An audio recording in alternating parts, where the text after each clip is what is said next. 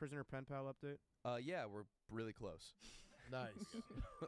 I got really nervous because I was afraid. I found a guy, and then I was like, I don't want to talk about him publicly. Yeah. You got to find someone who's life in jail. And then he'll break. What if he falls in love with me and breaks out? That is definitely a possibility. I would know. feel terrible. All right, we'll see everyone. Feel bad. Great job, Cody. Oh, shit.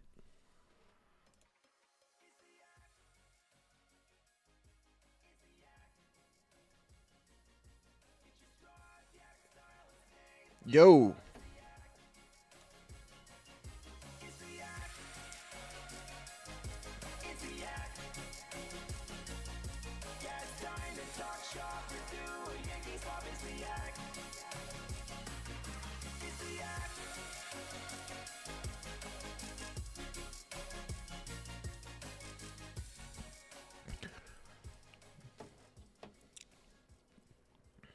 Just another day of clocking in.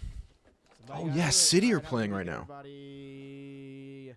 My horse was Grande for tomorrow, and that one's gone now, so I don't know what the hell I'm doing. Drop your horse pick for tomorrow. I just set TJ, shut up. I just set a record for getting the stream ready. I was this close to not streaming today, and I was like, wait a second, it's my job, and it's Casual Friday. It's Casual Friday. What are we doing here? And I get the chance to hang out with my friends, you guys. Who's City playing today? Wolves? Are they playing them Wolves? Yeah. What's the lineup? Let's peep the lineup real quick as City. Let's peep City's lineup.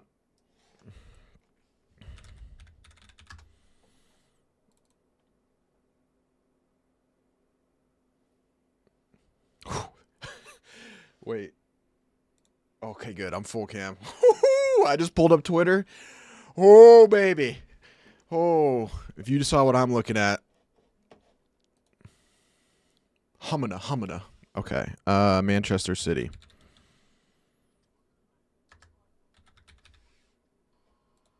Where's this noise coming from? Tim the Tatman auto plays. Yo, bro, fam. Literally lit, fam. I like Tim. Tim seems like a cool guy. Another hot take from Rudy. Okay. Let's take a peek at this lineup. Dude, I want to be honest, I hate the graphics team at City. Football teams are doing too much with the graphics, dude. I'm going to be real. They're doing too much with the graphics. Like, just show the positions and show where they're starting. I don't need all this extra fluff.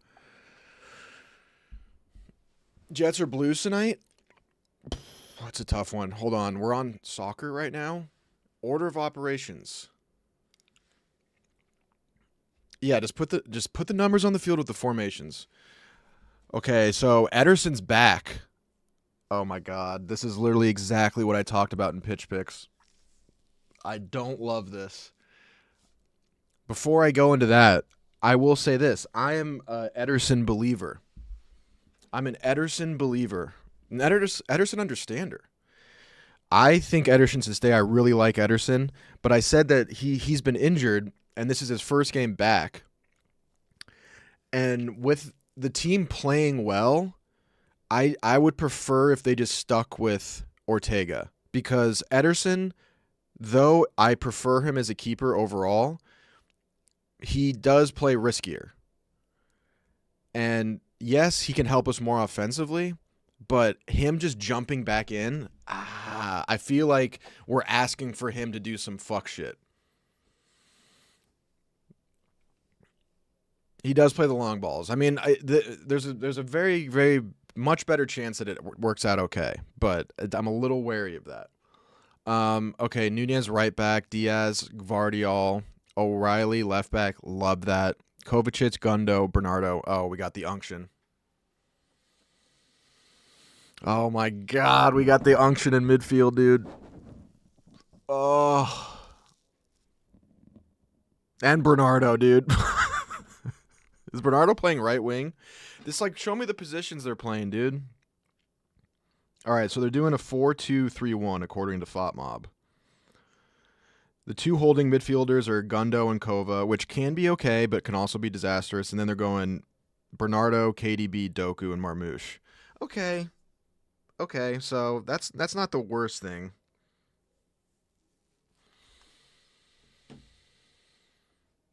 Holland's back on the bench? Really? Oh, yeah, he is. And Akanje's back on the bench. I would have... I don't know. I mean, it's a Man City lineup. To me, it really comes down to Gvardiol playing at center back's been a huge boost. And then O'Reilly and Nunez being good. Mostly O'Reilly has been a huge help. And Marmouche has been great, obviously. Doku is a problem. You just got to worry about the unction in the midfield, dude.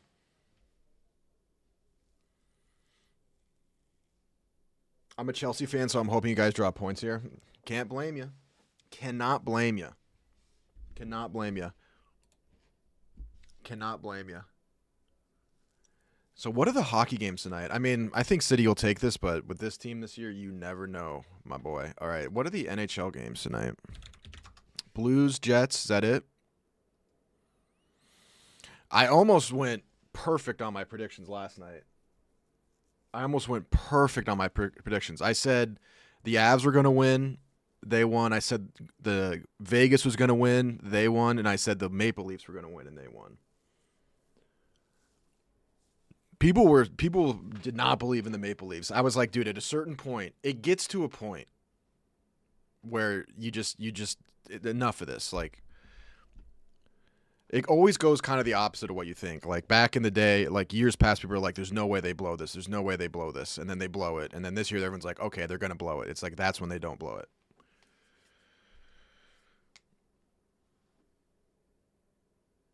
The Avs game winner was fucking nuts. That was a tough one. Tough one for the Stars. But I'll say this. The Stars have had a lot of lucky goals. So you can't get that mad about it. The only one that I got wrong was the Kings and Oilers, and that's just because I was riding for the Kings for my boy Trevor Moore. Once I found out that it was at Edmonton, I was like, ugh. Also, Calvin Pickard was far better than I expected. I know that he's been good since he came back, but he was fucking sick.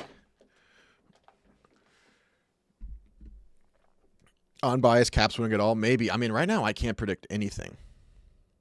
Trevor Moore is filthy? Dude, I texted him after the game, and I was like, you played absolutely insane. That's the best I've ever seen him play.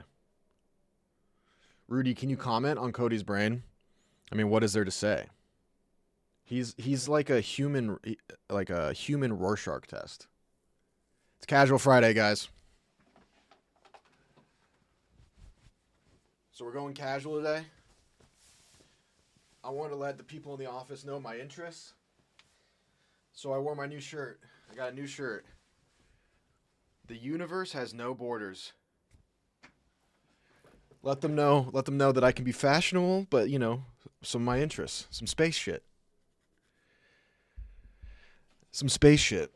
But yeah, Trevor Moore is insane. For an undrafted player, he's such a sick player. And yeah, I know him. We played college together. You should see his feet, dude. He has some of the most insane feet I've ever seen in my life. He has the most dramatic bunions that have ever existed. His feet are like, they go like this, and then it's a 90-degree angle at his big toe. It's crazy.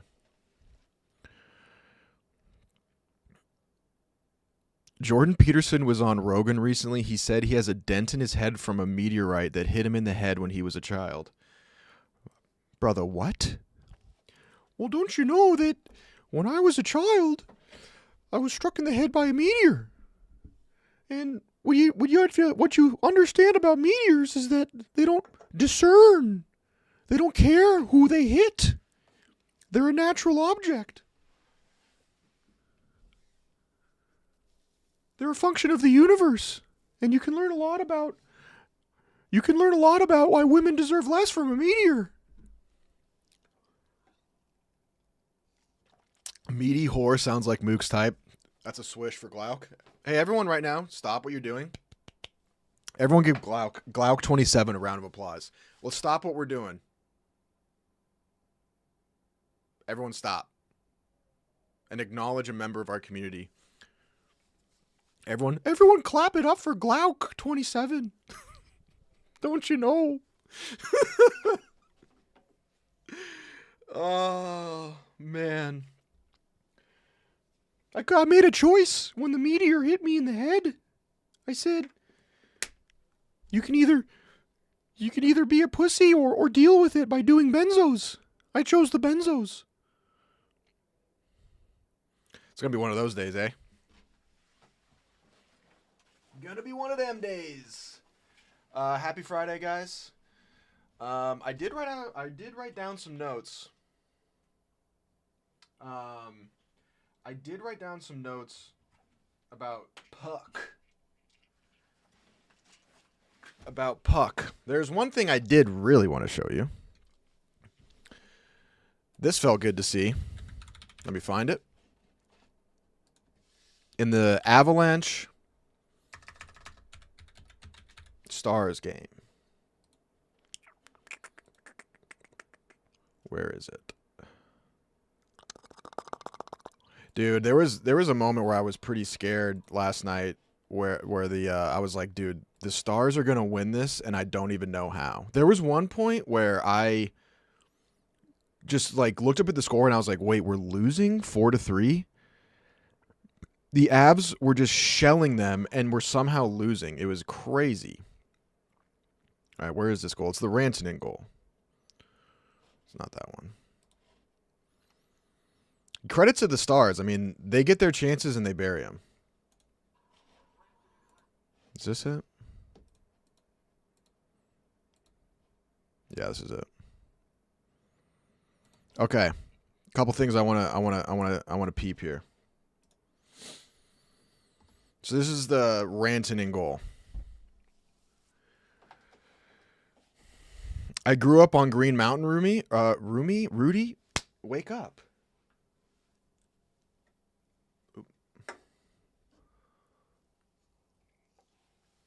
Hell yeah, dude. My dad climbs Green Mountain like 3 days a week. That's his fun little boomer unk activity. Smokes a little bit of the reefer and then, gets vertical. Green Mountain's cool. My other buddy grew up right near there in Lakewood. Yeah, off Morrison Road. I feel you. That's a good hike. Yeah, it's an easy one. It's really close to Denver. You get a nice view. You get outside. You can like still see deer. It's a nice little, really close little sanctuary. That one and like Chief Mountain. There's one called like Phoenix or something. That's not it. It's right near Ken Carroll. It's some like fire type thing. That's another good little hike.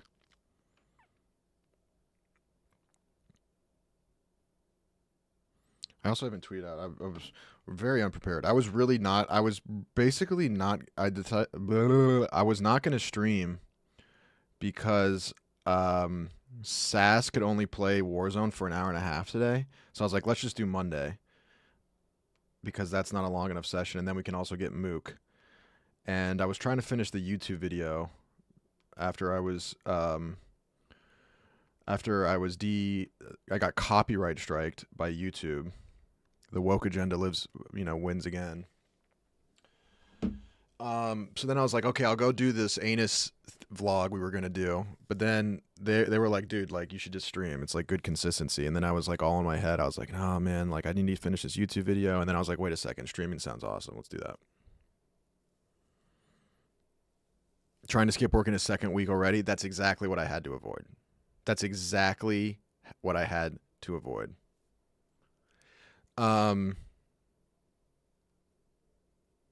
I did want to go. It's just one of those things where I did want to go to Little Nigeria.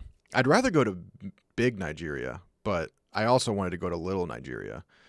And there's also a ton of people already going. So, and there's going to be like the chances of there being a dummy viral clip during this are way higher. I'm running an ISO, you know what I mean? Okay. So here's what I wanted to look at with this goal. So if you guys remember, last week,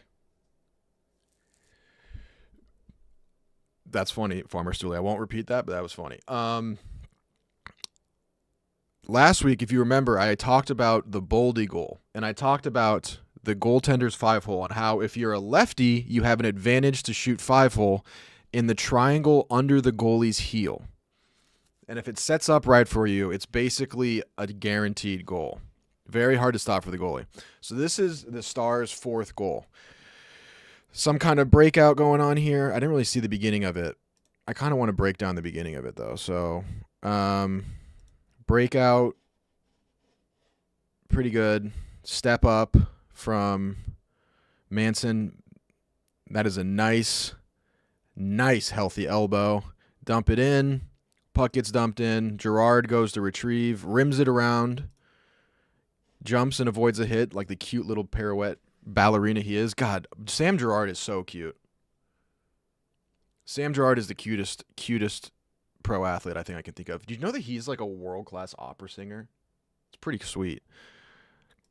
Anyway, so they rim it around. This is, I don't know, is this, who's 18? Or is that 88? Yeah, because there's McKinnon. That's the new guy. I don't know how to pronounce his name. Necas? How do you pronounce that?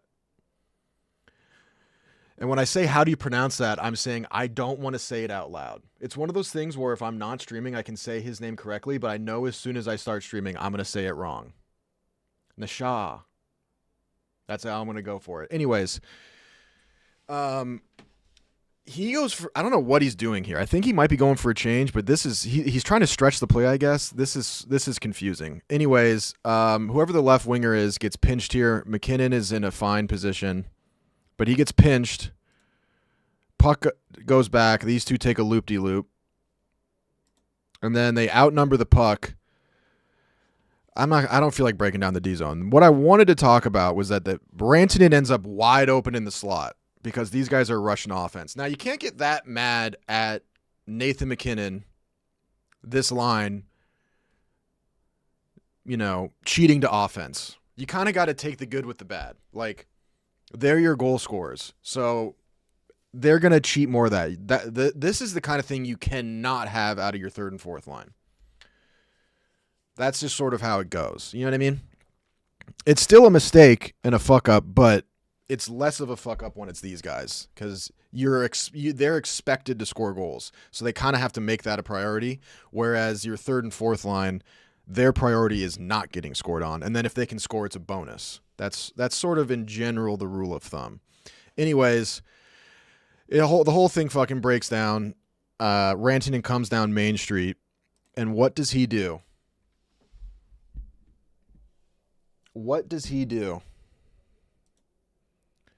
He puts it right in that triangle Junda was talking about, on the ice, under the heel of his stick. You can see this perfectly clearly, by the way, in this still frame.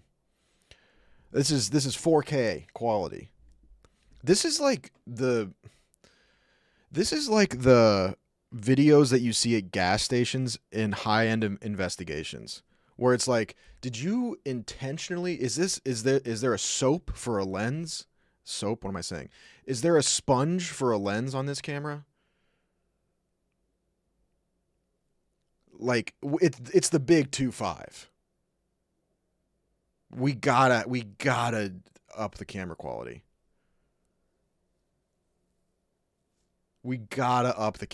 Like, what is this?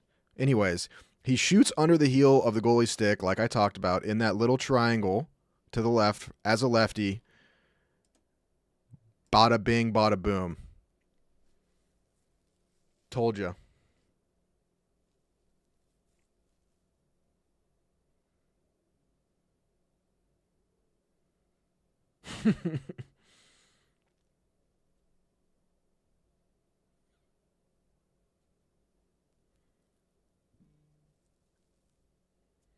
What was the other one I wanted to talk about? I wrote a couple down. I didn't really see the I only saw the very end of the Toronto game. I wrote down Dallas' second goal. Why did I write that down?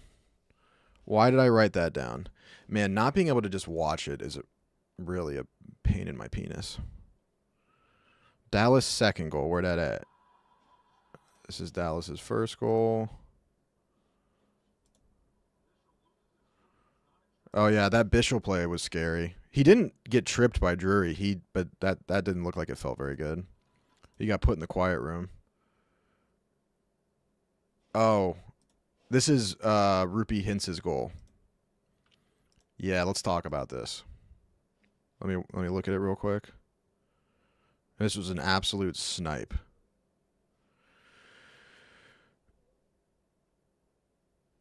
Okay. No, this was Granlund, excuse me. This was the Granlund goal. Assisted by Rupee Hintz. Okay. This is an interesting one.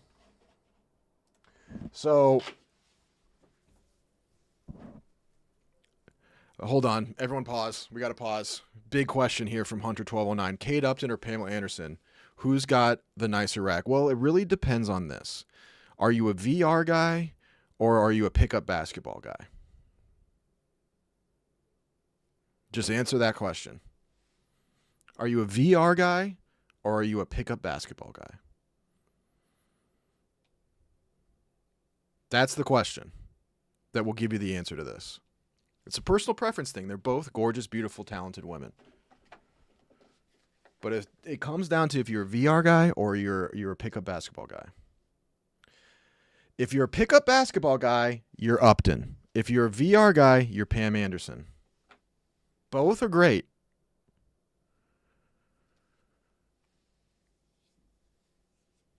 Exactly. Matt AZ said it. The bolt-ons or God's gift? No, that's not a race question. Stop.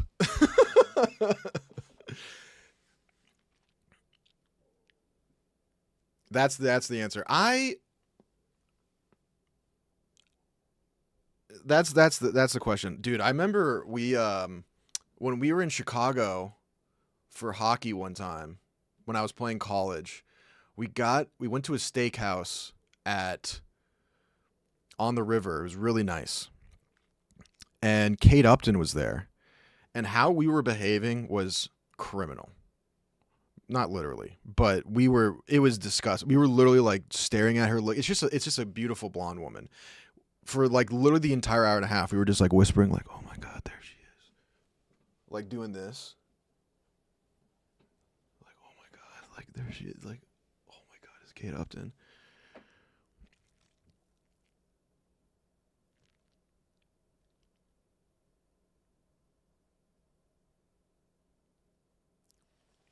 Oh, I forgot to tweet out that I'm live.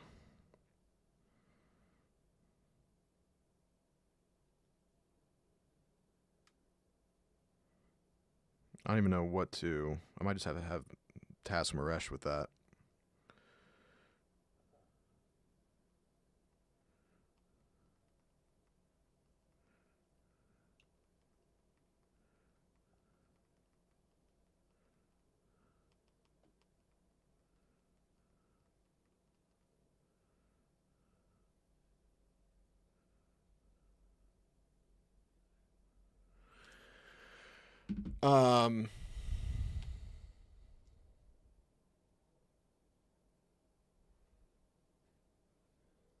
What was I talking about?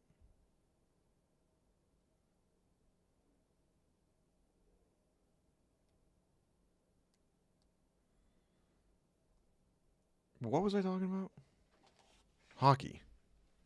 There's nothing to that story. It's a terrible story. I just saw Kate Upton. So the Avs dump the puck in. They go for a forecheck here. F1 goes in. He's trying to set an angle going this way. Goalie can play the puck. This is not good. When the goalie can play the puck, especially at the NHL level, you're pretty much hosed. because goalies at the NHL level can play the puck to either defenseman with ease, and they're not going to really cough it up that much. So they're pretty much playing with an extra breakout guy.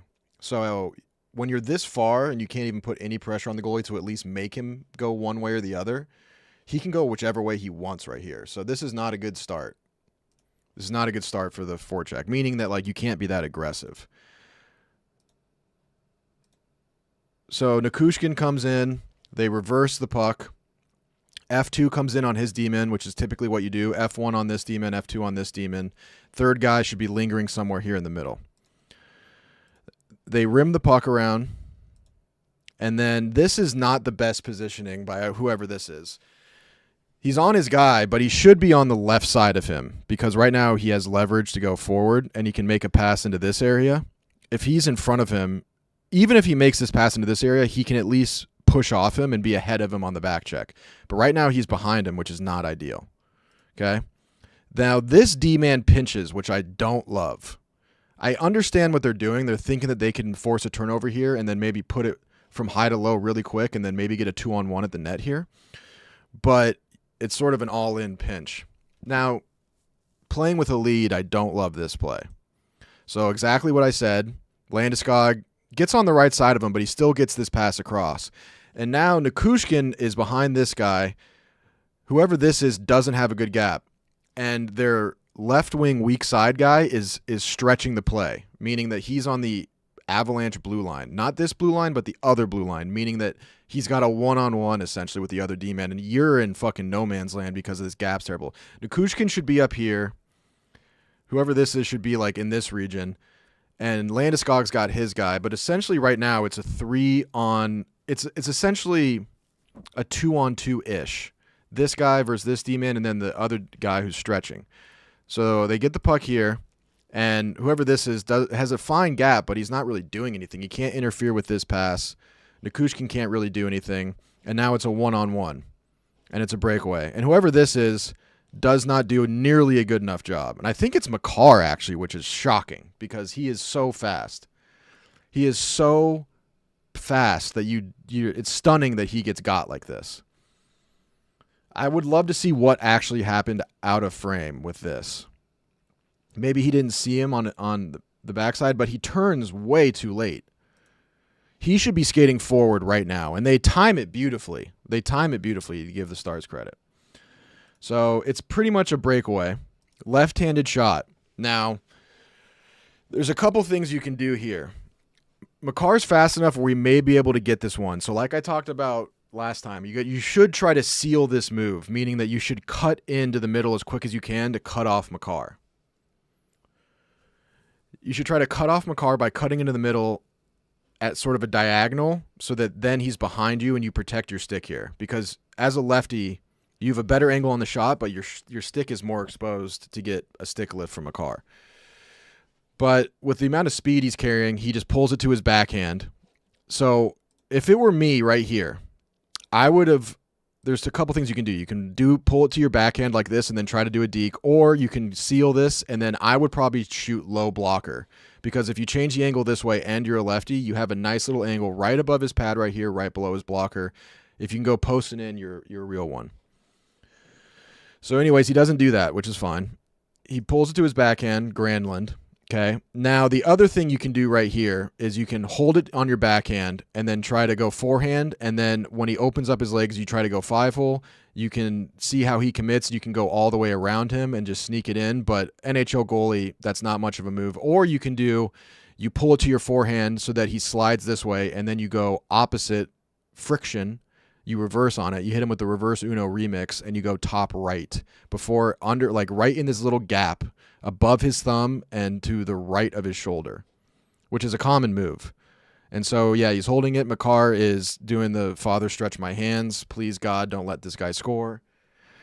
And Blackwood goes down, which is fine. And he times it. You got to time this perfectly. You need to time this right as the goalie's knees hit the ground. Right as the goalie's knees hit the ground is when your shot should be released. And it's a tricky, hard shot. But it works, and he goes top cheddar. Bingo.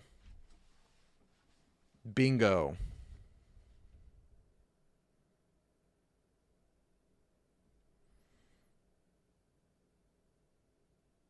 All right. Maresh is nowhere to be found. I'm on my own. I'm flying solo.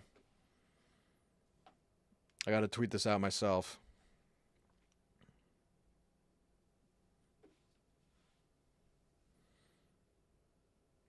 I hate taking pictures of myself to like. I don't know how to take pictures of myself. IT guy took off early. I don't know where he is. He's probably trapped in a bed of wires somewhere.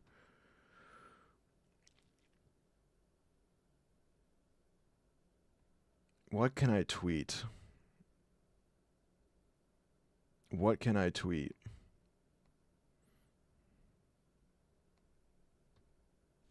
I'll just use the that one picture. Okay.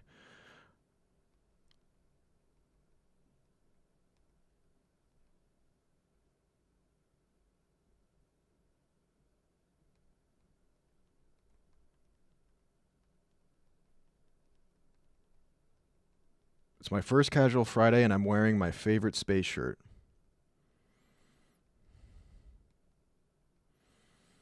NHL talk. Schedule 1, Kingpin run. I'm actually really excited to play Schedule 1. It's one of those games where you just like, on paper, it's like, this doesn't seem like it'd be fun. But it is. It's really fun. They do a good job of like the pacing of it.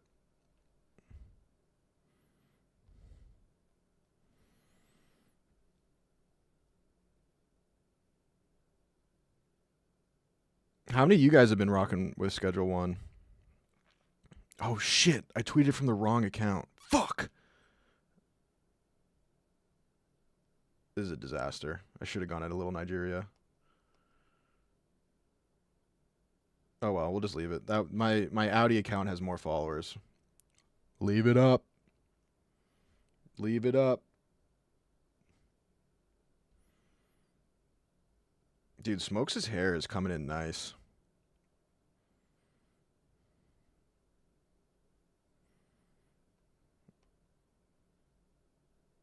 Okay, sorry, I just got to get the links. People think this, I mean, I swear, people think this gig is easy. They really do. They love to think this game is easy.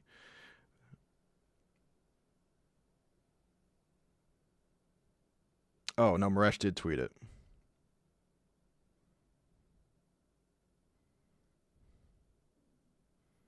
This is a disaster. He just tweeted a link. That's going to do numbers. It's on me. It's got to come from the top, man. Then I got to switch accounts again. I'm 1,000,000% going to get caught out switching between my accounts like I just did.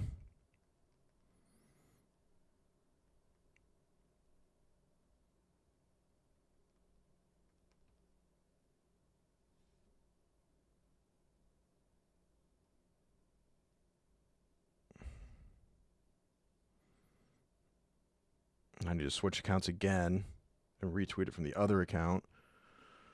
Good God. Did you guys see that Lupo got caught cheating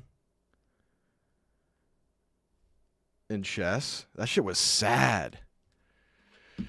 What is the Maka story? Oh, yeah, dude. Okay, I forgot about that.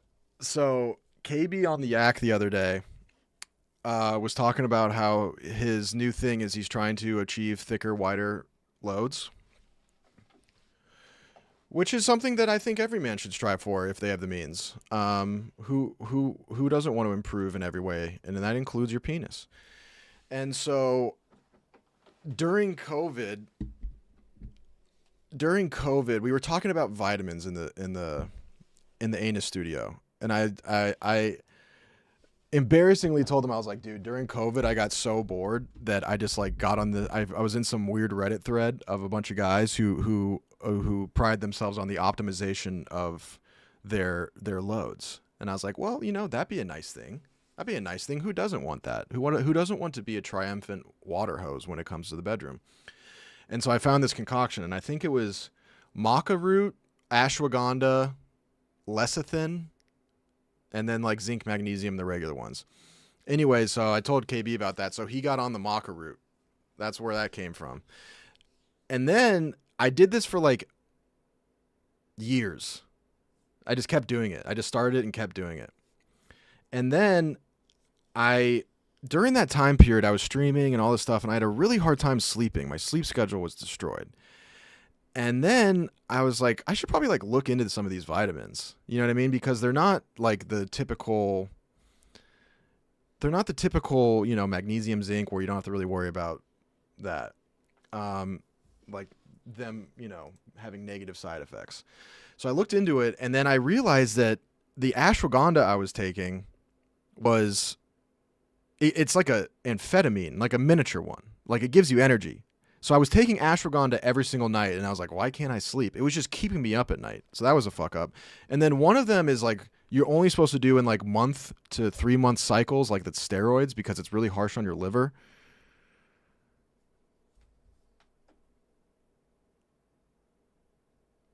So yeah.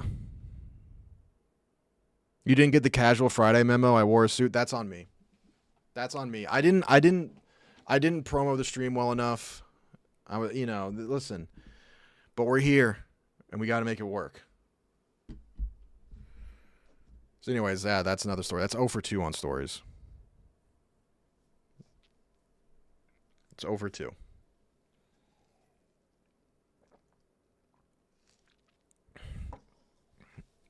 What is this Erica story?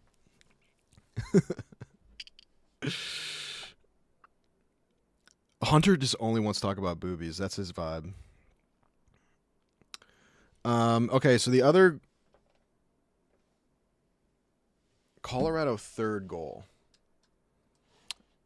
Were there any goals that you guys want me to talk about?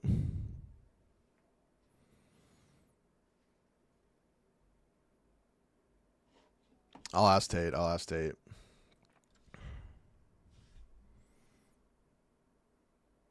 Oh, I just remembered something. Dude, we might be going 0 for 3 on stories right here, but we're going to go for it.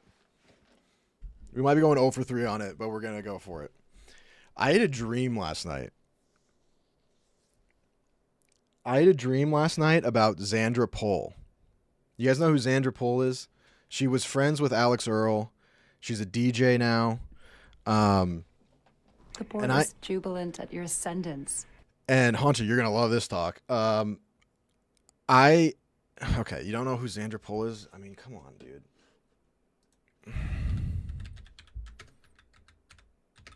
I was early on the Xandra Pohl bandwagon.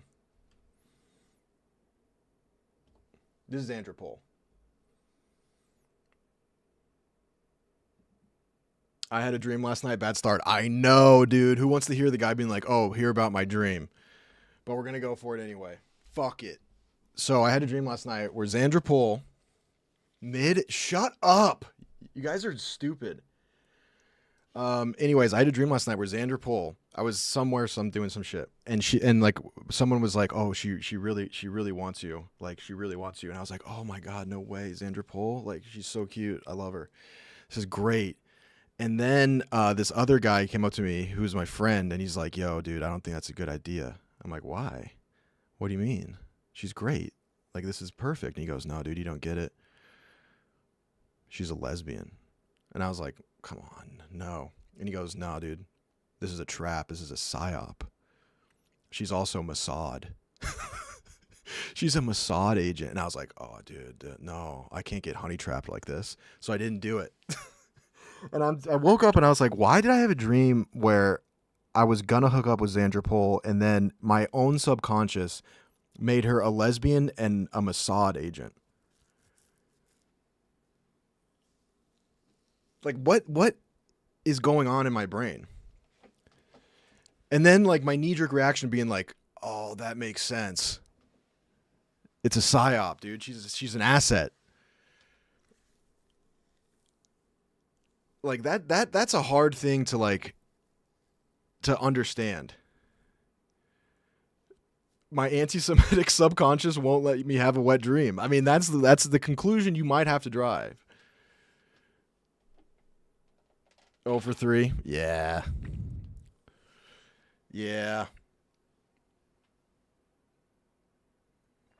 Oh, this might be a short one, boys.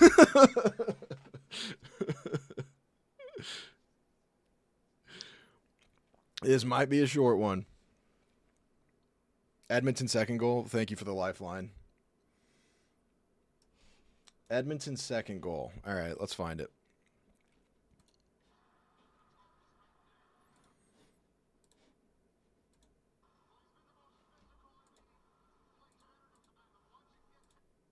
Who scored it? Is it the Hyman goal?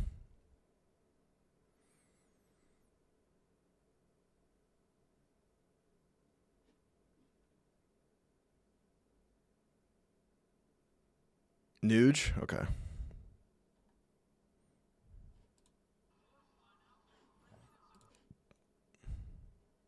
They don't label these things, which is annoying.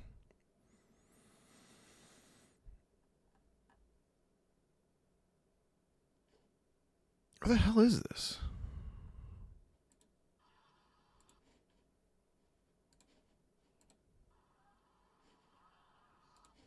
These are all out of order.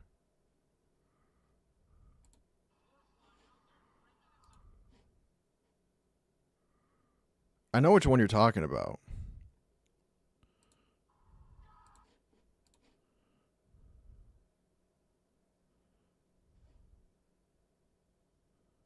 Do they not have it on here?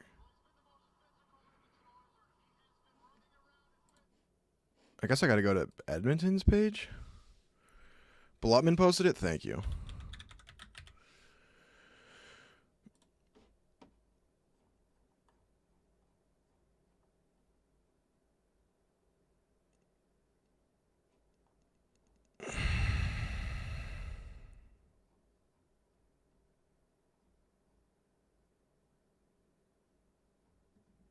Got it. All right, let's take a peek.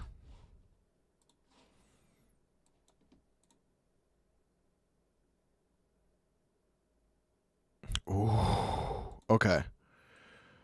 So it's power play. It's a power play. I don't know exactly what happened right before this. But the puck goes low. There is one thing I've wanted to talk about with, I've seen the same setup by a lot of NHL teams on their penalty kill, and I don't really understand it. A lot of penalty kills have been doing just this sort of really basic diamond / box penalty kill, and I just don't think it's working. But I think that if all of them are doing it, there's a good reason why. Because when we were playing college, it was very different. Very different. And my hunch is that NHL teams are just too good at passing to be that aggressive. Anyways, we'll get there. But puck goes low. Number 6 tries to get a little touch on it. Everyone's in good position here on the penalty kill.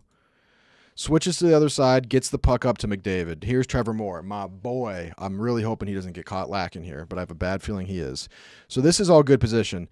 6 shouldn't be chasing behind the net here. I mean, it's not the worst thing because you want to keep pressure on him. You don't want him to set up behind the net. But once this pass goes, he's caught behind the net, which isn't ideal. But you got, that must be Kempe. Anyways, so you have him down here in the back door. This is all fine. Puck goes to McDavid. This is actually a good switch. So he rounds the net, and then Drew Doughty stays over here. This is actually good. So right here, this is not ideal because because McDavid has so much room up here. Now there's a couple things you can do. If Trevor Moore, this is what we would do in college, and this is not what they've been doing in the NHL. Trevor Moore here should be setting an angle pretty much along this circle so that McDavid can't go up to the point. Now, obviously, if he does that, sets the angle, and we used to call it trapping down. So the high forward traps down on the half wall guy, meaning that you restrict his options. So he can't, it makes it harder for him to go up to the top, to the D-man.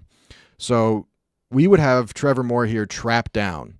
Now, this obviously leaves a huge gap in the middle, which is not ideal. So the other forward has to hold the middle. So basically how we would set it up is that you'd have D-man pretty much here and here. You have a forward here and then the trap down guy. Now, if Trevor Moore traps down and McDavid still gets it up to the point, the guy in the middle, the forward in the middle, would then go out there and then Trevor Moore fills in. So it's sort of just like a circle cycle. That's how the trap down method works. But NHL teams have just not been doing that. They just haven't been doing that. They've been setting up basically in a diamond box like this and just sort of trying to take away passing lanes.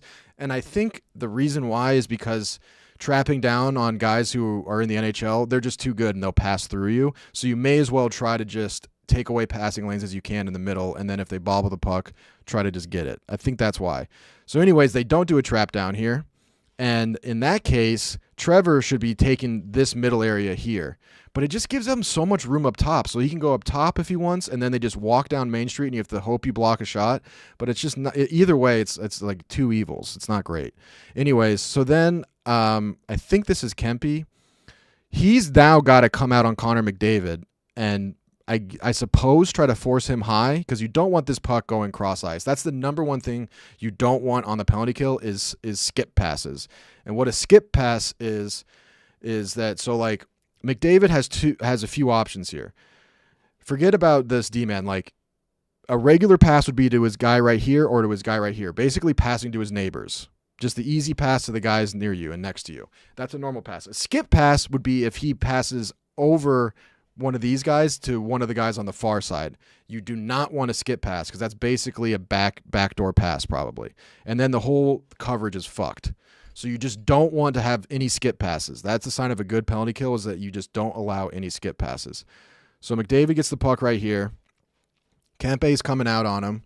Trevor is focusing on this D-man up here. He should be very focused on this guy right here, and so should Drew Doughty. Trevor should be restricting this pass with everything he's got, and then Drew Doughty should be over here coming out in the case it gets through to try to shut down the angle and block the shot. So Trevor gets a little bit caught here and doesn't see this guy streaking in. McDavid sees that clear as day. This is just far too easy of a pass right here for Connor McDavid. I mean, I could make this pass. So he hits Nuge coming in here. And maybe the reason why this happened, because I'm shocked that the Kings let this happen. I have a feeling that Nuge just came off on the ice. Maybe not. Either way, they don't notice it. So the pass obviously gets through because he has a country mile of space to make this pass. I mean, this is like Moses parting the Red Sea. I mean, this is a fundamental systemic breakdown. This is a disaster. So Nuge gets the puck here. Now, he doesn't have a lot of time to make this shot because by the time the puck gets to him, Doughty is already coming out. And by the time he catches this puck, Doughty's going to be here. His stick won't be that far from him. Now, what Doughty should be doing, at least how we were taught to do it, is that if you're this D-man on the penalty kill and you're trying to block a shot coming from the half wall, your job is to take away the near side of the net. I haven't done anything on Vegas yet.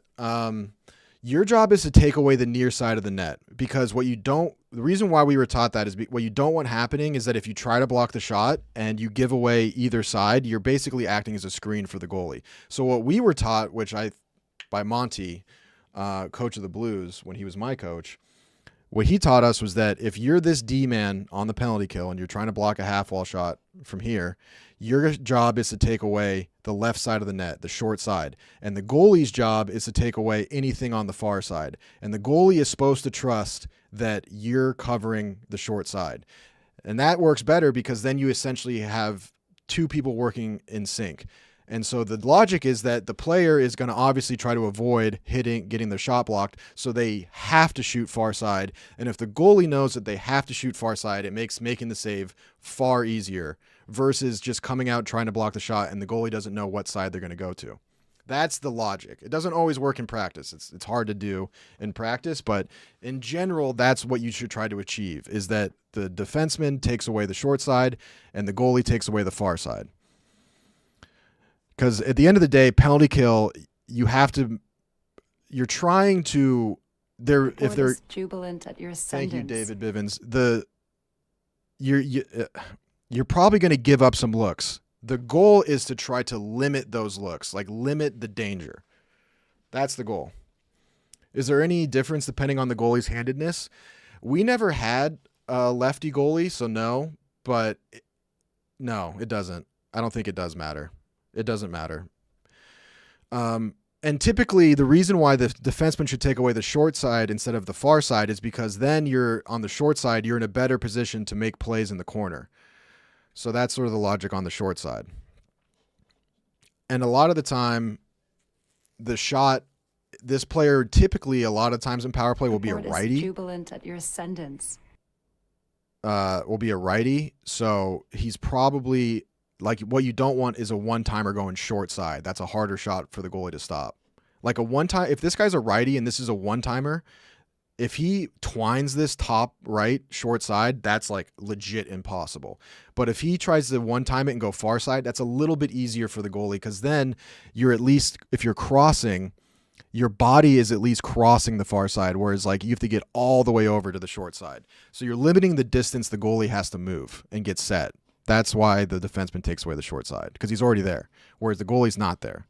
Anyways, so the puck comes in, and Nuge, this is an incredible shot. This is an incredible shot. And this is something that is kind of interesting, because this technically isn't the correct way to shoot this, but it still works. If you're a young player out there, you should be shooting this off of your right foot. But a lot of players do the thing where they lean one foot on their inside foot. It works very well, but in general, you should shoot off your right foot. That's something Dave Carl taught me, and I always hated it because it's easier just to lean on your inside foot. But in general, you should be on your right foot, but I'm not going to tell Ryan Nugent-Hopkins how to shoot the puck. It's fine. Obviously it worked for him. So he gets this puck, and he's already loading up on this, which is smart. So he's got all of his weight on his left foot. So because he can't really one-time this. He could if he wanted to, but he pretty much does like a delayed one-timer. He doesn't stick handle or anything. This is an incredible shot. Loads it up. Doughty is trying to block the shot, and what he fails to do is take away the short side. And Nuge goes short side, top shelf.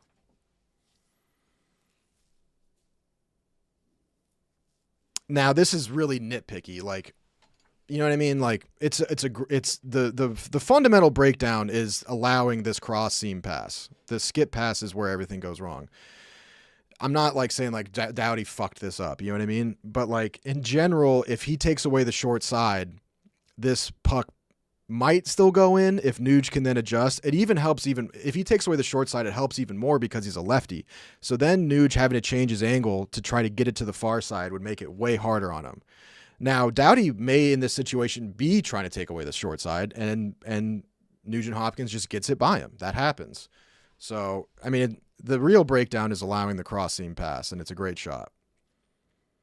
We breaking down film, brother? What does it look like? Ice is slippery. That's a really good point. That's a really good point, David.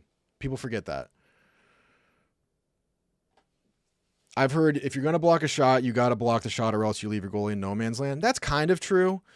It's more so true if like you're acting as a screen, which is why the short taking away the short side when you're trying to block a shot in this situation is more important, because then if it gets by you, the goalie knows what side it's going to get by. That's the idea. But, you know, it's a power play goal. It's a great shot. The real breakdown, unfortunately, is my boy Trevor Moore here allowing the cross seam pass.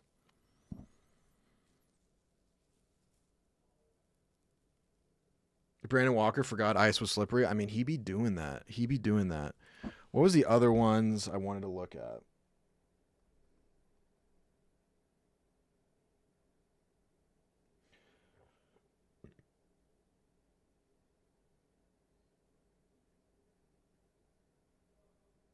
Oh, Duchesne had a disgusting...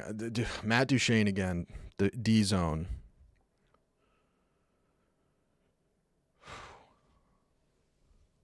I don't know if that clip's going to be out there. I could find that, though, if I watch, like, the replay.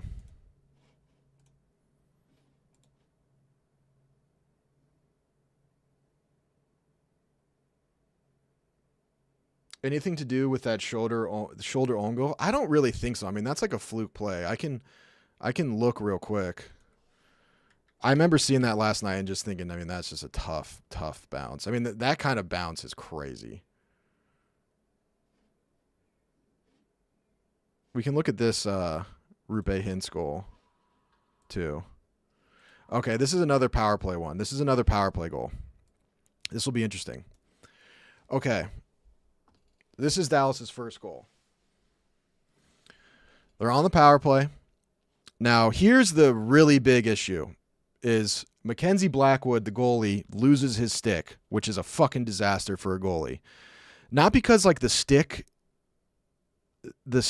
like will block a shot like it can. It's not that like important to blocking shots, but it like completely fucks up their ability of their like positioning. Like it's almost like, you know, if you put a shoe on the wrong foot, like their stance and everything is reliant on like that physical input.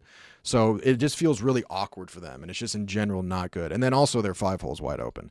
Anyway, so the puck's behind the net. We got a 2-on-1 behind the net. Everyone's collapsing to the middle, which is good in this situation because you want to collapse to the middle. You don't want this guy being wide open. You don't want like any easy shot right here. If they get it out to the point, you can always cut down the angle and come out, but you don't want to leave the net front open. That's first grade shit.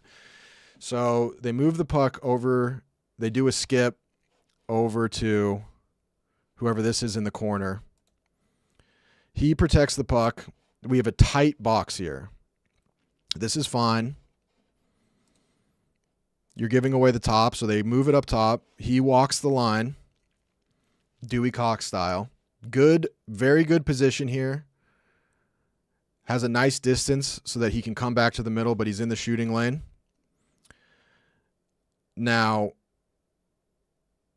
like I said, with our penalty kill in college, what you would want to do in this situation is this guy right here would want to try to achieve a trap down. And what that means, like I said, is that he's going to try to take an angle like right here through the P in Stanley Cup and push him this way and then force him to make a pass to here. And then you just continue your route and then pinch down on him. And then this guy moves in here to stop the cross pass.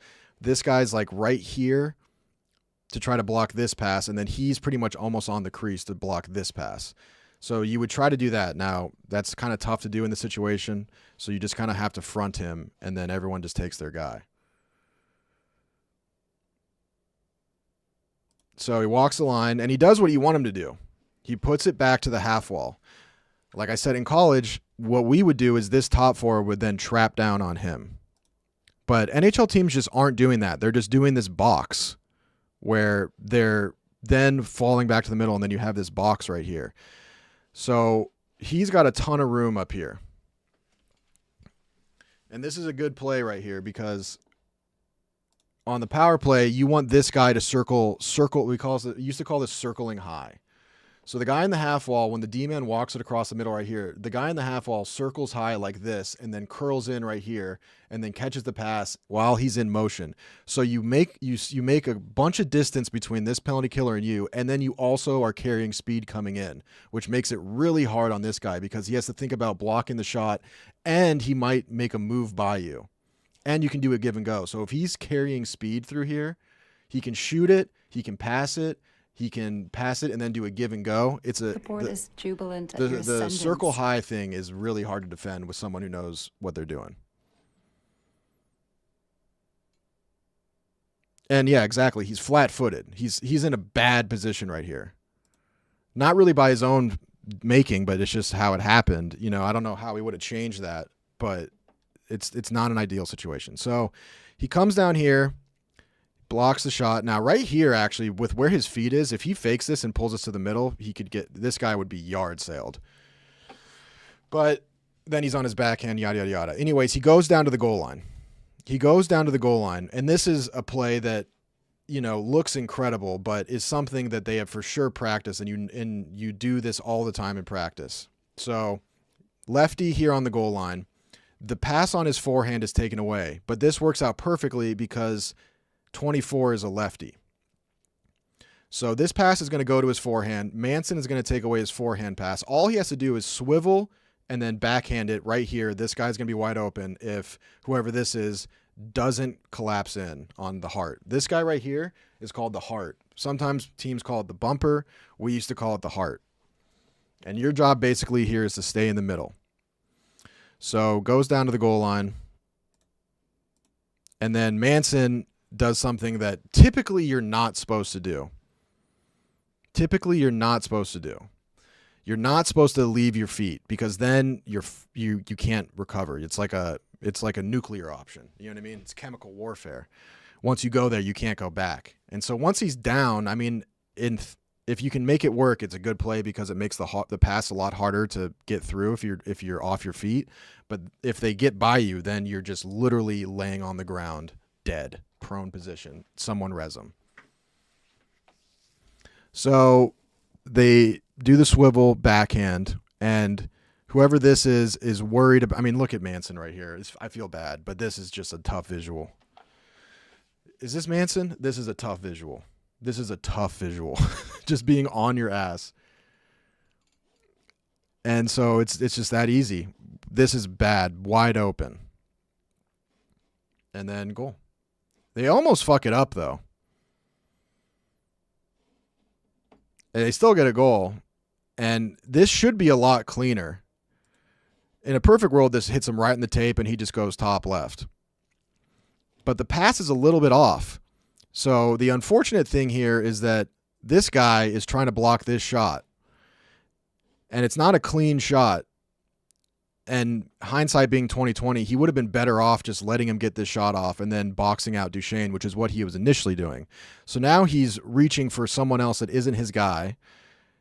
They get a shitty shot off. It goes off Blackwood's pad, and then Duchesne is uncovered because now we got everyone on the ground right here. Everyone hit the deck. It's like a bank robbery. And then rebound, and then Duchesne is able to just poke it in. So if I had to triangulate where shit went south, unfortunately, I mean, unless I'm changing the entire Colorado Avalanche penalty kill, which I unfortunately haven't been given the rights to yet, I would have done a whole different system where right here this guy traps down on him. But that's not the case. So in this system, the mistake is on Josh. The mistake is on Josh Manson. Because think about it this way. What he's doing, I can understand. He's trying to take away this pass. But if his butt is like pretty much up against the crease here, he can take away the backhand pass as well as the forehand pass. Right now, he's only taking away the forehand pass. So if he is backed up here, facing the same way he's facing, he can take away both passes, and this doesn't happen. Like I said, it's a penalty kill. It's nitpicky. Yo, Rude Boy, best place to eat around DU campus? I would say, I would have said Chipotle, but Chipotle's falling off mightily. But what a lot of people don't realize is the original Chipotle is on DU's campus. The first Chipotle is literally the one on DU's campus. And that one is fun. It's Bunsen Mount Vesuvius flames. Mount Vesuvius Pompeii flames. I still like to think that that one is still good because it's the original, so they probably still give a fuck about it. But what's happened to Chipotle in the last 4 years is one of the great tragedies of American capitalism. Other than that, I would say Illegal Pete's. Also, the original Illegal Pete's is in Colorado, in Boulder. And I actually know Pete. The old heads in the stream here will have heard this story a million times. I know Pete. He's a cool guy. He's so rich now. He was the uncle of my ex-girlfriend. And he just started a burrito shop. He was kind of a fuck up and it just blew up. But Legal Pete's is very good. And also their margaritas. Oh. They'll put you on your butt. They'll put you on your butt. So yeah, I'd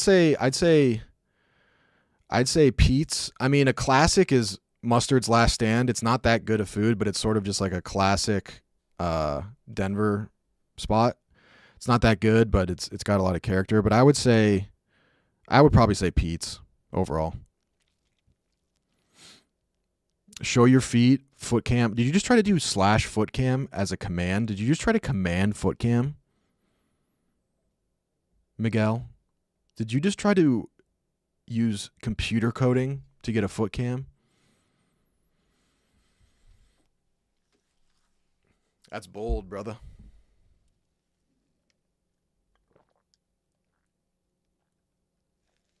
Oh no, Buckets put him in timeout. He dunced him. Dude, one time I got like a temporary ban on Instagram for trying to do foot communism. Someone on Instagram was asking me for pictures of my feet, and they offered me too much money. They offered me like $100, I think, for pictures of my feet. And I hit them back, and I said, nah, I'm doing it for the people. I'll give them away for free. So I posted a picture of my feet, and I said, let's share the wealth here. And Instagram smoked me. They were like, no. No foot communism here. If you are going to show feet, you are going to charge a price. I was like, okay, damn, the Red Scare is real. Red Scare's real, dude.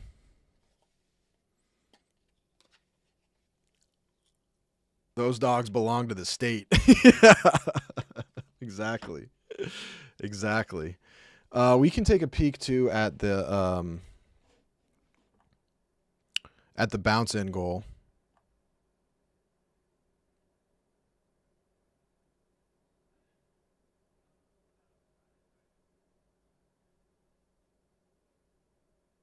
Ooh, this is actually kind of an interesting one too.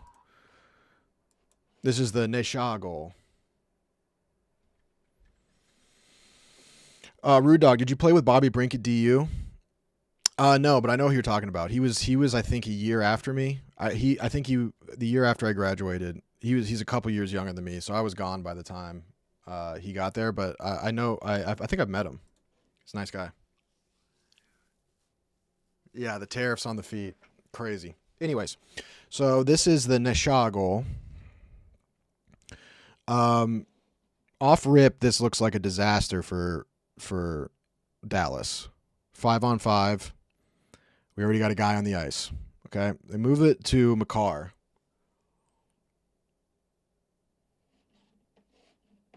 We'll get to the banking goal, but that's not this one.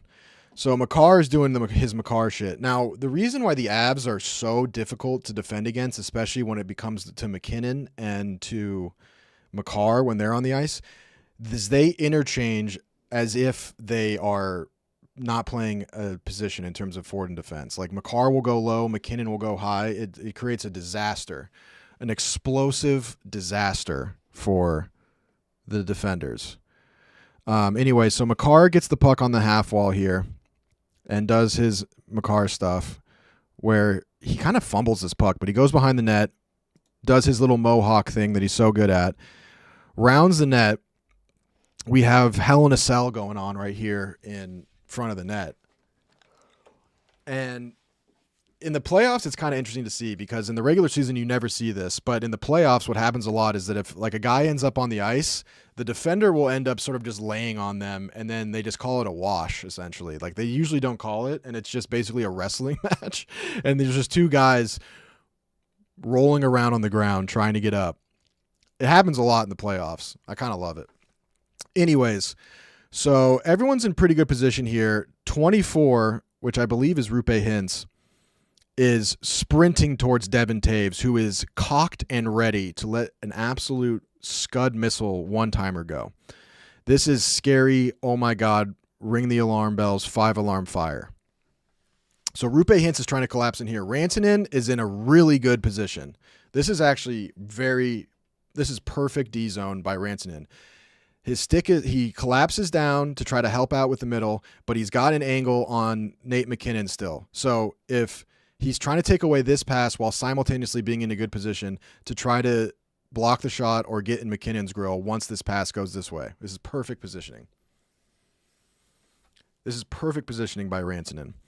So Makar decides not to pass it to Devin Taves because Rupe Hintz does the right thing and notices this guy.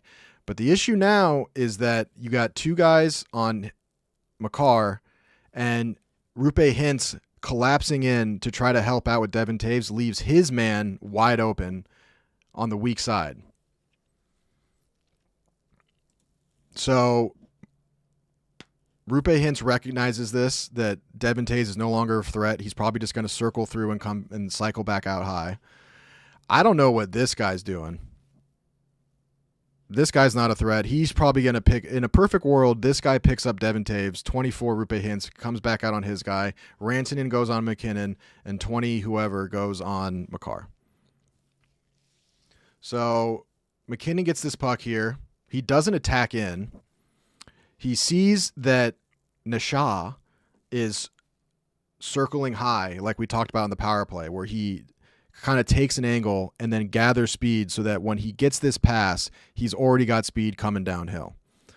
So they kind of fuck it up. It doesn't really go that way. They decide not to do it. McKinnon does this cute little play here, which I actually like. Smart play, because the typical thing to do would just be to hit the guy that's open and then try to make something happen with Nasha. But because Rupe Hintz released on Devin Taves and went out to this guy because he thinks he's going to do that, McKinnon realizes that Devin Taves, there's a 2-on-1 in front of the net here because this guy, whoever this is just in no man's land. So he does this like cute little pass over here to Devin Taves, just get it to the front of the net. And Devin Taves tries to collect the puck, doesn't quite get it, and then now Rupe Hintz is like, oh my God, this fucking guy again? I don't know what in God's name this guy's been doing this whole time. Terrible. He needs to get on Devin Taves. He just stays in this area the whole time. So Devin Taves is trying to collect the pass. Doesn't really go that great. Kind of a broken play. They fuck that up. They go back to Cale Makar. And this is why the Avs are so difficult to play against when the top line and the top D pairing are on the ice.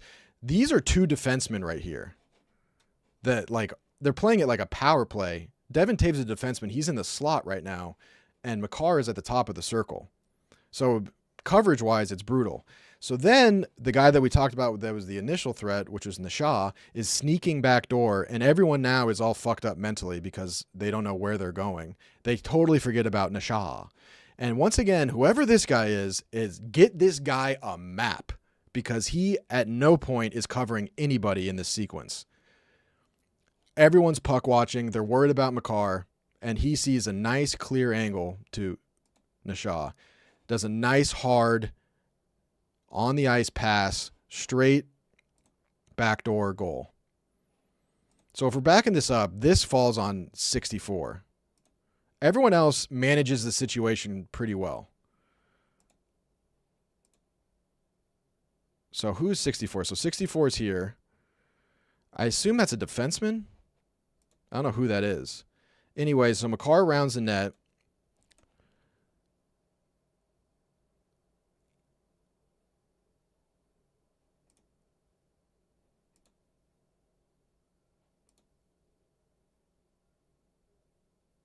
He should be covering Devin Taves here.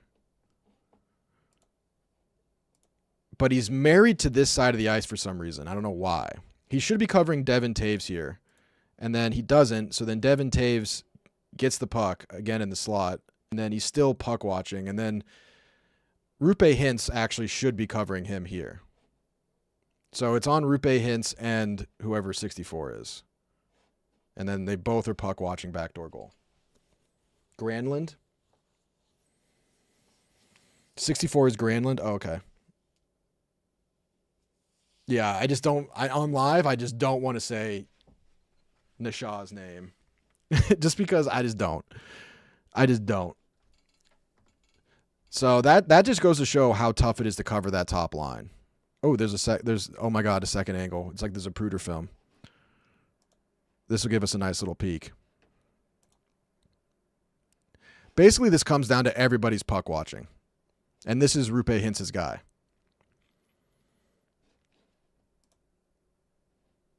Bingo. Also, this is like, I mean, dude, Jake Ottinger last night was incredible. If the Stars had won the series last night, it wouldn't have been the Stars beat the Avs in 6. It would have been Jake Ottinger beats the Avs in 6. Yeah, Nisha does make him sound fancy, like a real gentleman. Should we keep going on puck talk? I'm having fun.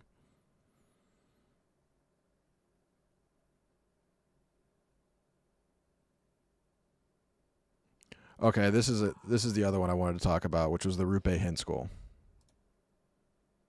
Yeah, it's a tough angle for the Stars. It really is. But it happens, dude. I mean, it happens.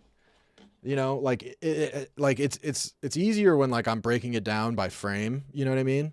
But like those plays in the game are just like happen so quickly. Anyways, so this is the Rupe Hintz goal. So 5-on-5s, Avs are on the forecheck here. 24 rounds the net and rims the puck here. Now, I'm assuming that what the Stars are doing is they're trying to stretch a guy to open up the neutral zone. So they rim the puck, and this is some pretty poor forechecking from the Avalanche. If you're going to be this, if everyone's going to be below the circles, you got to be really aggressive. And you better beat your man up the ice. You better beat your man up the ice. So what we used to do in our forecheck was this thing called PBR, which is pressure body reload. And so basically, in theory, if Nathan MacKinnon goes in and hits 24, the first thing you need to do after making a hit is taking 3 hard strides straight to the middle of the ice. That way that you're always ahead of the guys coming back. You never want to make a hit on someone and then they get ahead of you and then you have to back check. But this forecheck is not good. They're basically doing a soft forecheck, but they're too low. 3 guys below the dots here is not ideal. And the Stars do the smart thing. They rim the puck around and basically take all 3 of them out of the forecheck immediately, and they're all just sitting there watching. Now, you can still recover from this if you immediately all back check towards the middle and get ahead of all these guys. So the puck gets rimmed around, and there's a stick battle right here. Now, this is still not a bad situation for the Avalanche. This is fine. This is totally fine. Even if this guy wins this puck battle, you got guys coming back to the middle, you're good. Now, the weak side guy is a bit of an issue. He gets away clean, which is not ideal, which is why this situation is fucked. Not good. You should have at least another guy in the neutral zone here, but all 3 of them get taken out by a rim, which is not good. Anyways, so they win the puck battle here. You have this guy stretching, and this is where actually it falls apart. Because of Granlund being on the weak side over here, Girard can't really jump up into this play here because the weak side's wide open. And is this MacKinnon?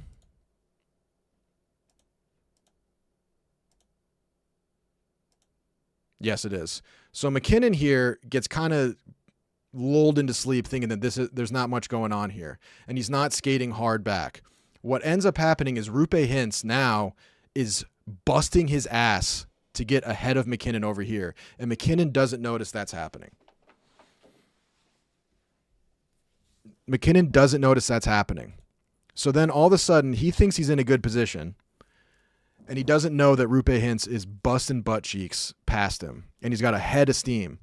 So all of a sudden they just do this little slip play, and then boom, Rupe Hintz is gonzo.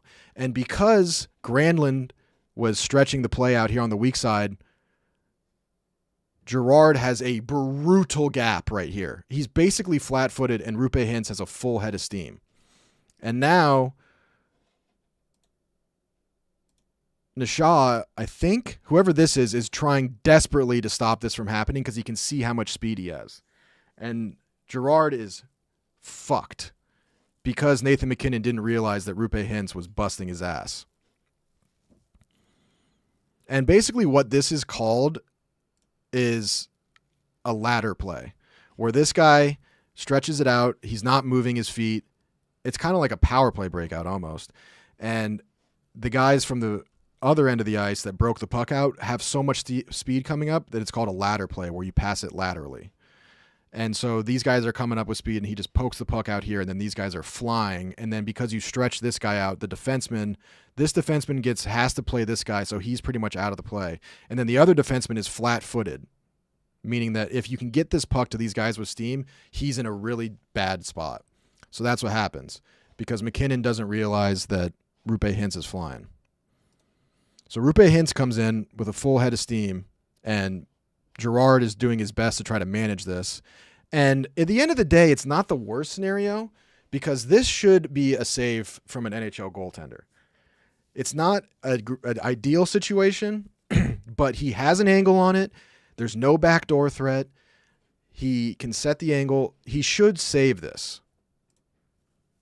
But Rupe Hintz is a great player and he just smokes him. And that all happens because of this forecheck. That all happens because of the forecheck.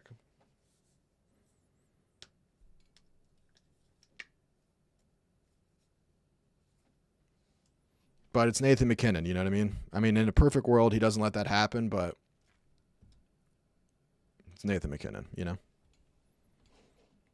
What are you going to, you know, the Nate Dogg, you got to take a little bit of the good with the bad.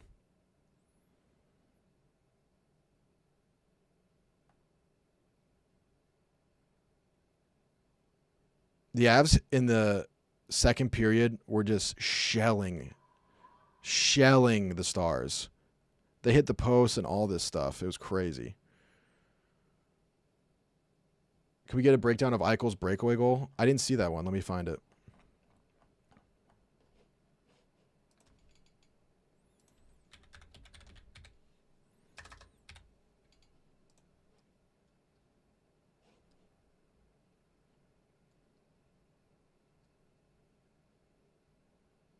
I think this is it. Ooh. Yeah, okay, for sure. This is kind of an interesting one. Okay. So, top line versus top line. Kaprizov rims the puck low. This is all kosher, whatever. Kind of interesting that this puck gets by them. I'm surprised by that. Oh no, do they Okay, so they continue the rim, which is good. 10-4.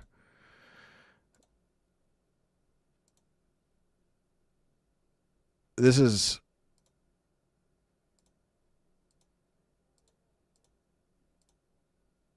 Geez, not a lot of frames in this thing. Anyways, so this guy does a shoulder check and then bumps it back to the centerman, which is a really good play. Bump it back, and then you got the weak side open. This is a nice breakout. Anyway, so now this is fine. This gap isn't great. What he should be doing in this situation, ideally, is this thing called surfing up. And surfing up is something that Monty taught our defenseman that he learned from Mike Sullivan when he was coaching the Penguins. And surfing up is just another way of saying gapping up, but rather, so typically when you gap up on somebody, you skate down, like say Eichel has the puck here and you're trying to gap up on him, this defenseman. You come down like this, and then you're skating forward, and then you transition backwards and try to match his speed as close as you can to him. So you just take away all of his space. The difference between gapping up and surfing up is that you don't switch to skating backwards. So surfing up, this guy would come in like this and turn and continue skating forward just next to Eichel. That would be surfing up. That would be surfing up, and it's incredibly effective. But obviously, in this situation, you know, it would be hard for him to do. But that would be surfing up. So he is sort of flat-footed, which is a bad spot. This pass is incredible. I don't know who this is. Who is this? This is crazy. This is a crazy good pass because Eichel is a tremendous skater, and watching Jack Eichel skate is like watching Beethoven compose a symphony. It's like LeBron shooting that 1 3-pointer where he's like, oh, I'm just looking at the ball. And now for 3. Mark Stone, this is an incredible pass. This is basically an area pass. So he can't put too much heat on it because then Eichel won't be able to catch up on it. But he also has to make sure that it gets by these guys. So it's like a really difficult game of speed. If this were me, and I'm definitely not Mark Stone, if this were me and I try to get this to him, I would flip the puck in the air. I would try to flip it up in the air and have it land like just before the blue line, the Minnesota Wild blue line, and then let Eichel skate into it. But a billion times better hockey player than me. So he's able to just lay this in here perfectly so that Eichel then doesn't have to deal with a bobbling puck. The flip, you have a bet. Like for me, it's the easier play because you can flip it up in the air, and then there's a pretty good chance that Eichel can get to it, and you don't run as big of a risk of turning the puck over. But then Eichel has to deal with a bouncing puck. If you pass it along the ice, Eichel has a much easier time, but it's a much harder pass to make. You pretty much are trying to just lay it perfectly where it's just fast enough where they can't get to it, but just slow enough where Eichel can get to it. And that is a crazy good pass. And then, is this Kaprizov? He's 97, right? So this just shows how perfect of a pass this was. He lays out for it and is so close to getting it, but he perfectly lays it in there for Eichel. That is an insanely good pass. That's an insanely good pass. And Eichel, his stride, oh my God, it's beautiful. He doesn't move his feet quickly, but he has so much speed. It looks like he's going in slow motion, but he's going so fast. It's awesome to watch. So now Eichel's in chill mode. He's got a full-on breakaway. So he's a righty. He's on his backhand. Carlson does not a really smart play here, but he does a smart play where he realizes that he can't beat his man to make it a 2-on-0. And in a weird way, a lot of the times 2-on-0s are like harder to do than a breakaway because you don't really ever practice them and you feel like you need to like pass a puck back and forth.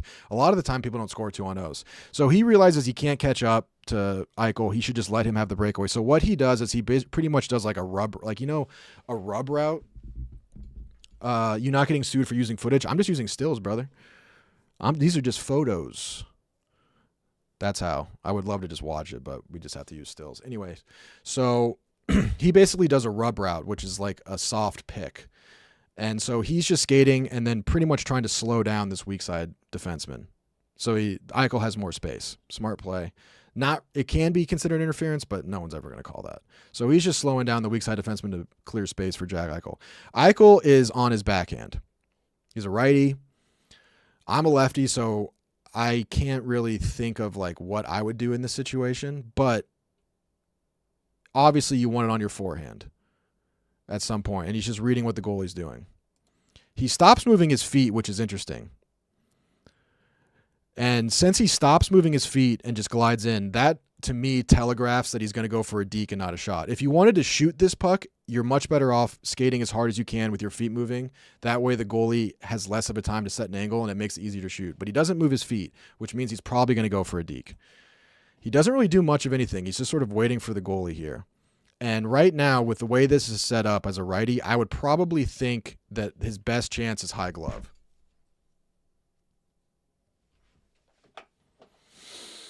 I think his best chance is high glove. Obviously, I know he goes high glove, but just even if I didn't know that information, high glove would be the most logical choice here. Or he fakes high glove and then tries to get the goalie to go move this way, and then he pulls it to his backhand and just slides it in.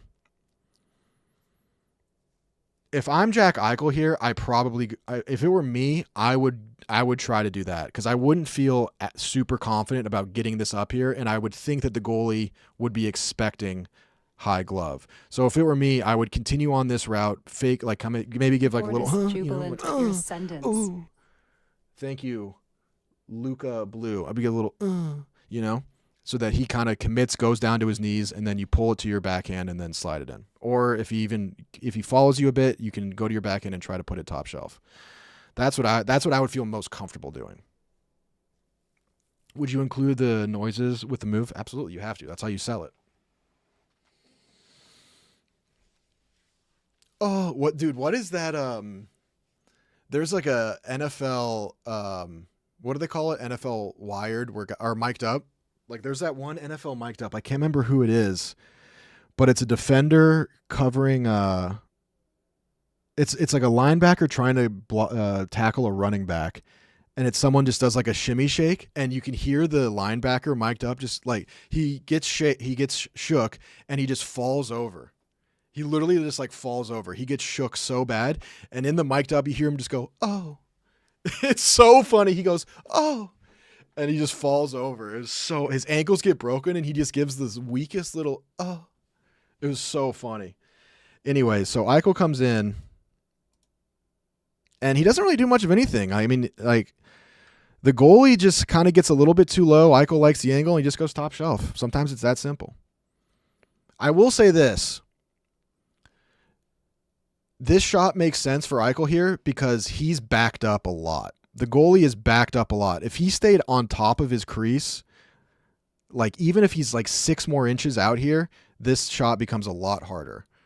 But he's backed up a lot. And typically that's like, if you're on a breakaway, that's what you want to read. Like if the goalie's way out, then you want to deke. If he's deep in his net, then you want to shoot, obviously for the angles. Like right here, shooting's no-go. But then all of a sudden right here, shooting is very much a go. It's a nice goal. The pass is really where it's at, though. The pass is where it is at.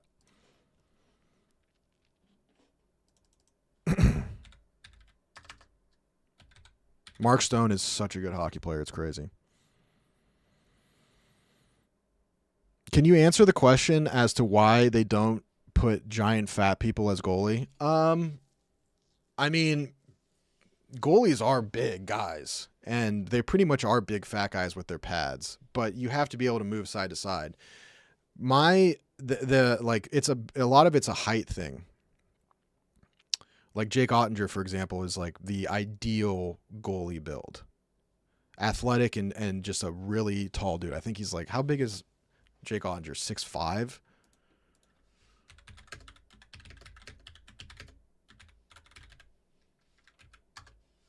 Yeah, he's 6'5". So the goalie that I had in college, my teammate, my roommate, one of my best friends, Tanner Gillette, he was 5'10". So even at college, at the D1 level, he was considered an undersized goalie. I am not even kidding when I tell you this. We're about to play Schedule 1, don't worry. I'm not even kidding when I tell you this. He's the best goalie I've ever shot on, technically. And we had NHL players come and train with us in the summer. I shot on Ben Scrivens, a bunch of other ones. You know, none of them were, they weren't Sergei Bobrovsky, but they were infinitely easier to score on than Tanner Gillette. Tanner Gillette is the best goalie I've ever had to shoot against in my life. He was incredible at reading angles. And so it didn't matter that he was small. He was the best goalie. He won the Mike Richter Award, which is the nation's best goalie. He is technically the best goalie I've ever shot against. His positioning was incredible.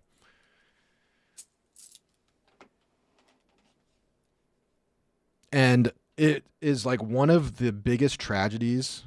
Like, it's so unfair. Like, he played pro in Sweden for a bit, and he's retired now. But he never got a chance in the NHL simply because he was 5'10". And, who knows what would have happened in the NHL level. Like, maybe he was too small or whatever, this, that, the other thing. But the fact that he never really got a chance at the NHL level is just disgusting. Because there were NHL goalies that I shot against that were a billion times easier to score on than Tanner was. And he was just, like, the NHL, they were like, just can't do it. Like, he's 5'10", no shot. No shot. Saros was the only person that is the example. And it's funny you say that because at that time, Tanner hired UC Saros' agent for that reason. Because UC Saros was the only undersized goalie in the NHL. But UC Saros is still bigger than Tanner. But Tanner literally talked to UC Saros' agent for that reason. Hey, mate, could you pick a number between 1 and 4 for me and my buddies? Loser has to down his beer. Love to. Ready? 5, 4, 3, 2, 1's my number. 1. Whoever's 1, get to drinking. UC Saros is 5'11". Yeah, and I think Tanner was 5'10". It's a tragedy. It's disgusting that he never even got a chance. It actually makes me mad thinking about it because they just weren't even willing to consider it. You know what I mean? It's like the stupid NFL shit where if a guy has a wingspan that's like 1 inch below the average, they're like, nah, I can't do it. The intangibles are like, well, the way they measure fucking quarterbacks' hands, it's stupid. Yeah, they're really like body shaming with goalies at the NHL level. Like they won't even consider someone if they don't have a certain height, no matter how good they are. It sucks. Yeah, they said Burrow had tiny hands. Like, come on, dude. Look at him. All right, I got an idea, guys. I got an idea. Let's get into some gaming. I want to jump back into Schedule 1. But it's Friday. Should I get a bev? Do I go get a high noon? Just get silly. Listen, boss, no one's here. Bosses are gone.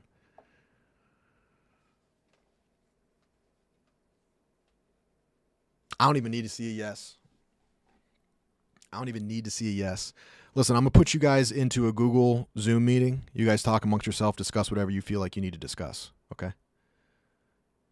I'll put you into a Zoom meeting. I'll be right back. All right.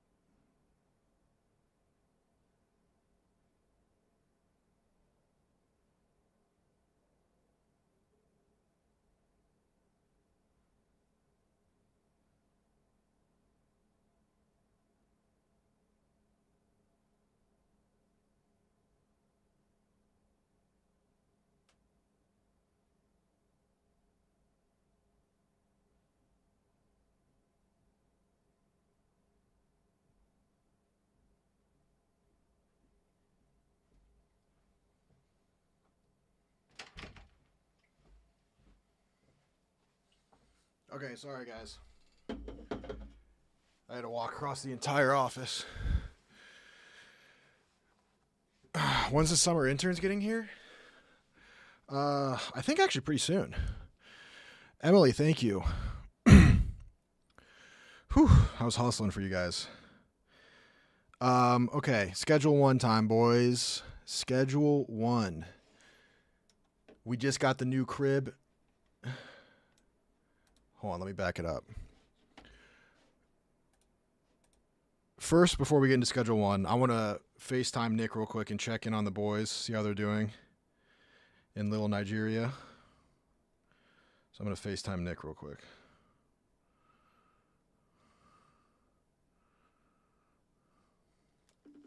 My lips are chapped.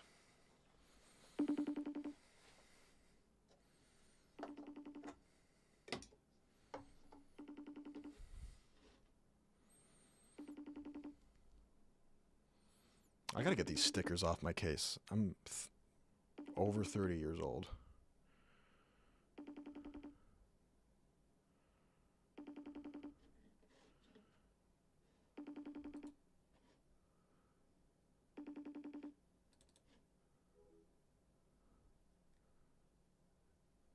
Damn.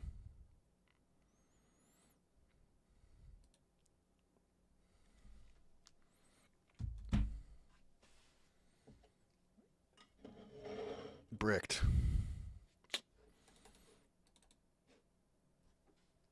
All right, guys. Episode 2 of Schedule 1. In Episode 1, we got started. We got started on our drug empire. We got started on our drug empire. I killed a cop. Ran him over.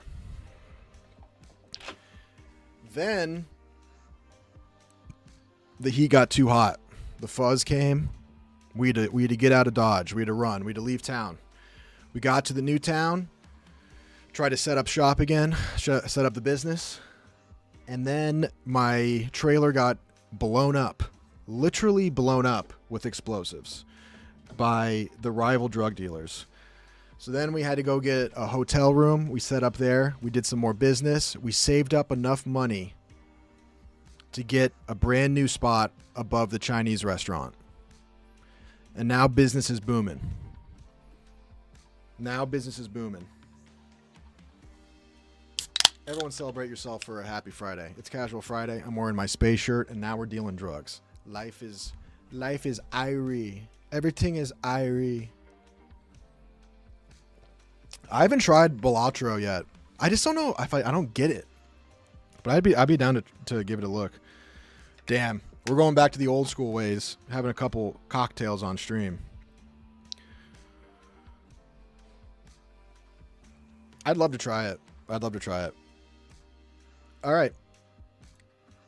Drug Doug, episode 2. Let's get it.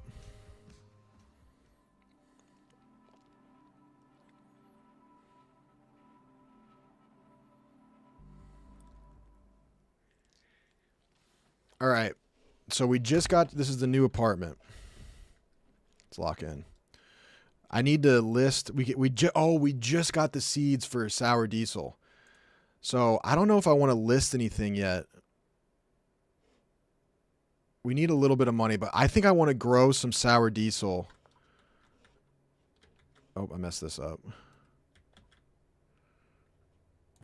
I think I want to grow some sour diesel and then list. Oh, I got all this weight to push though.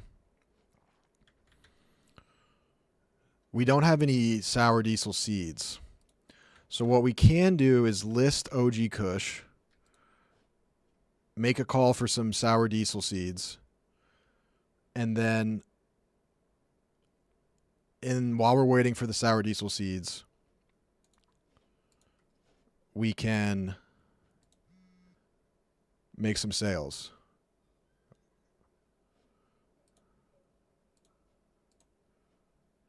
Okay. Should I pay this guy off? I'm gonna ask him real quick to see if he says anything. Okay, so 2 OG Kush, 90. I don't think I can push this guy that much. What time is it now? It's 4:10. We can get this done in the afternoon. Oh, it won't let me. Okay. Now, dead drop, sour diesel seeds. We'll get 2 of them. Wait, why can't I order it? Do I have to pay off my debt first?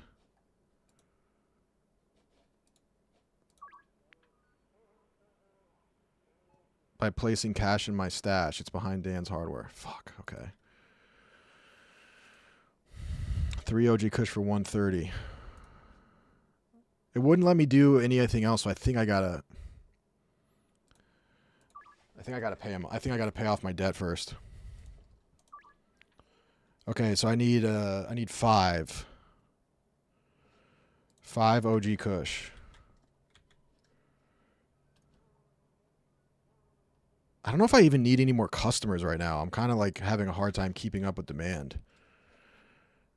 Oh, I forgot to talk to Uncle Nelson. That's what I needed to do. Okay, where is the stash? There it is. Okay. I need to get a skateboard too.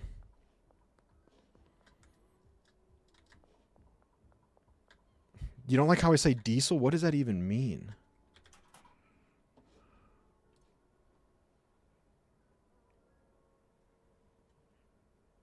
Why can't I get...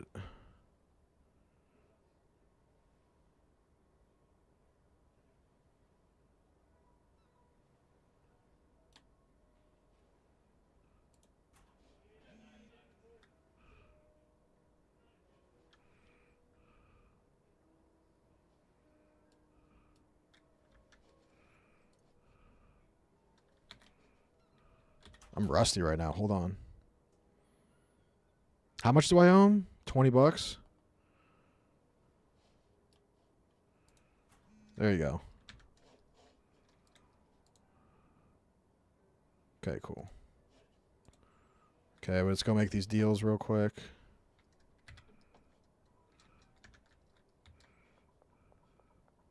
Hello. You need 2 OG Kush. Bingo. And then 3 OG Kush over there. I gotta call my uncle. Forgot about that. Okay.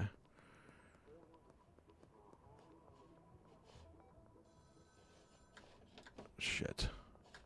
Oh shit, that was a cop. Oh my god, that was almost so sketchy.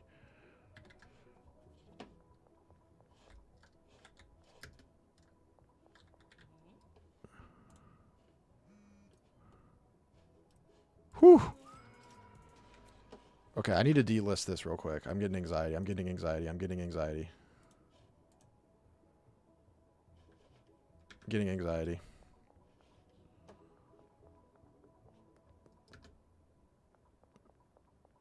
Let's just go to sleep and reset. I'm getting anxiety. See, I just avoided the cops right there. That was 5 head. What do you mean take the money back?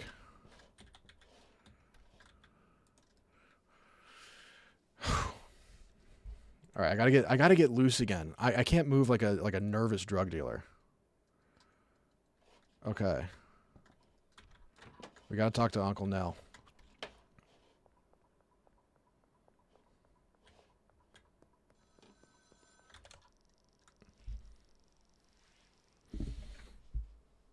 Yep, I do need help managing the customers. Yes. A dealer? That'd be nice. Okay. Until one of their friends has recommended you. Benji is friends with Peggy, Beth, and Ludwig. Focus on selling to them until one of them recommends to you. Okay.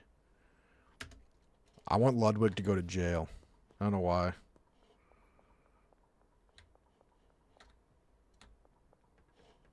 Okay, we need to order. We need to order some sour diesel.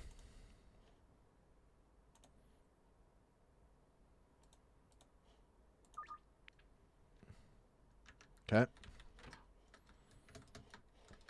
I guess I should list. Okay, focus on selling to Ludwig, Peggy.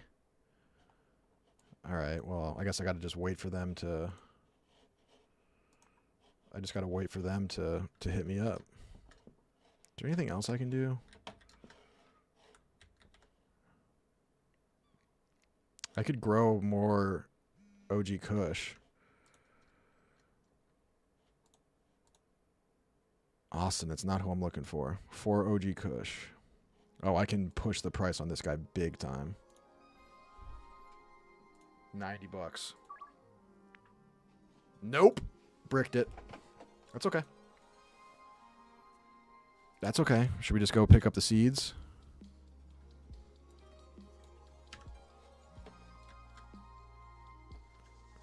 Behind motel office.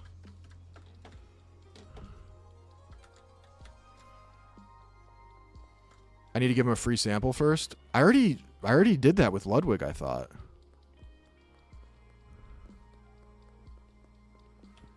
A pill press with Mook's face? That would be money.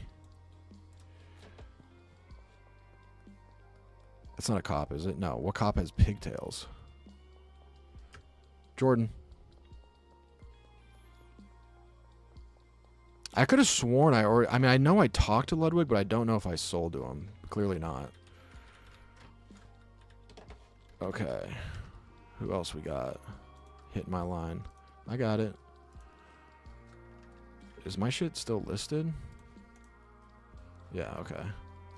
All right, how much? We need some more soil. Okay.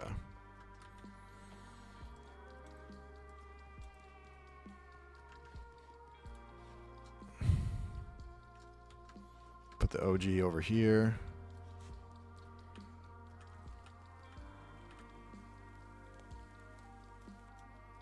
Some Wawa.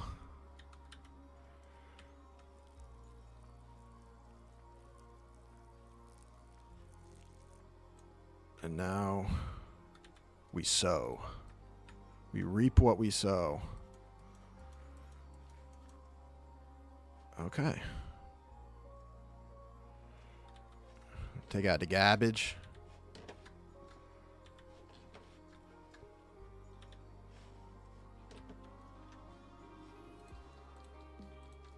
$5, let's go.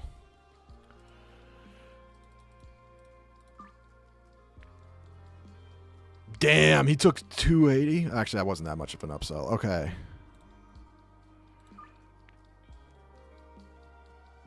$5, $6. Do I have enough for that? Oh, plenty.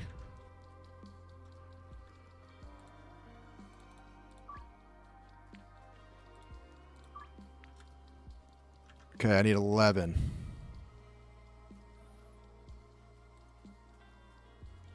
Bring a little extra. Just try to do some free samples if I can. All right, we need to, we can, oh, we don't have any more soil. We can go get some soil right now. If I don't close my door, can the cops just come in? That's my big worry.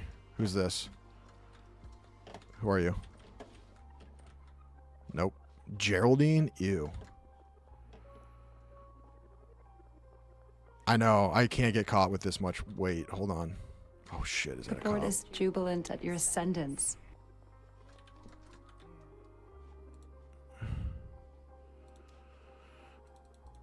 Let's get some bags, too.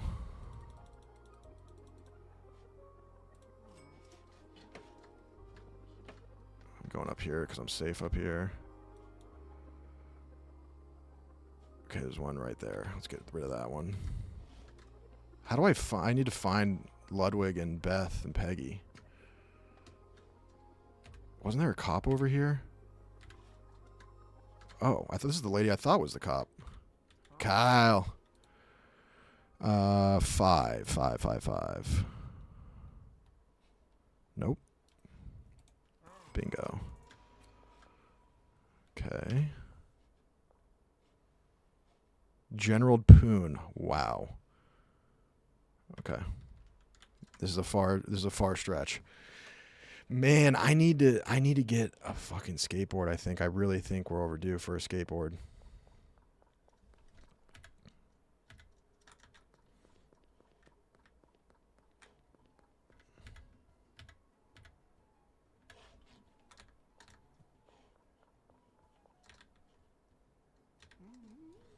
Six, you dog. Peter. Okay. Oh, Beth. Yes. That's what we need, right? Yes, Beth. Hello, Beth. Oh. Mulligan. Oh, Mulligan. Free sample. Here you go, babe.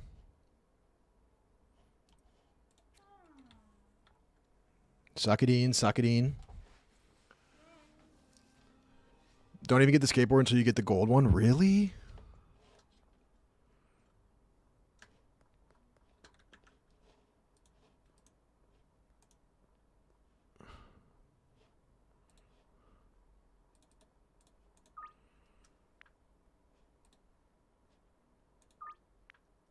Okay, I just need 2. I only got 1 right now.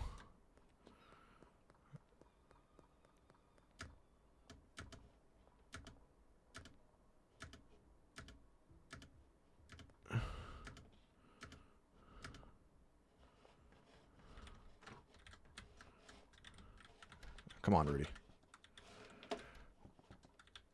Let's grab... Who's hitting my line? Oh, it's Nick.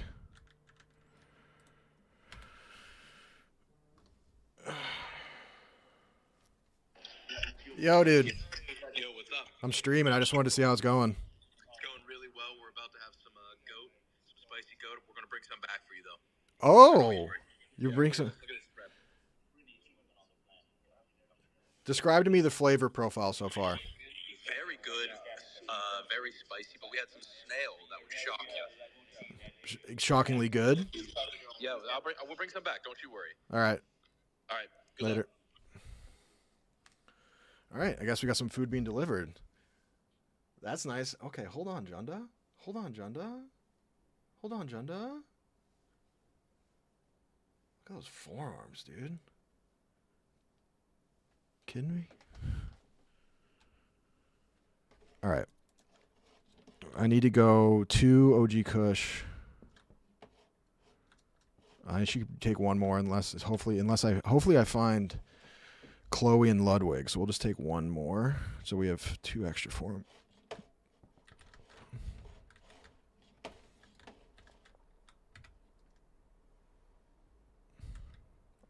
In the exact same spot. Wait, hold on. Oh, there's Chloe. Okay. We gotta go get her. I hate when the game isn't playing music for me. It makes me feel like something bad's about to happen. Like I'm doing something wrong. 2. Okay, Chloe.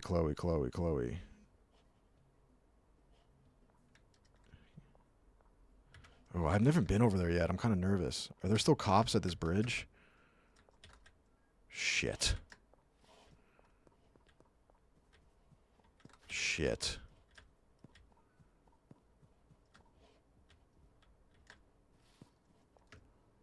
This is sketchy.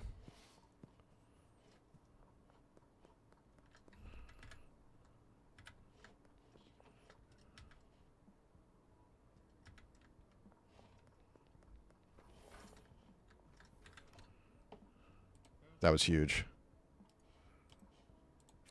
Okay, I only have 1 thing of weed on me right now. Let's go. Oh, fuck.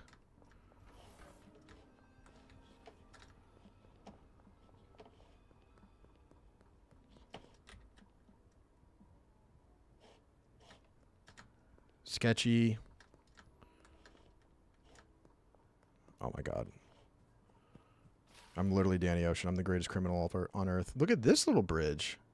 That's nice. Oh no. Dude, why are they circling on me like this? Wait, where'd they go? Dude, why are they right by my crib?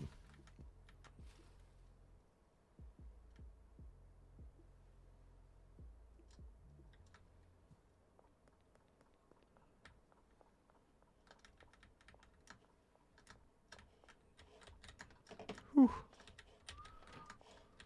Whew. Okay. 5 OG Kush? Do I even have that much? Oh, yeah.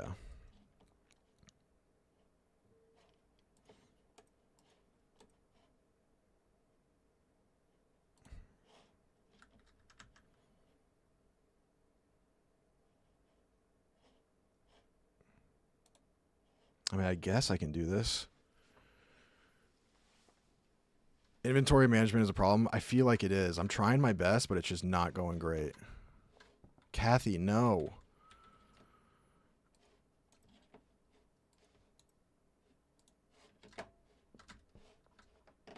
Should I water this?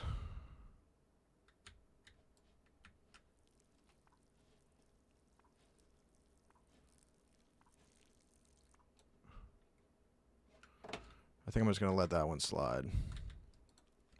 Go to bed at 6:30. They'll never go in my house? Okay. Dude, how many levels of Street Rat is there? Should I be getting these, like, new... I can get all these new items I haven't gotten, like the Miracle Grow.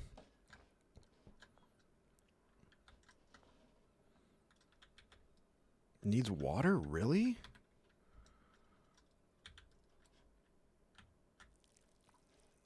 Sour Diesel needs a lot of attention.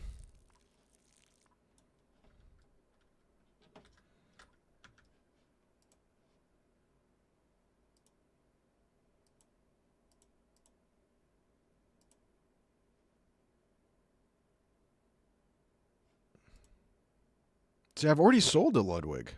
Why does he not fuck with me?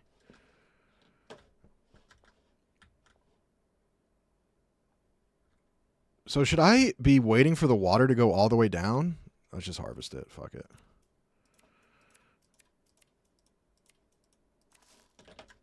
Okay. And then... let's plant the other Sour Diesel. And then we'll package it.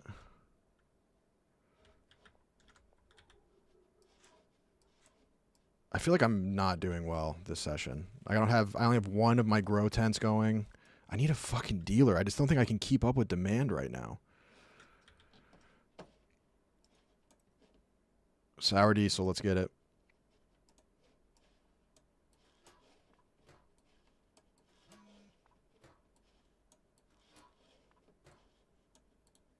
Oh no, not this glitch. There we go. What are you guys doing right now? Are you like at home? You chilling? Are you at work? Like, what's the vibe?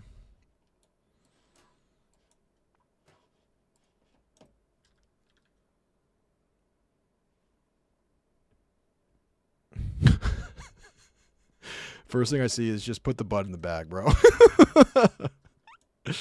Austin, okay. I guess we can start listing this Sour Dees.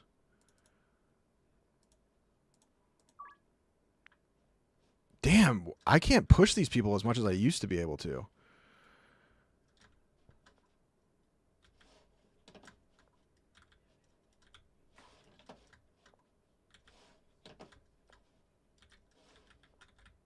Okay, what am I doing? Needs water.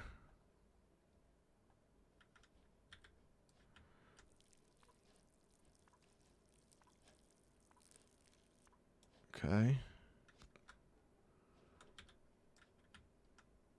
Oh, you gotta uncork it, Rudy. Let it grow. Let it grow. Let it grow.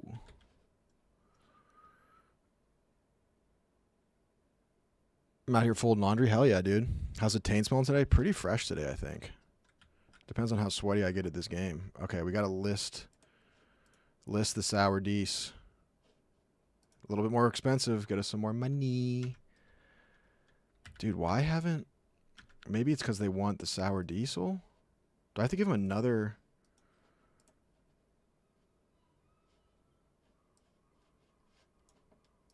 Crickets. I need to just wait for him to hit me up.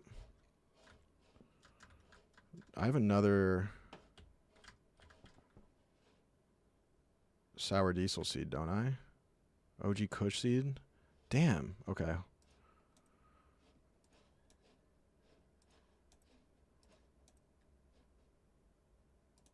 guess we'll just do some more OG Kush for now. Plant it if we got it, you know? I gotta be running low on water.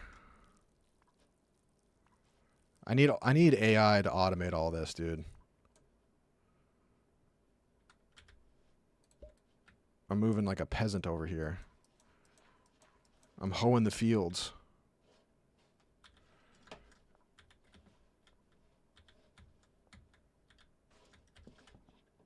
Dude, why has no one hit me up? I got 2 products listed. No one's hitting me up.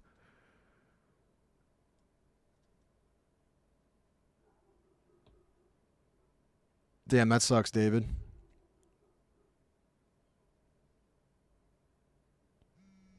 There we go. Peter, file. Hilarious. I guess people aren't hitting me up because I keep trying to upcharge them. I'm moving like Martin Scarelli right now. Okay, $20 more. There we go. 4 sour diesel. Do I have enough sour diesel? Oh, I do. Plenty. Bring 1 extra. Where's he at? Close by. Love that, Peter. Love that, Peter.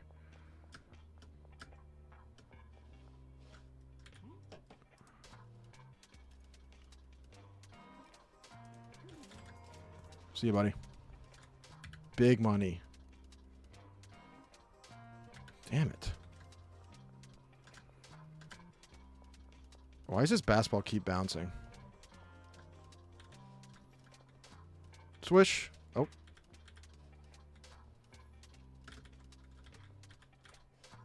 Come on.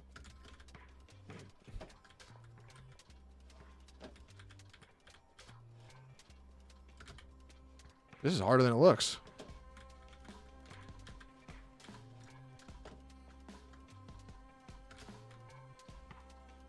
I gotta make a bucket.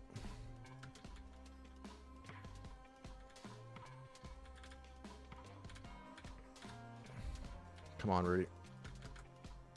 Bingo. What about this? Can I use this? All right, lock in. I got the music back, but I got no motion right now. I'm motionless.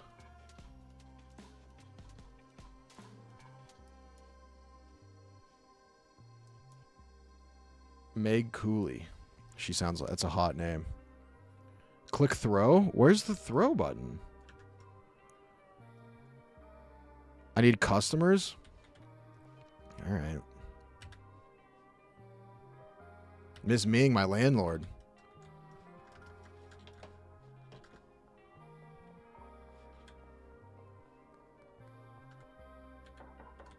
Hello, Miss Ming. Try out this sour diesel. Yeah, they go once they get that sour. Maybe you should advertise on X, the Everything app. Not a bad call. I mean, should I get some better supplies? I got a lot of money. Dude, I want a skateboard. That's what we need.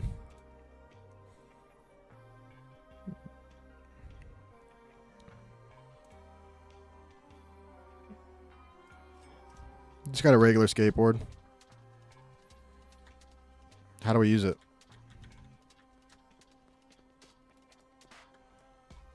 Oh, hell yeah. Oh, I can ollie? Hold on.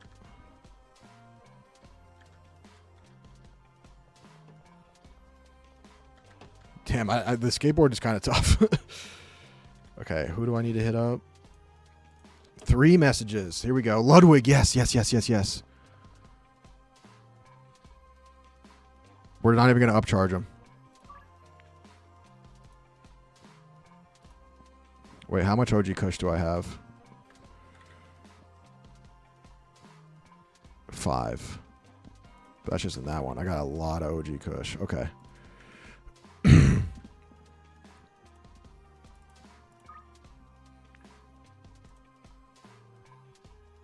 Oh, I got to get to Ludwig now.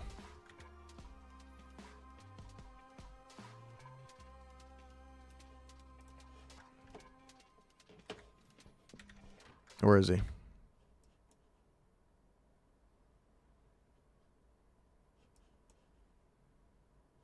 Wait, how do I know which one he is? Oh, shit, dude. I'm going to miss it with Ludwig. Please be Ludwig. Please be Ludwig. Wait. Oh, my God.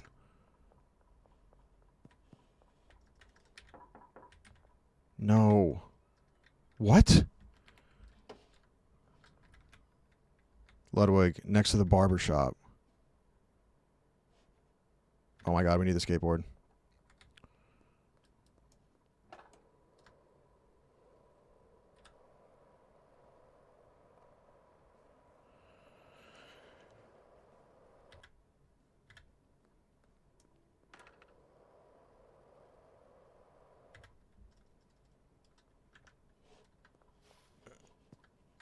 Yes.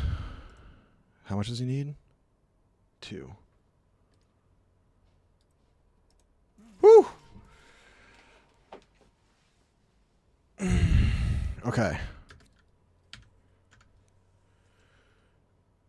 All that for the boost on the skateboard. True. Teddy Bucket says, nice shirts, homo.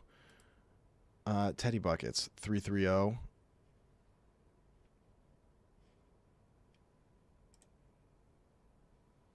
You're fired.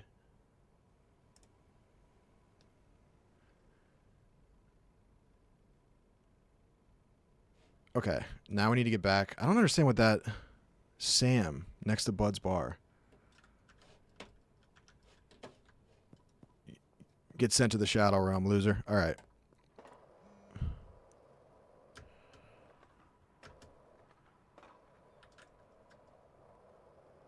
Cop. Lots of cops. Too much heat, too much heat, too much heat.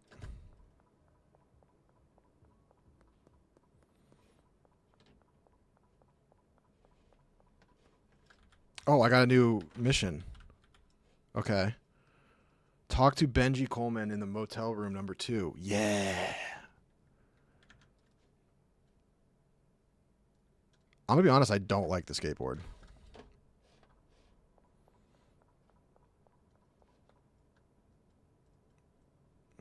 Dude, why are they puppy guarding?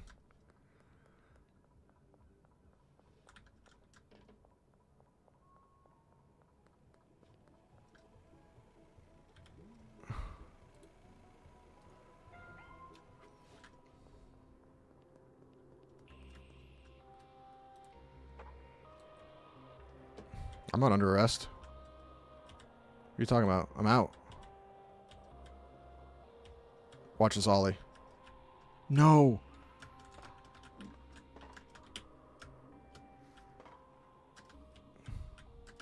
Dude, the fucking skateboard.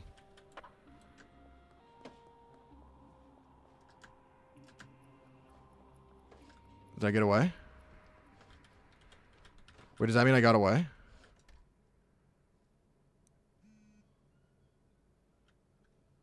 McLubbin. I think that means I got away.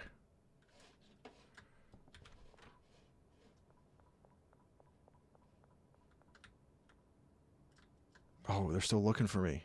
Shit. They're puppy guarding my drop. Oh, what an idiot.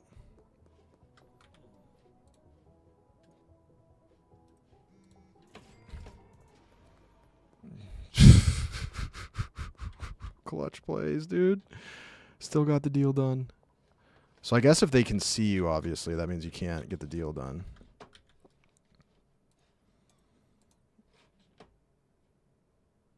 Let's go to Benji.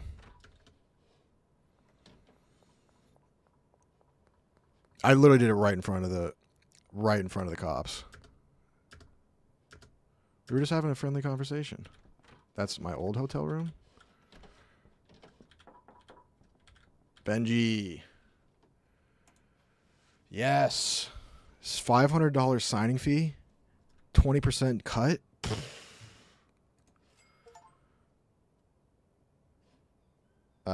Bring me some product and assign some customers for me, and I'll get to work. Got it. All right. 10x weed. Can do, brother. Let me get some sleep first, though.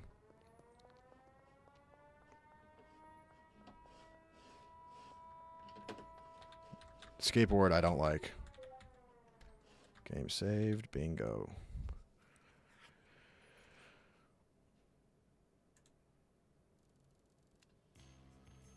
I'm a hoodlum. Yeah, we need to definitely up the tech. Westville. West Side? West Side? Okay, hold on. In the meantime, let's delist the product real quick. Because I just want to get my ducks in a row here. Yeah, fuck off, fuck off, fuck off. Fuck off. Fuck off. Okay. So I need to get 10x weed for him.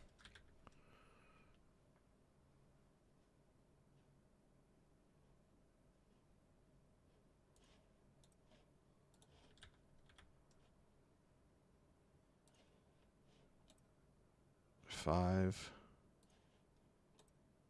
6. Oh, we're low on weed.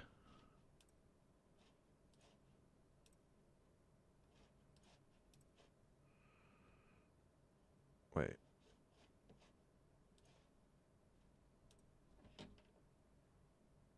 Okay, there's 10.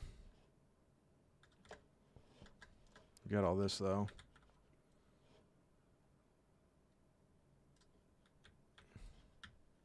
Water it up.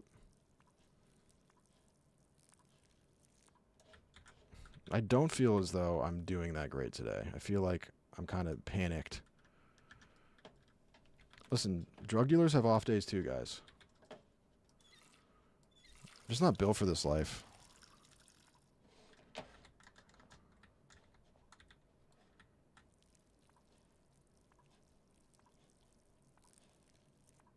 All right.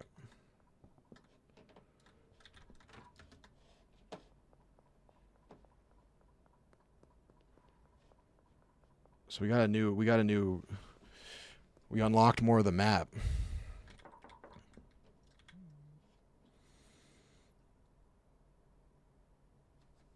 I need to trade some items, yes.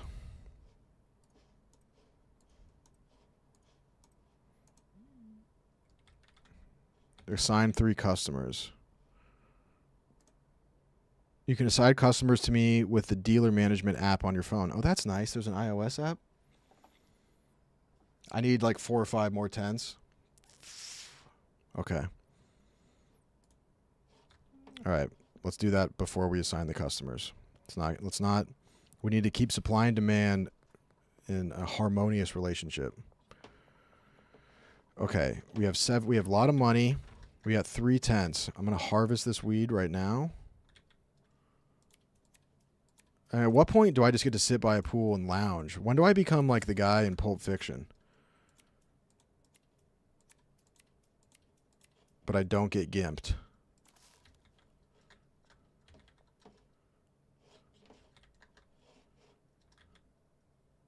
I need baggies. I need tents. I need soil. I need everything. I need everything.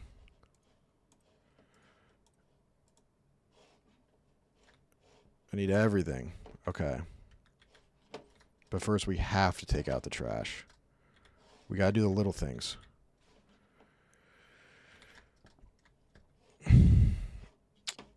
So you're saying I need another grow tent? Where the hell am I going to put this thing? I guess I got plenty of room. Okay. Can I get a better grow tent? I'm going to get some nice shit. I want the good stuff, dude.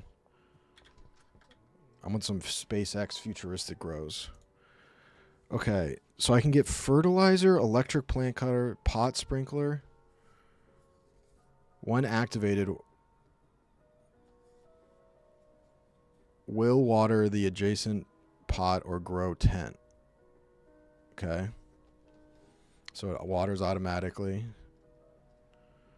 Used to grow 2 plants. Is there a better grow tent? I can get a TV. A nicer toilet. Oh, we're not ready for that yet. Trash grabber. Nah, I'm way past that now.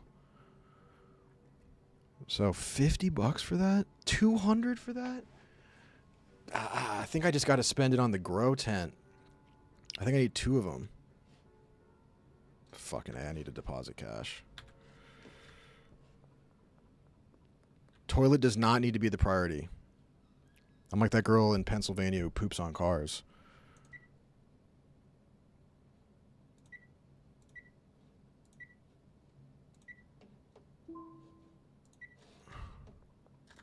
Oh, and baggies, yes. I need soil, baggies, and tents. I don't know if I can upgrade crazy, though. Okay. Do we need 2 more at least?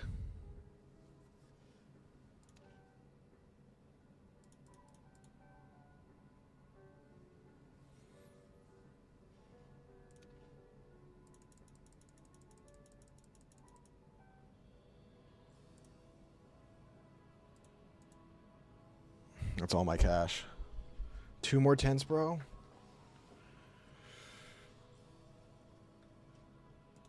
I'll do that for now. Okay, now we got to get this business booming and sign some customers. And I got to bag some weed. So here's what I'm thinking. I need to assign customers, grow, and bag. So I think what I can do first is assign some customers and then get going. The drug dealers. There we go. Benji Coleman, assign customer. How do I pick the right customer? Let's get Ludwig taken care of. Let's get Peggy taken care of. He already... Okay. Okay. Okay, okay, okay, okay.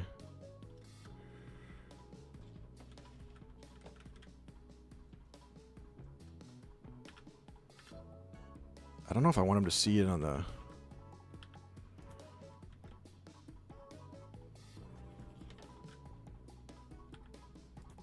Okay. Now we're cooking.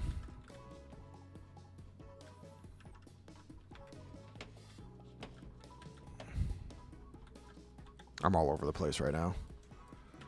I don't know what to do first. Buy more shelves? I don't know if I need that. I should get some more seeds. I don't have enough seeds.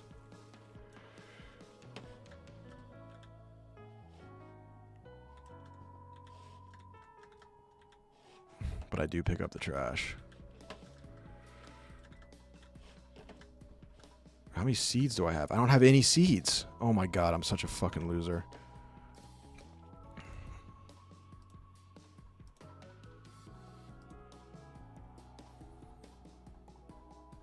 OG Kush seed. Diesel.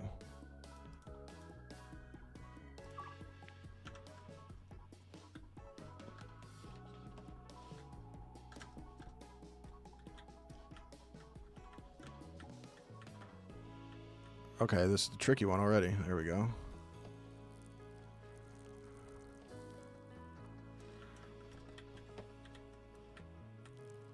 I guess I shouldn't have done this when I don't have seeds. I'm so off. Is that water going to be useless?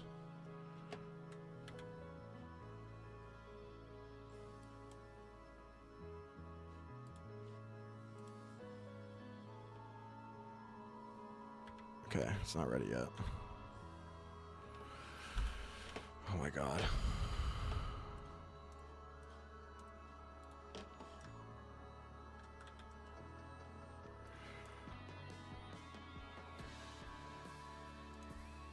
Okay, sour diesel, that's good.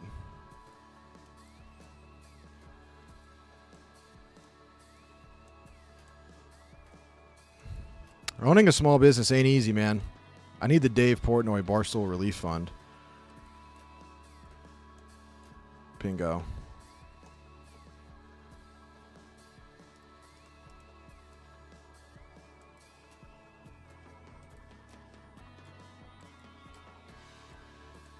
I gotta go to the payphone too.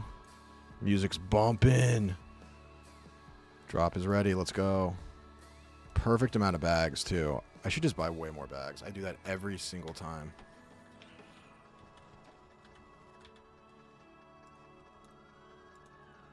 Wait, where'd I put that other weed I just had? Did I have more?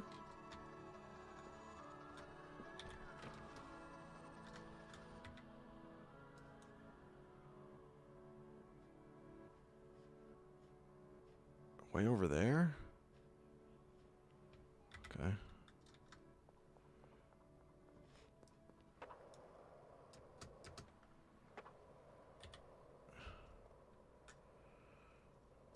Rudy, are you the best I ever played? People are wondering.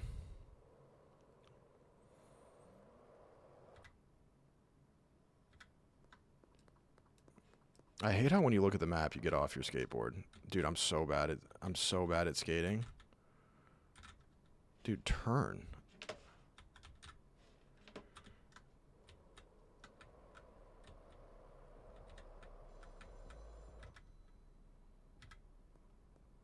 I hate the skateboard.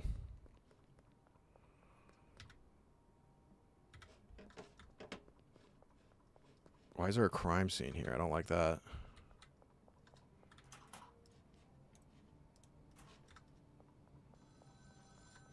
Oh, jeez, you scared me, buddy. Yeah, give me that Cersei. Yeah, I see what you're saying about the shelves now. I just need to have a stockpile. I need to start buying Costco bulk style. I need to start buying bulk style.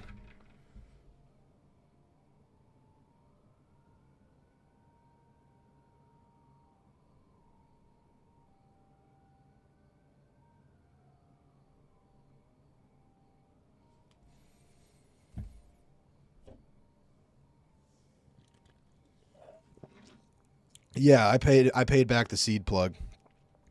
You might notice that. Hello? Who's in my kitchen right now?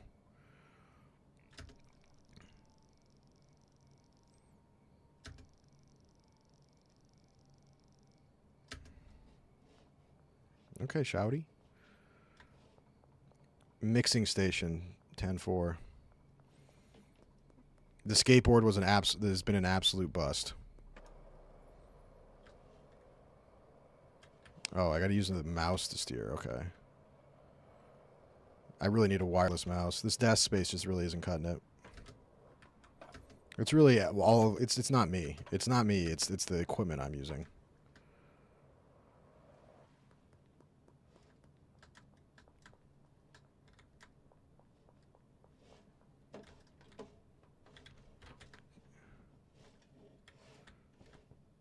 Hold on. Let's do this real quick.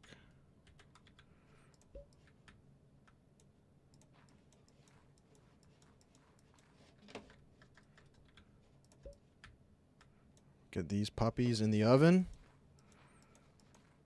Bingo. Get some rest. Then go get a mixing station. And then we're going to start pushing that powder, dude. That hard shit. That hard shit. Mixing soda out the box. Benji Coleman is in the chat? Hey, Rudy, just letting you know I'm out of product. Well, what are you doing on this? What are you doing on the stream, dude? Hit my private line. What are you, a cop? What does that mean, Legends? I made $0 that day.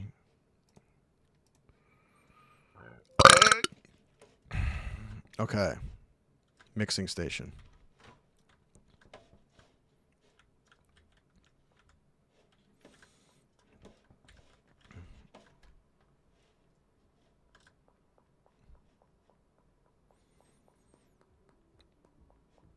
I need to get some more money. What is my dealer doing?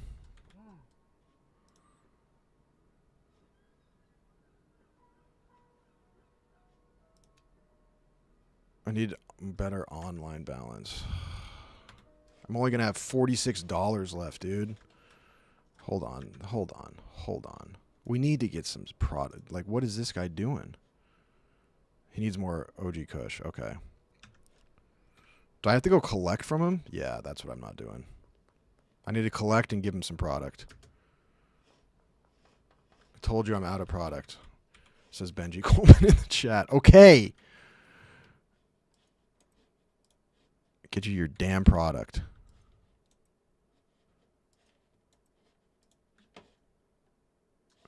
We got to go collect, give him some product.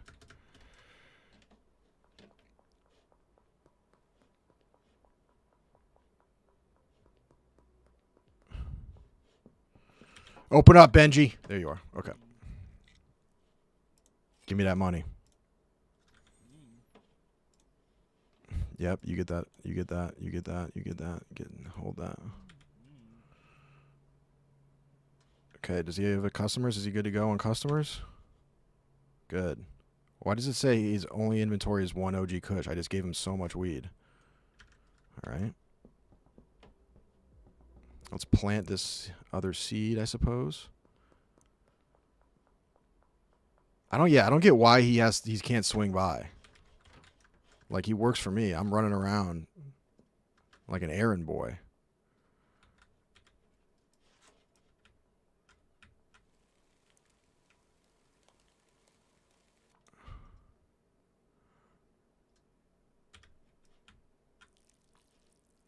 I hate when there's just no music. It's so awkward. I feel like a loser. Give me that sour D's.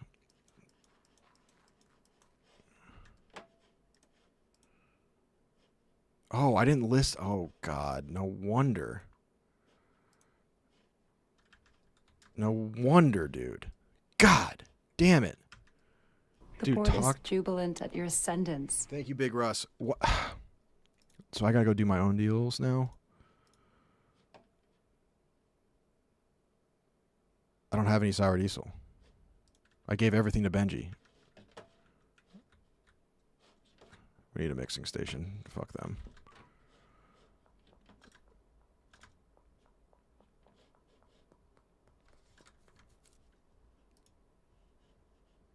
I gave him all my product.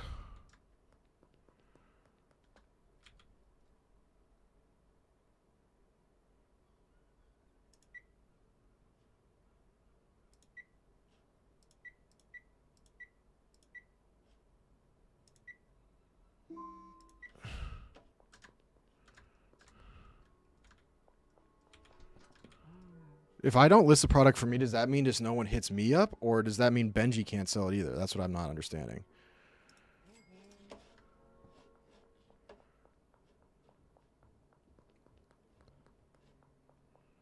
Like, if I delist them for sale, does that mean that it's delisted for Benji as well? Oh, shit. I need to give these. I keep forgetting to give these water.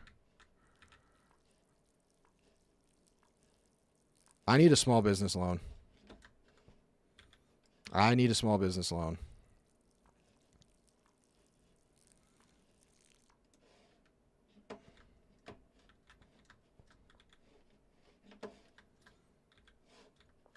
Mixing station. It's all going to come together once I start pushing that white. Where am I going to fucking put it?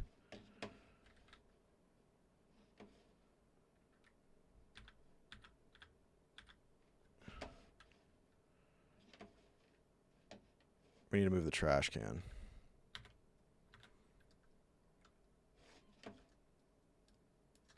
Contains trash, of course.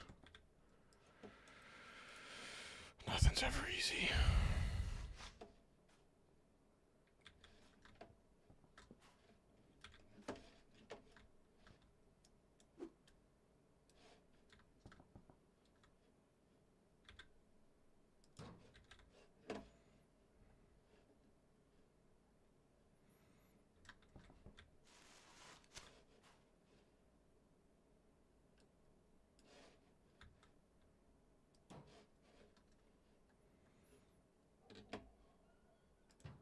Bingo.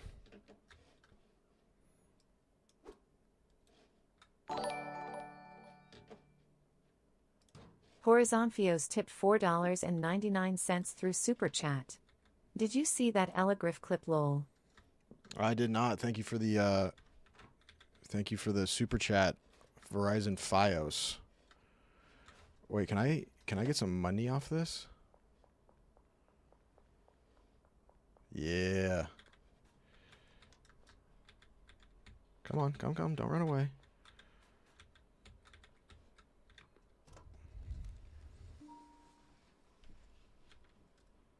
You have Bud in the packing station? I thought that. Do I? I swore that I didn't The board grab is all jubilant everything. at your ascendance. I swear I didn't grab all of it.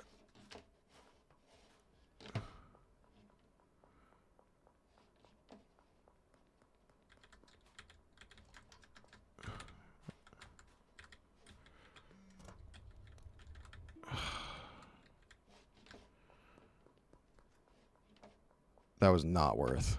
That was not worth it at all. What am I? I'm a kingpin. I'm not a garbage man. Oh, there it is. Duh! I'm terrible today. Okay, that's almost done. What do I need to do? The board is jubilant at your ascendance. Thank you, Horizon Fios. And our and Dermot. Okay, yeah, I should sell.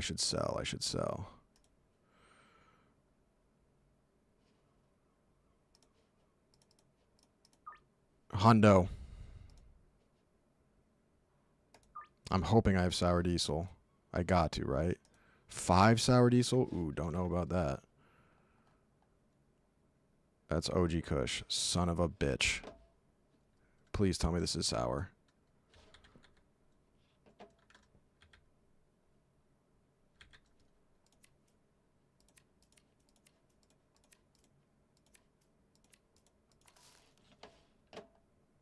Yes. I don't have fucking bags. Ugh. C- performance today.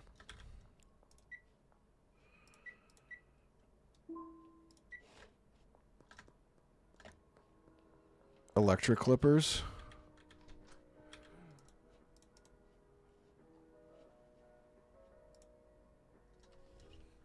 We're going to do 50 bags, dude.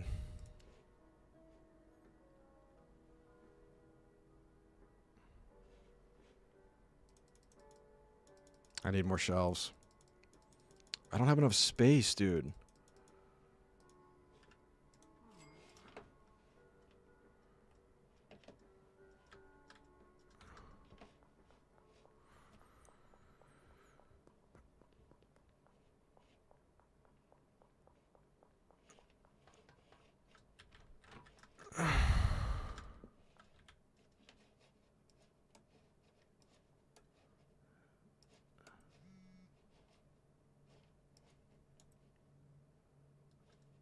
Oh shit, we're on low on time.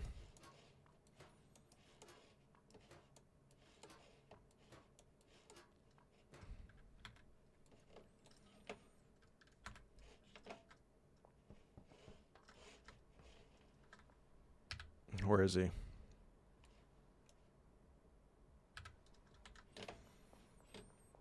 Barbershop. Let's get this done real quick. Is that a cop? Holy shit.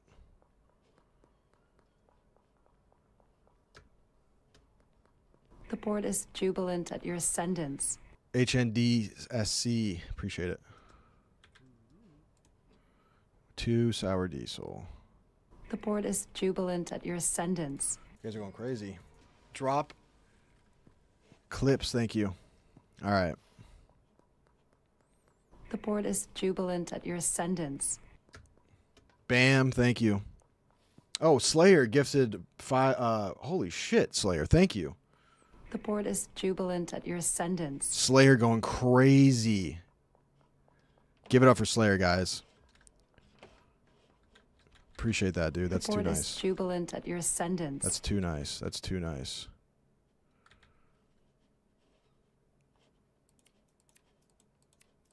The board is jubilant at your ascendance.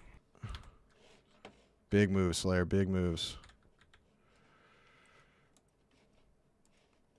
The board is jubilant at your ascendance.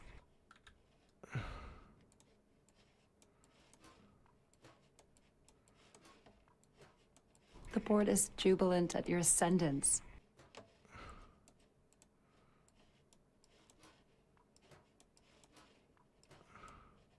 The board is jubilant at your ascendance. Jubilant. Swish. Swish. The board is jubilant at Now your we got ascendance. mad weed. We got mad weed, man. Whiff. The board is jubilant at your ascendance. I know, I left butt on the plant. I see you, I see you. I'll see you, I'll see you.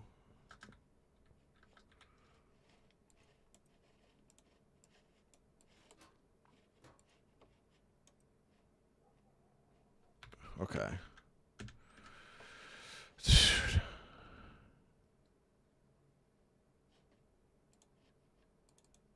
That's a big sell right there.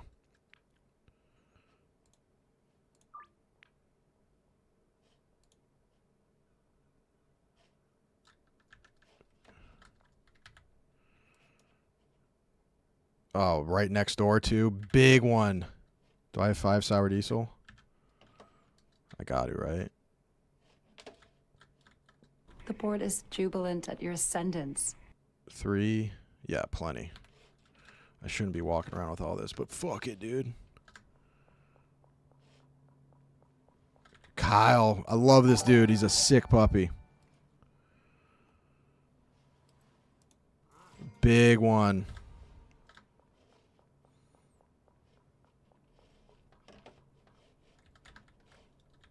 Okay, I need to go to the gas station. Always be growing. Yeah, you're right, dude. It's just getting the seeds is such a pain in the ass, man. We need to chill out for a sec. We need to chill out for a sec.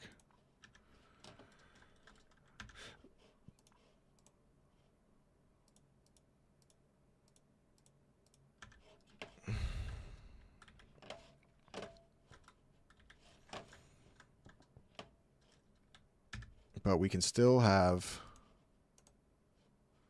Okay, he's still got 2 OG Kush left. I can go give him a bunch of shit. Oh, I can give him a bunch of customers. Oh, yeah. Bingo.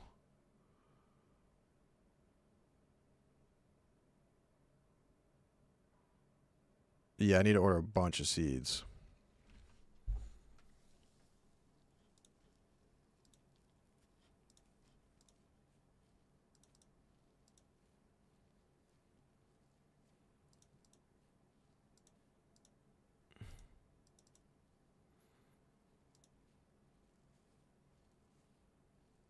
Why do I still have a debt?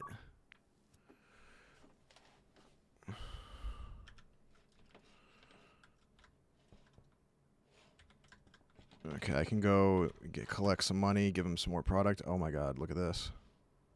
I'm Spider-Man. Is there an Easter egg up here?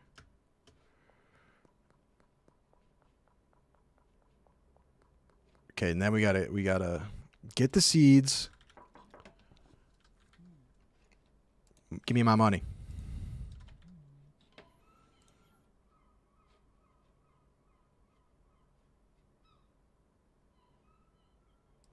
Three sour diesel. He can only carry... How much can he carry? Just give him a bunch. So we can't give him that much. Oh, yes, we can. Move that product, baby. Okay, where's the drop? Where's the drop? Where's the drop? Has he not hit me up yet? Nope, okay. So now we need to go to the gas station. Gas Mart. I think that's... Where's the Gas Mart? Is that it?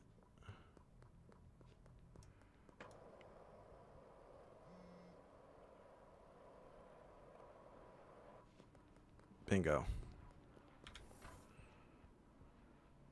Purchase at least one mixing ingredient. What's a mixing ingredient? A banana? A donut? This looks important.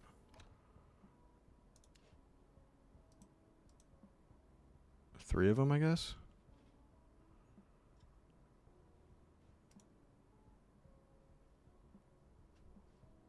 I get a banana and a donut. Okay.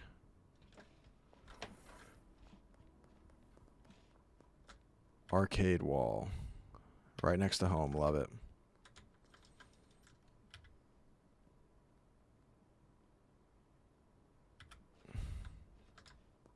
I feel like I'm flying right now. Why am I not getting the music?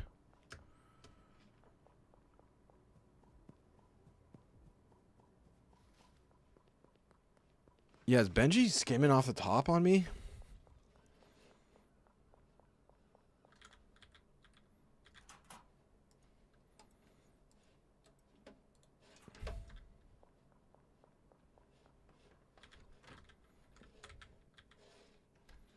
Okay. Let's move this stuff out of here real quick.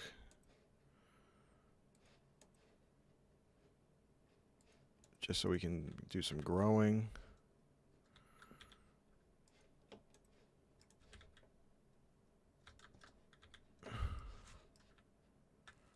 And then we'll go to the mixing station.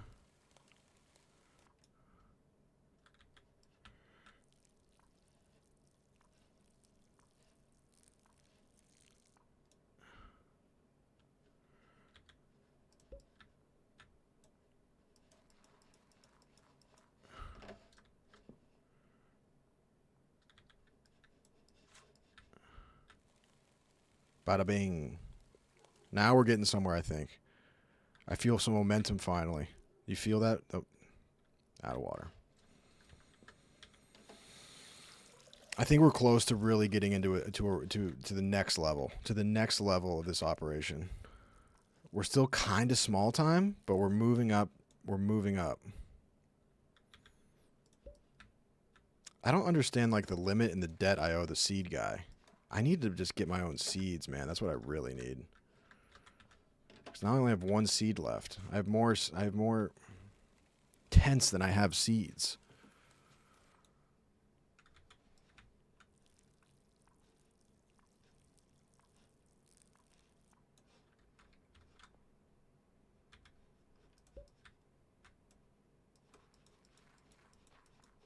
So did I just order some more seeds now?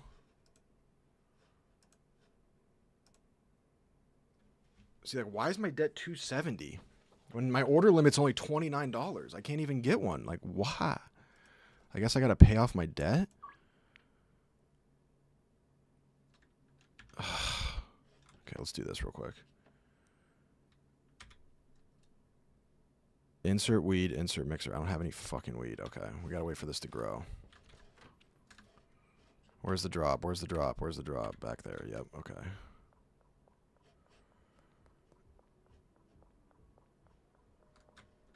I need to take over 270.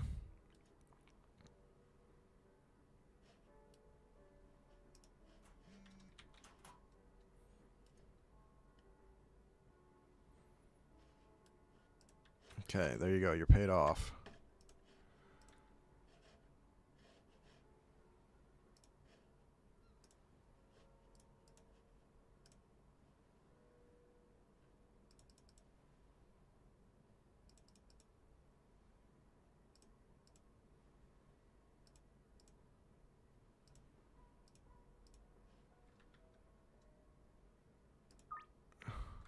Okay. That was a big buy. Wait, did he order it? Okay. 4 hours? Good God, man. They're just seeds.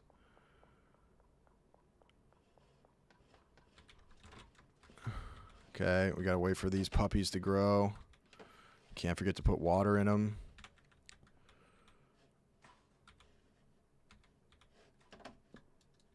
Okay, that one's okay.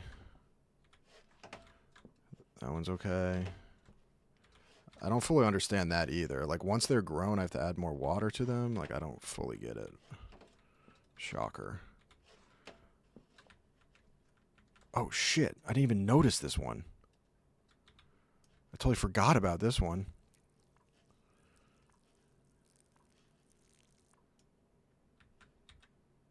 Okay, can I harvest now? Bingo. I'm the worst drug dealer, man, I swear. Okay, pack it up. Pack it up. I wonder how Benji's doing. 20%'s crazy. And I'm already out of bags? Are we for real? I got so many. Good Christ. All right, let's do this.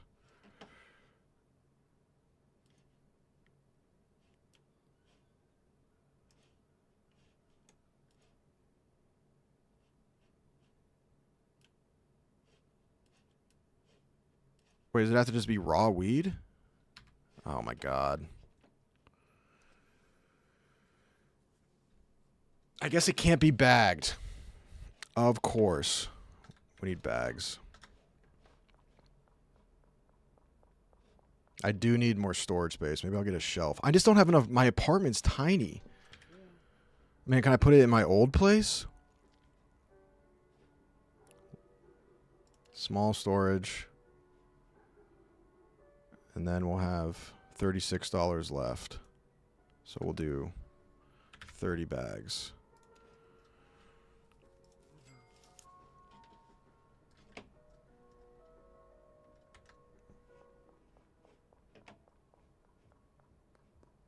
Still weed on package table. I got weed everywhere, man. Okay, small storage. Put you there. Oh, yeah, there is.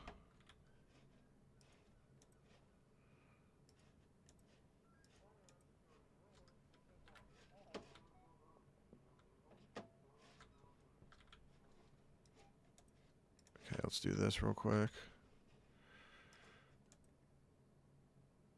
Should I do all of it or just one? Let's try out. Start out with one. I forgot to get this stuff. Let's try with the pills, dude. Let's mix the weed with the pills. It's like a muscle relaxant.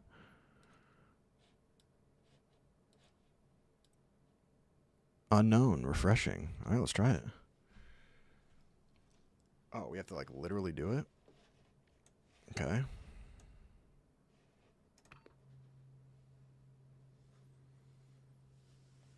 Banana Kush. Oh yeah, you're right. Ultra Slime. Oh, shout out to Young Thug.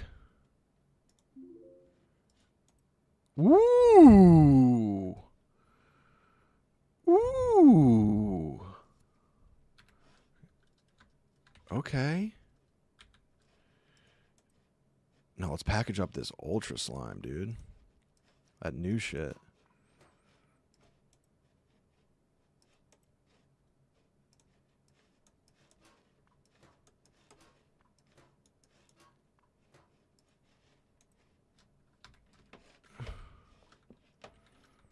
Okay.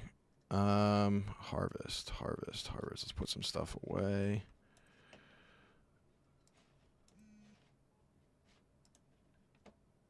Drop is ready. We need that, actually. Where is it, though? It's not that far. Let's go get it real quick.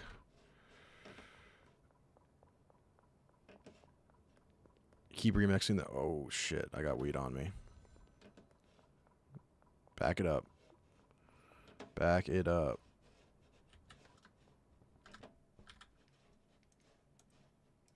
We can't... Dude, imagine if I lost the slime right there.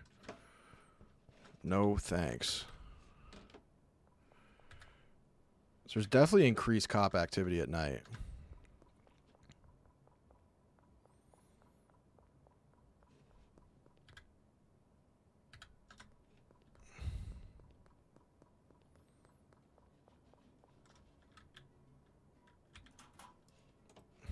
A lot of seeds. We can't get pinched right here. We cannot get pinched right here.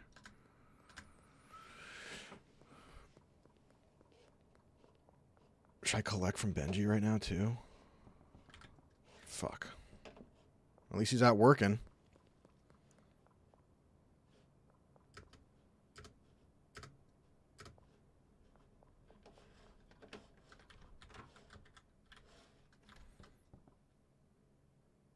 What am I doing?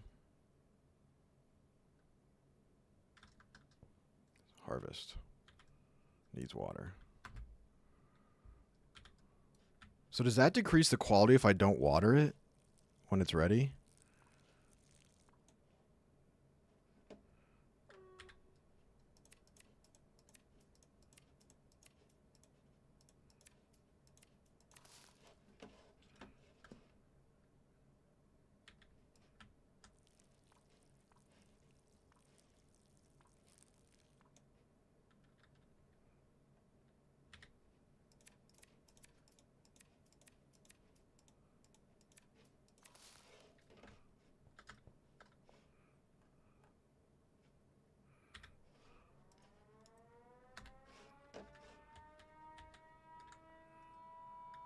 I hate that siren, man. We live in a police state, dude. They're oppressing me.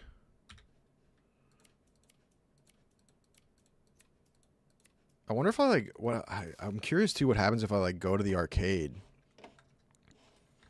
I never played that game on my TV. I was too focused on the fucking on the mission. Start mixing all your bud. Yeah, I think you might be right. We're not going to package that up. Hit the hay.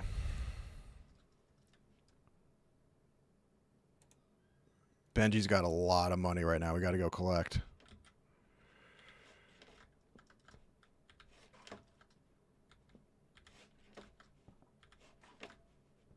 But first, I mean, we have a lot of product right now on hand. Where'd that leaf go?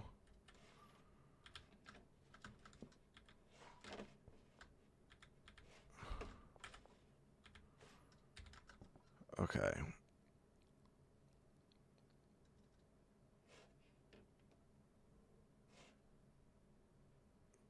We should mix.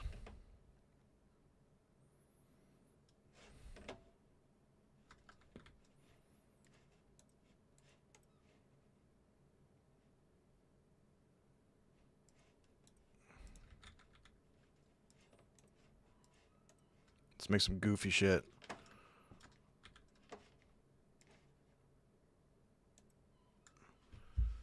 Do I need a lot? Do I need to match the... Let's just try it. The board is Oh, jubilant at your ascendance. Okay, so you have to match... That makes sense. You have to match the quantity of mixer with the quantity of product. I can't... Ew. Aspen Death? What the hell is that? That looks like some kind of fungus. Oh, I can change the name? Yeah, we're gonna call this one Good Luck. And they won't know if it's they won't know if it's sarcastic or earnest. They don't know if it gives you luck or it's like good luck with this one.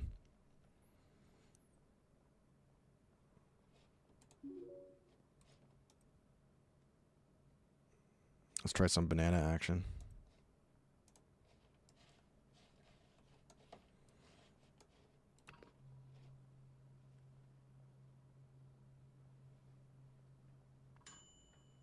Aspen Death, Sneaky, and Gingeritis. This looks like crap.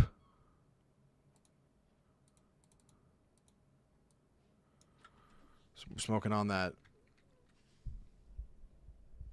Hit the dice for a random? Okay. Girl Scout Diamond?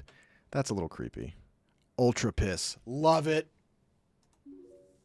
We got that Ultra Piss, dude. What you know about that? All right, let's try this one, too.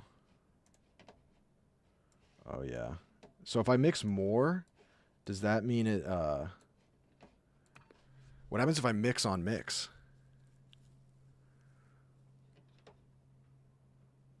Like if I take the slime and mix it with the piss. It's slippery. That Gorilla Diamond. Yeah. Okay, I want to see what happens if I mix. Oh, but it's already bagged. I already bagged it. No, but I can mix. Hold on. Oh, I'm out of mixers. Okay, hold on. Hold up. Let's put this away. We need to get some more mixers. And we got to go collect. Should we plant, though? Let's plant real quick.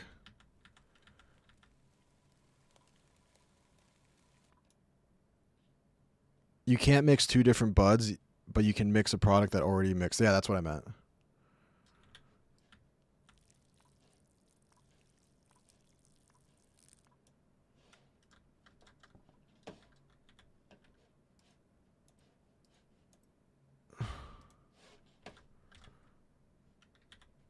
Put that diesel in there. I feel like I'm moving right now, and I just don't understand why there isn't music. Do I not have soil? Oh my god, I'm such a bum. Alright, we need soil, and then we need to pick up. And we need to go to the gas station.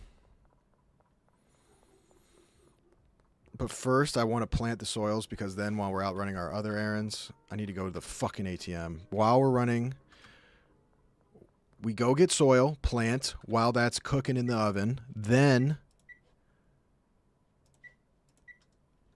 we go make a pickup and we go to the gas station. That's the way. Baggies too? For real?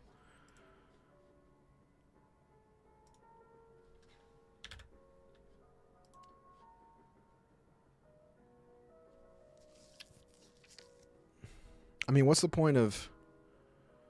So, 1 for 10, and then this one can do 2 plants before expiring. So that should only be $20. That's a bad deal. This is a better deal.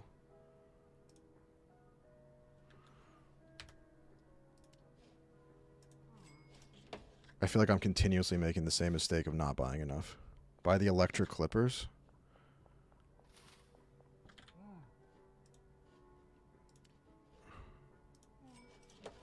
New clippers unlocked. Look at all my money. Benji texted me. Oh, shit.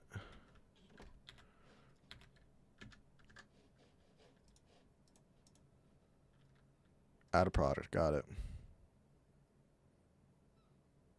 I already got that drop, didn't I? That's the one I just got. Yeah, we're good.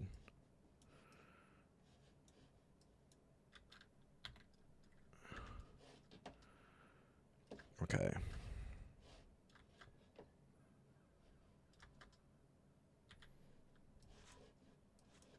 Okay, do this. Talk to Benji, give him some product and get the cash.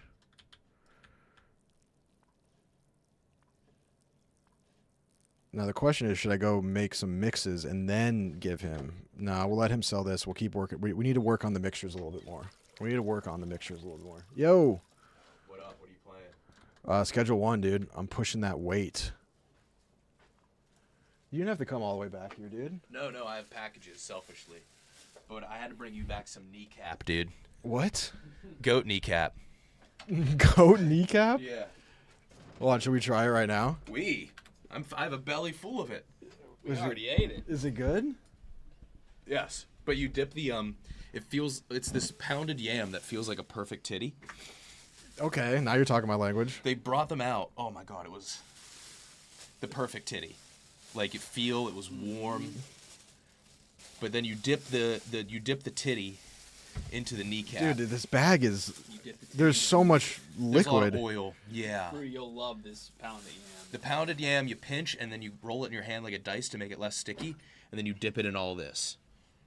I don't like all these instructions. All right, then why don't you just dive in then? Well, no, I'm just saying, like, I don't want to mess it up. Like, I just didn't know that there was going to be this complex of So it. that's goat, that is kneecap, and that's lining. What? Lining. The lining's alright. The lining's solid. Hold on, I gotta show Make a them. little snowball out of that yam. Let's show them what we got going on here. This is Nigerian. Yes, from Nigerian Kitchen. Great name. Highly recommend it.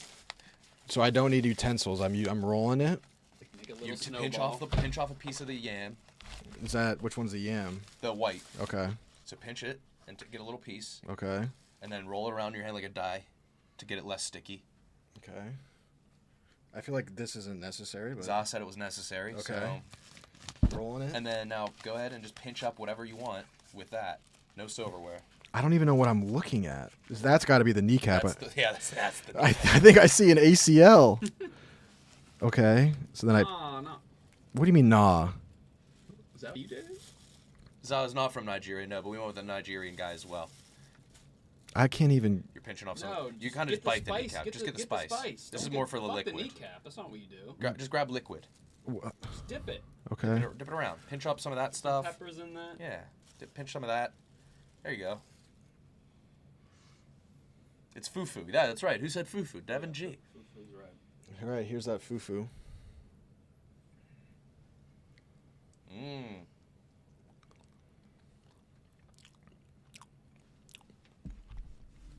Definitely got some kick already. Yeah, it's good.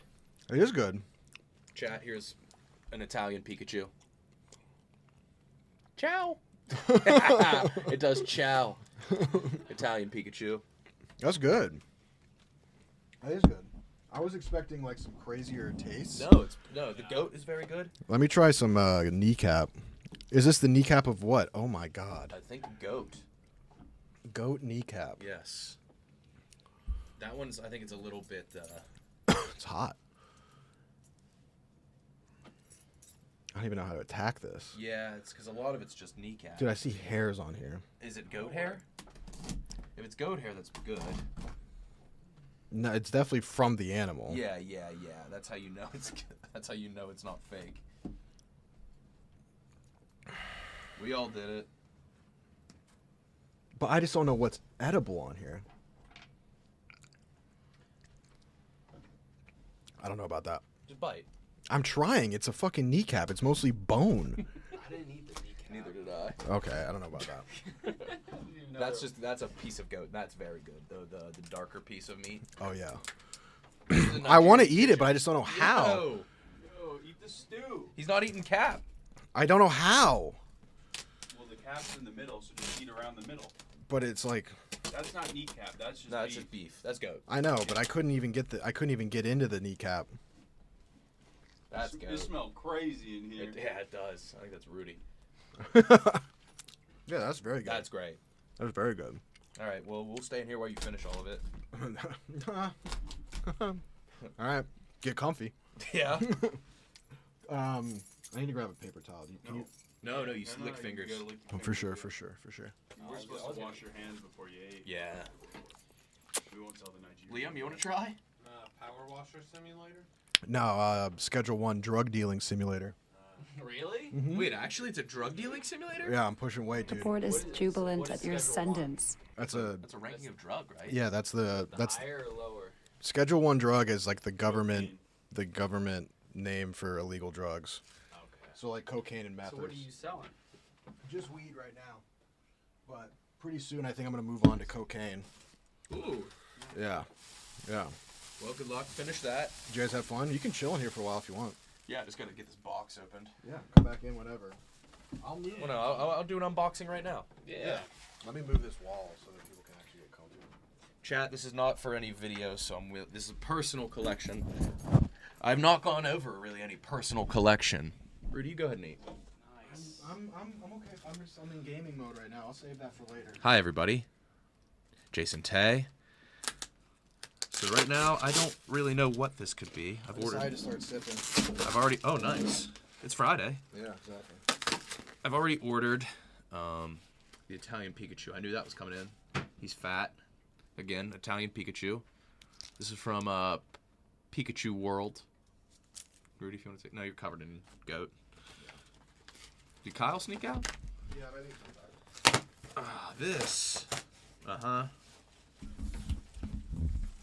Hi, everybody. You already got tickets for the Zany spot? Amazing, man. I'm doing a lot of vegetable jokes. I'm doing all those vegetable jokes. And some more vegetable jokes. I did play TCG Pocket, and then I started to get really fucking frustrated with it. Yeah, and I started sinking way too much money into it. I don't have any German Charizards. I have a German... I just got it back. Oh, no. I sent it off to CGC. I have a German Sea King, which is Seamon. Oh, my God! It's Daredevil. What's up? Where'd he go? Right here. What else? I had to get a napkin. Taking your seat. Sorry. You're chilling. My back hurts. Chill. Yeah, Mook was a man of the camera the whole time. It's not a job for the week. No, I got a workout in today. Is this in a pizza box? What do you got? Oh, you got more cards? Italian Pikachu. Dude. Ciao! He does ciao! A ciao! So this is non-video stuff. This is really just... Mook, I've never gone through my actual real collection. You got to do it. The people want it. The people would watch it. It's not done yet. It'll never be done. It'll never be done. It'll never be done. But you should sit down with Kyle and go through your PC and put it out on That'd be Anus. fun. Yeah. That'd be fun. And this is one piece of the PC. Whoa. Oh, Nikki. Mm-hmm. Nikki. Mm-hmm.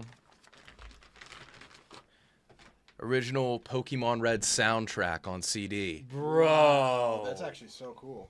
It's Pokemon Red and Green soundtrack. You're a sicko. That is so cool. Isn't it? That is so cool. Yeah, that was. Oh, the original art too. Yeah. Really happy with that. 1997 sealed A+. Yeah.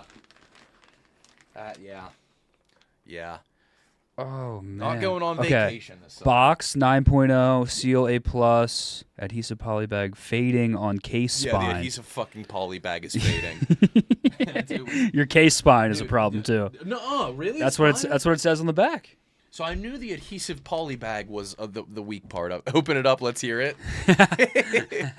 Yeah, but the adhesive polybag is the issue on this one, which really pissed me the fuck off.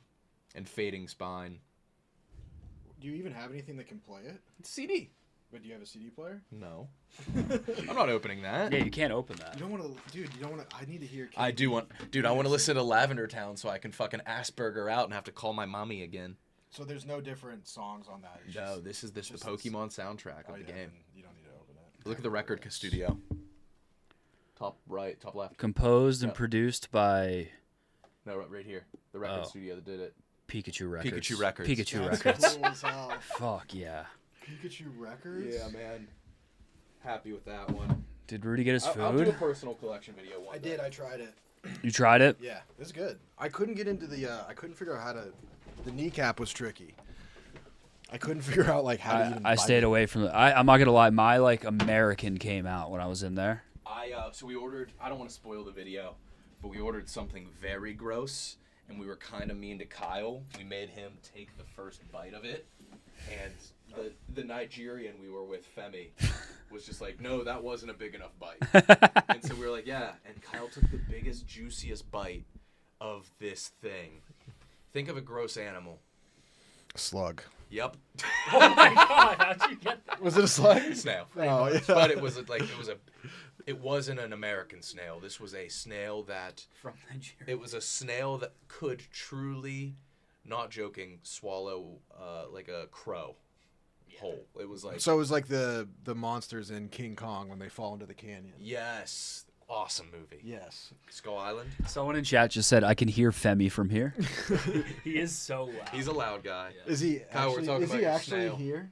What about my snail? I hated it. Yeah, it was. Take a seat. But like you got shamed yeah, into I taking. wanna stay. You tried to take half, and then Femi was like, no, and then Yeah. your bite It's wasn't so even big gross. enough.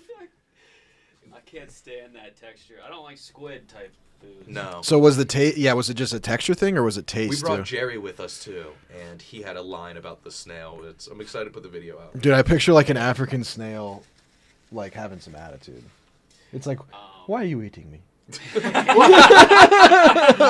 wish it was like that. Dude, What? yeah. What are you doing? Rudy, you move like an African snail. Yeah. That's the time you keep. Yeah. We Yeah. had Za Double there late. too. Za, we brought Za along, yeah. Za was pumped. Dude. Oh man. Did Jerry try to shoot the snail? That's crazy. Come on now. That's crazy. Did Kyle leave again? Hell no. He's playing peekaboo. What is back here? Take the seat. I want to see you sell some drugs. Yeah, sure. Oh, We can do some other stuff if you guys want to chill out and fuck around, but I'm gonna have to go have diarrhea here soon. okay. Yeah, you can watch me sell some drugs. I just got a mixing table, so now I can like go to the gas station. If I get a banana and I mix it with my OG Kush, I get like a whole different strain. And I just got a dealer, Benji. Wait till you see some of the names in this game. They think they're real funny guys with the names in this game. What's Benji's deal? He's just my dealer. Nothing crazy. I'm worried that he's skimming off me though. Restaurant right now. Probably. Oh, 1 million, 1 million%, 1 million So percent. you're growing weed. Yeah. So then In you the like, hydro, bro. yeah, in the hydro, bro, and then you put you like it's I like that pop sound. yes, and then Oh wow, they make you do everything. yeah, dude, it's At what stressing point is me this out. No fun at all. A lot of it is just like stressful and no fun, but it's fun to get like new. Can you get busted by the cops? Yes, So what do you have to do? I killed a cop. What? As a Yeah. low-level pot dealer? Literally, too. He just started playing. I literally just started playing and I just smoked this cop with my car. Just ran him right over. Okay, what do I need to do here? I need to. Hold on. Okay, so let me just get these going. I got to go collect from Benji too, and then I'll go to the gas station. Rudy. Yeah. You don't have the game on screen. Oh shit. Show game. That's his job. That's so fucking embarrassing. What Yeah. did that person? Rudy, all I can see is your pores, not the game. Come on. You didn't have to say pores. Game not on screen. Do you want to show the game? We can't see streamer. I would have gone a while, dude. I've gone like at times I've gone like 20 minutes like that. It's part of the experience, dude. But yeah, no, it's a chore simulator, and I like get stressed out and overwhelmed. And they like the chat keeps like making fun of me for my order of operations. Curtains, so you can Yeah, just look in. I drew the curtains, but they don't look in. They make you do everything. Yeah, but then the more you unlock, the easier it gets. So like I just bought these brand new electric scissors. So now Oh, cool, man! This game's sick. Yeah, so I can do all that, and then literally, We bought electric scissors. yeah, I have to like literally take out the trash too. No, you Yeah. take out the trash. Yeah. Can you like go kill somebody?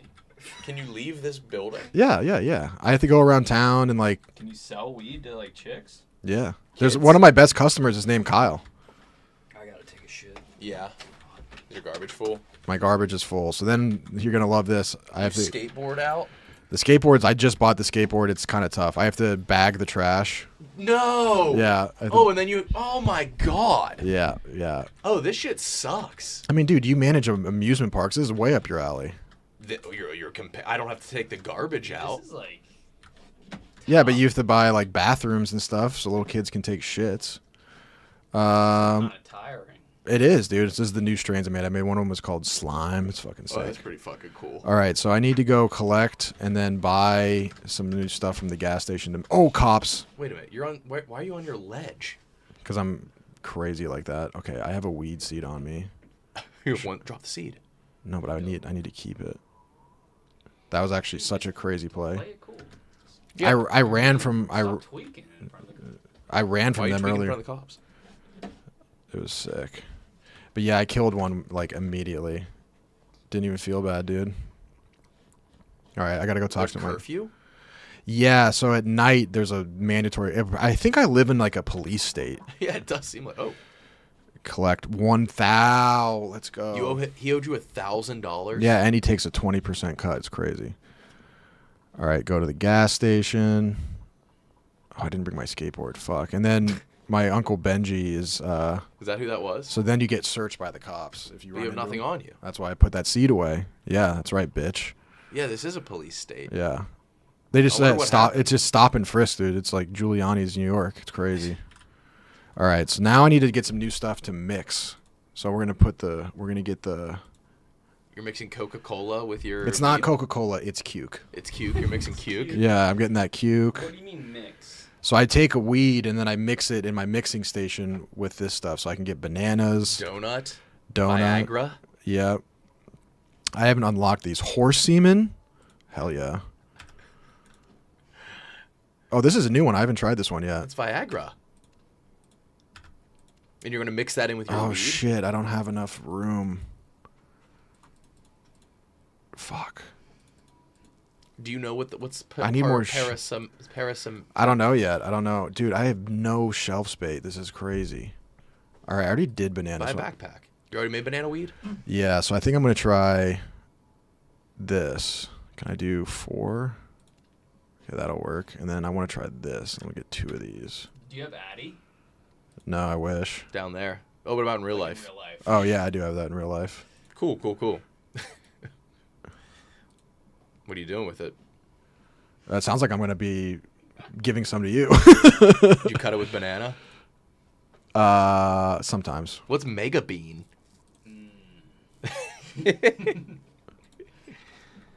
All right. Nick, you're into beans lately, aren't you? Yeah, I've been eating tons of beans, dude. Beans are fucking good. I think they're amazing. I think some beans are better than some meats. Yep. Whoa. Do they have same mouthfeel? Do beans really? have protein? Tons. That's what I thought. Yeah, beans are top tier. Ed just said Stardew Valley Co-op would be crazy. Oh, that'd be amazing. I'll do that with you, Rudy. I didn't know you could. Yeah. All right, so now we can hit the mixing station. But I need more. I just is like constantly buying more things. It's just it gets frustrating.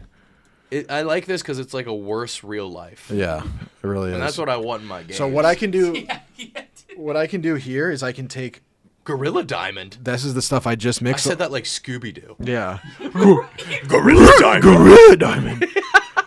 All right. My Uber's 2 minutes away. I'm embarrassing myself enough. So I can mix the Ultra Piss with. Did you name these? Some of them I named, and some of them are just random names. The random names are hilarious. Okay, so mixing station. I need to take. Did the cops knock on your door? Not that I'm aware of. They haven't yet. So I'll take the Ultra Piss and we'll mix that with the Cuke. Oh my god. Oh my god. Let's see what this does. That's how weed is made. You missed. I did. All right. All right. Where's the product? Oh no, you're just gonna make fizzy Coke. Wedding cookies. But you can randomize the names. Paranoia. It's a drawback. Energizing and thought-provoking. Yeah. Slimy cake. They really want to use cake. Supermint. Ultra fruit. Shiny. That's That's you. good. I like Shiny Express. All right. So now are you pretty happy with that? Yeah, I guess. I don't know. I guess you can charge more for that stuff. Anyway, so now it's nighttime. We go to sleep. And we wake up. Drug dealers have to get to bed by 8. Everyone's got to sleep. Oh, real? Is that the? Interesting. Oh, it's a UK-based game. That makes sense. Now I'm a hoodlum. Leveled up. Oh, Matt AZ. No, I didn't have the French Jigglypuff, and I found that in the back of the cards, so thank you very, very, very much. That was very kind of you. Wait, how do I store this? Is it empty? Oh, it is empty. Thank you. Okay, what do I need to talk to my uncle at the payphone. This is so my uncle in the first town I was in where I killed a cop, my uncle got pinched. And then I can also get a little bit extra money by saving the planet. Wait till you see this. No way. Yep, check this out.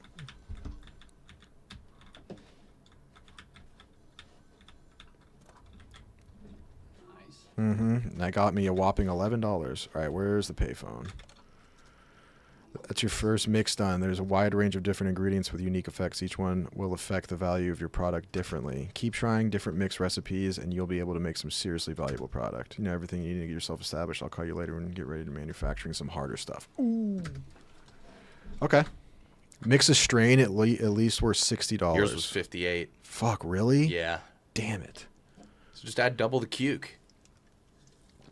I might need to. Talk to the real estate agent. Go in the Chinese restaurant. That's my landlord. Your yeah? Yeah, you'll see her. There's Miss Ming. Oh, come on. There's Miss Ming, but like some of the names are insane. Miss Ming? This guy is there's one guy that's named PD File. That's pretty good. Wait, so this game is like highly successful and has a the people. Yes, people are player base. Yeah, people are loving this game, and you can play online and like co-op with. What do your these friends. graphics remind me of? A game that maybe we played. It kind of reminded me of Simpsons Hit and Run. Okay. This Yeah, a little bit. Firewatch, the game. Yeah, I feel you on that one. Okay, Benji's out of product, so we got to get some product for Benji. And who is Benji to you? My dealer. Your dealer's out of product? Yeah, I got to give it to him. So you're his dealer. I'm his supplier. Oh, okay. Oh, you're higher up. I thought you were the dealer. No. I'm Kingpin. I'm boss dog. Oh, that's fucking sick. I'm the boss dog. There's that Ultra Slime. That's the first one I made. You proud? Are you sentimental? Yeah, it's like my first. It's like Frankenstein. You know what I mean? It's alive. So I got to go give him product, and then he goes and makes money for me. Which is is fall damage? No, thank God, or else I have died 100 times. Do you know about the guy who made this game? I don't. An Australian guy named Tyler. Yeah. Cool. What else has he made? I'm looking into him. Can I assign him more? Do you have other dealers? Not yet. It's just him, and I gave him all these. This is all the people he's dealing to. So I could still be dealing myself if I wanted to, but I don't really. It's too stressful for me. I gotta handle the management. But everyone is yelling at me that I need to get more shelves because I don't have enough shelving space. How do you get more shelves? I gotta go to the store and fucking buy it. Your ascendance. But I gotta water these and then harvest them. Yeah, it's a chore simulator. But it's all gonna be worth it someday. Can you get a better place? This is the newer place that I got. Wait, you were in a worse place? I was in a motel room, yeah. Oh, yeah. Yeah. But then I think that's like the thing about this game is that you just continuously want to get more stuff, so you just level up, but you just still end up still doing chores no matter what. But pretty soon, like I'm hoping that, I want to be like the guy in Pulp Fiction. Like a Kingpin, but not be gimped.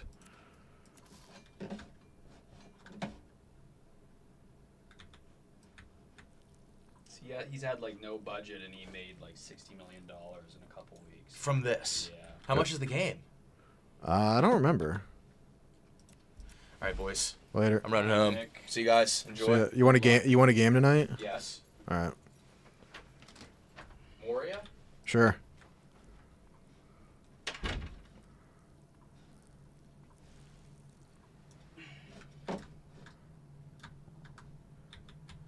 So was it a good experience, Kyle? Like actually? Yeah, it actually was. Like it was apparently authentic Nigerian food. Just they would get it. Lagos. Hell yeah, dude. Some new flavors that my mouth wasn't familiar with. You're pretty picky about food too. No. Yeah, you are. You don't even like hot food. No, I have a lot of food takes, but I eat pretty much anything. Why'd you give that little laugh right there? What was that? Why'd you do all mischievous giggle right there? I don't know. Maybe I am picky. You certainly are. My backpack up here? Am I out of soil? Fuck. Oh, you're gonna love this, Kyle. Wait till you see me bag the product. You're gonna go nuts for when I bag it. I'm sure he will. He's gonna go. I'm bummed I'm missing the bag. This shit. I'm on nuts to watch. This shit gets crazy. Watch this. I mean, this is kind of satisfying. It is. This is the most satisfying chore I have to do. And then. Okay. I need to mix some product, dude. Fuck. And I think Benji just said he's out of. What did he say? Hey boss, I'm out of. Hey boss, letting you know I'm out of product. Wait, he just lied to me? Oh no, he didn't. Okay. But go to the map. No, go to your phone.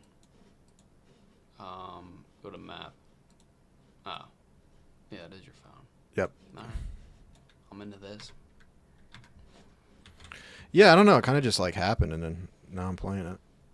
All right, let's mix up some of this. Let's mix the Gorilla Diamond with the Viagra.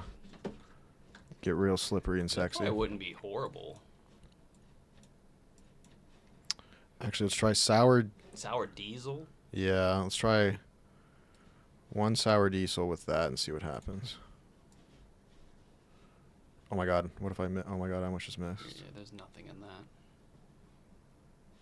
Okay, there we go.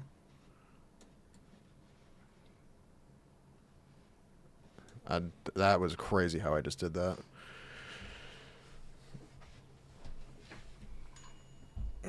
California cookies, that's a good one. Only $48 though. Can you like get high? I don't think I can. That you'd think I could. Okay, hold on. We need to put something away. I got too many things in my hand. All right, let's mix the Gorilla Diamond. Oh, hold on. I need to take this out. Let's mix the Gorilla Diamond with the Viagra. This could make a limitless pill. Is this something that is done? Do drug dealers mix Viagra with? I don't know. I mean, I know that people would like crush up like muscle relaxants, you know.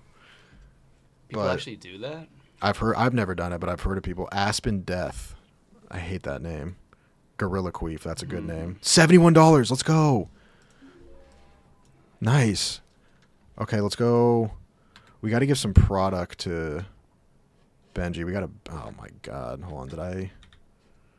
Yeah, let's go give that product to Benji, and then we can go. I really need some shelf space.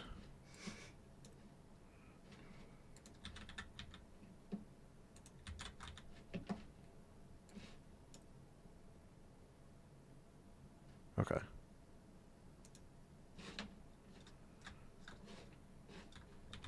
And then we can go to the real estate agent. I think that means that I can get a better place.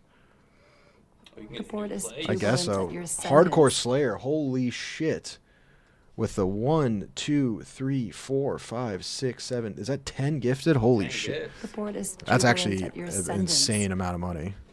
That's crazy, Slayer. Slayer. Slayer's crazy. He's deep in the gift and The sub board is game. He's crazy. jubilant at Tell your us about sentence. yourself. Yeah. Here, scoot over too. No one can see you. Like pretty hungover right now. Oh, did you The board get is drunk last night? jubilant at your I did moot sentence. can't sleep. Had some wine and Fireball. How late you stay?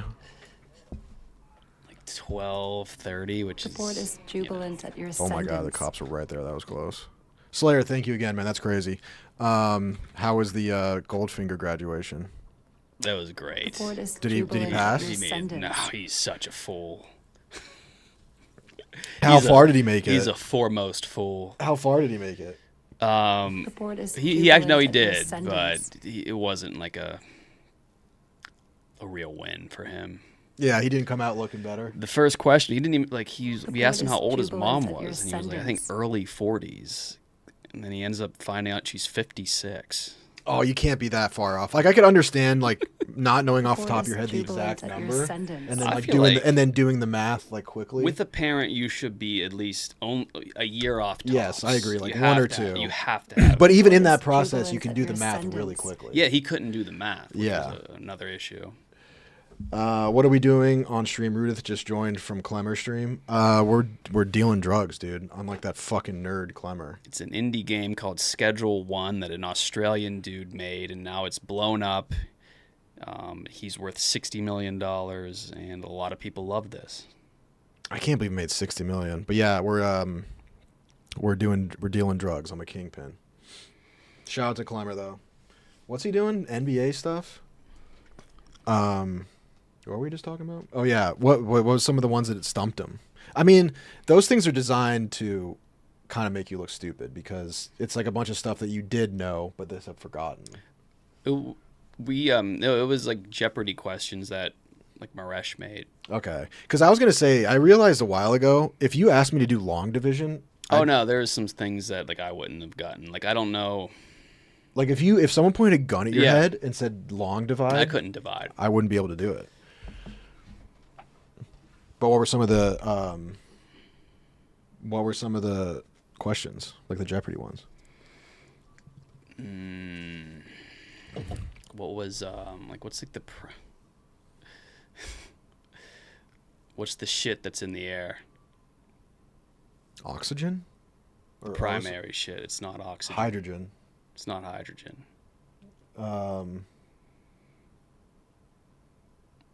Carbon? No. What? It's nitrogen. Fucking A. That's the one thing I didn't guess. I should know that. I'm like a space guy. I should have known that. What's the closest planet to the sun? You should know that. Mercury. Yeah. I know that. Dude, I'm wearing my space shirt today on Casual Friday. Like that? That is a nice shirt. Dude, give me some more space ones. You want me to give you space trivia? Yeah. Give me some space trivia. I guess, I mean, I don't know anything about space, but I can give you some space trivia. Oh, someone said largest ocean was crazy. Did you not know that one? He was like instant on Atlantic. Yeah, I got to think of more. He had some dumb misses. Yeah, I mean, I think it should be common knowledge the Pacific dwarfs every other ocean by a wide margin. That's like the Great Lakes. He didn't know any. Well, he knew. He ended up getting Michigan and Erie. For some reason, we were talking about it the other day, but the geography, like people's knowledge of geography, really bums me out. It's definitely it's the biggest disparity in like what it should be and what like it actually is. People who like educated, otherwise intelligent people don't know anything about geography. But I don't know anything about science. Well, yeah, like there's people that'll study abroad in Spain, and then some TikToker will walk up to them on campus at the quad and be like, "What country is this?" And they're like, "I don't know. Is that Albania?" It's all people don't know what countries are. Like when there's like a country question, they'll say a city. Right. Like they confuse cities and states and countries and continents, and that does bum me out. Connor Shannon says dark forest hypothesis is probably my favorite space related thing I learned recently. Dark forest is cool. That's like has to do with the Fermi paradox. What's that? The dark forest theory, like I'm paraphrasing kind of layman's terms, like I'm not an expert on it at all, but dark forest essentially is that the reason, like statistically, based on how many planets and stuff there are, we should have like some evidence of intelligent life, like whether it be like a radio wave or some like evidence of other life in the planet. Mm-hmm. But the dark forest theory is that essentially like the universe is so big and so vast that there's just like there's lots of other life out there, but you just can't interact with them. Like you'll just never interact. You're so far away. You're so far away, or the timelines don't match up. Yeah, like stuff like that. I think that's it, right? I mean, I could get down with that. Also, the dark forest has to do with the fact that like you don't want to make your like we blast out a fuck ton of radio waves to space, just like by our own communications, and then we also blast them out to like try to see if we get any feedback. And a lot of people think that we shouldn't do that because it's basically like blinking our location. Yeah, I don't want things to know where we are. I don't think that the odds of something pulling up are high. Like my opinion on it is that I don't think there's life out there that is like incredibly advanced. You would think if anything they're not even close to humans. Yeah, that's it. It's better. That's pretty much it. It's better to be stealthy in a dark forest. Yeah, so it hypothesizes that there is life out there in the universe, but in fear of being conquered or conquering other civilizations, they stay silent and keep to themselves to avoid conflict and confrontation. Right. But the way that I look at it is that if you look at the scale of the universe, it'd be like if like a planet is a boat and they're in the ocean, say like in a specific galaxy, there's like 4 or 5, even you could even be gracious and say there's 100 boats in the Pacific Ocean. What are the odds that they ever interact with each other? I mean, yeah, the Pacific Ocean is so big. But the galaxy is like even bigger. Right, on that scale. So this other light... So I do think aliens exist. I just don't think they've ever shown up on Earth. That's also what I think. Like, I think the idea that people say, like, oh, aliens have been on Earth is, like, such a, like, kind of weirdly, like, narcissistic thing. It's like, I don't think that that's ever happened, and I don't think that they would come here. And if they came here, like, if they came here, like, why would they just, like, go down to the surface and then let some guy from a trailer, like, photograph them? Yeah. So the theory says that there could be plenty of aliens out there, but they might be trying to avoid communication with other aliens in case one is hostile. So that would imply they are pretty intelligent if they have that awareness. Right. There's also it's also hard to guess. Like, I think there's definitely life out there, but we don't know how rare intelligent life is because we'd have no case because we're the only animal on our planet that has consciousness. No way of knowing. Yeah. So there's no way of knowing if that's like some sort of freak accident or that happens elsewhere. You know what I mean? I bet you there's a chance though that we find aliens on like Europa or Titan, which are moons, and they're frozen, and it's like probably going to be bacteria. That's the extent of it. Which would probably be, I bet that happens. Are we sure we're the only ones with consciousness? No, we don't know. But the thing is that there's no other way to study it because we don't know. We don't know how rare that is. It could be common or it could be really rare. Are we sure we're the only ones with consciousness? Oh, you mean on Earth? I mean, I guess that's how you define consciousness. Like, does a dog have consciousness? Yeah, I guess so. But in terms of like... Dude, have I shown you Time Guesser? Wait. Some dude came up to me on the street and showed me that this morning. Really, dude? It's I love the same thing. I love this game. I play it all the time, like on my own. I've done it on stream a bunch. Whentaken.com? No, it's just timeguesser.com. But it's like it sounds like the same thing. You guess the place in the year? Yes, it's awesome. That's what a coincidence. Let's play. I love this game, dude. Yeah. I'm kind of losing my crown lately. All right. Pretty easy. But the where is the question. The where is the question. Where that is? I mean, you want to say Washington, D.C., but how do you know? I don't. Oh, I know where this is. Look at that dork. This is actually, my cousin worked in this building recently. You know where that is? I'm pretty sure this is the Kennedy building, ironically. I think it's right next to the White House. It's a sick gray building. I could be way off on Probably this. D.C. But I think that this is... So here's the White House. What a dude with... And this is... Oh, it's the Eisenhower Executive Building. So this is like where all the offices are. And I think that this is the West Wing right here. I literally think... you're going to nail this? I think I'm going to nail this like to the meter. I'm pretty sure this is literally right there. That looks like... I remember seeing this building. I'm pretty sure this is the Eisenhower Building.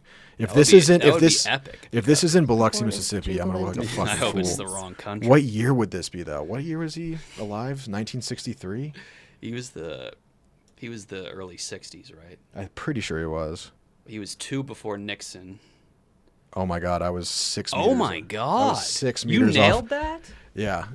The location is spot on. Yeah, I told you I recognized that building. I thought you were kidding. People have the gall to call me stupid. Wow.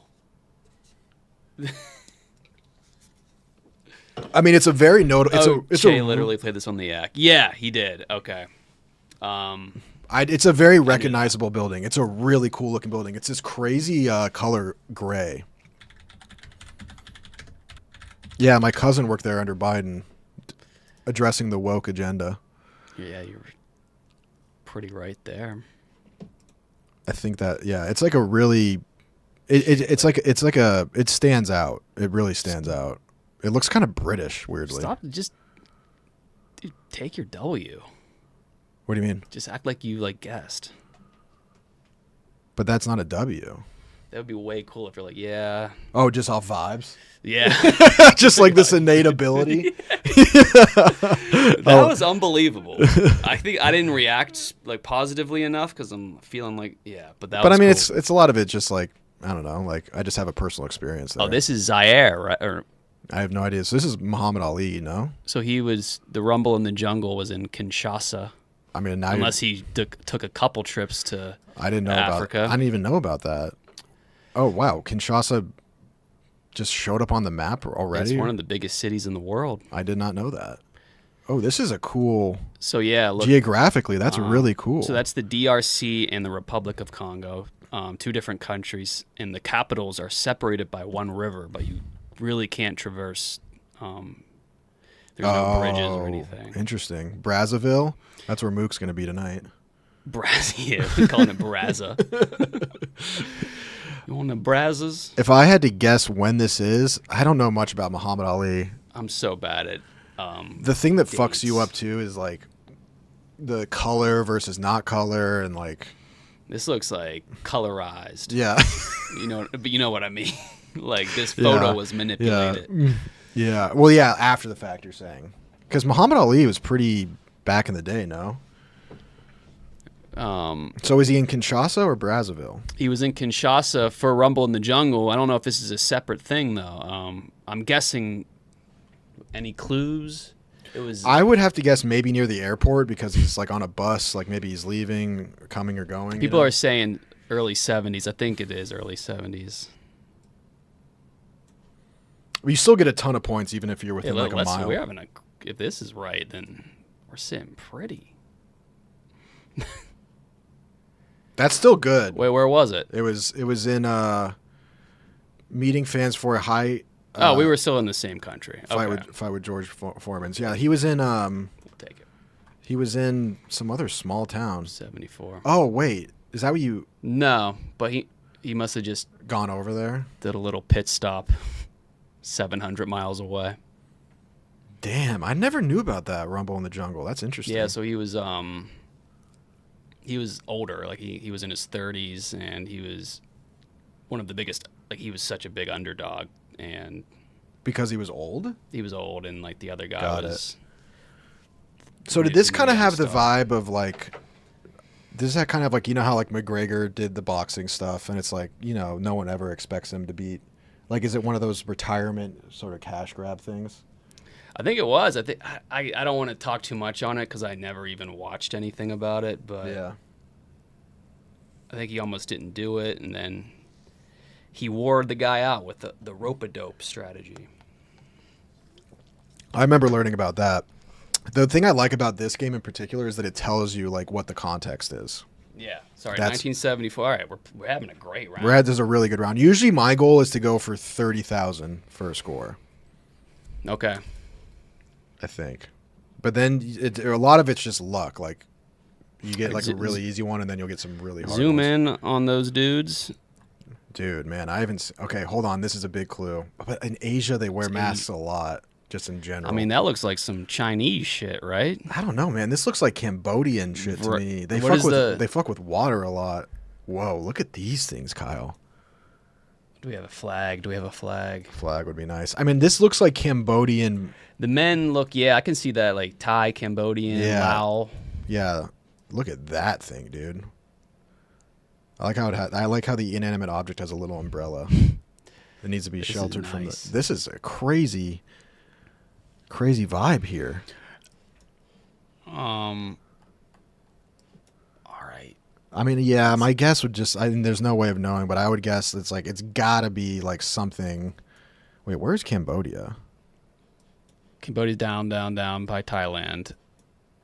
Up by Vietnam, right there. Like, see Bangkok? Yeah. To the right. Oh, okay, got it. Shit, I wish there's probably. These borders are fucked over here. Fuck those borders. Like, what's going on over here, dude? Like, why is it like Cambodia? I don't know. Yeah, I don't know. I mean, this could be Thailand. I don't think it's the Philippines. I don't know why. Just gut reaction. This seems Cambodian or Vietnamese or Thai.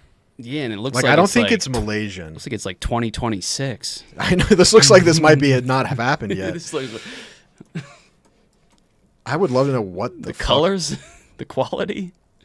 I mean, these guys are giving it their all. I think it's definitely post 2020 because of the mask, even though Asian cultures. Oh, the mask. But Asian cultures were wearing masks. They were on that shit early, dude. Let's just go in that coastal region. Yeah, we can go over here.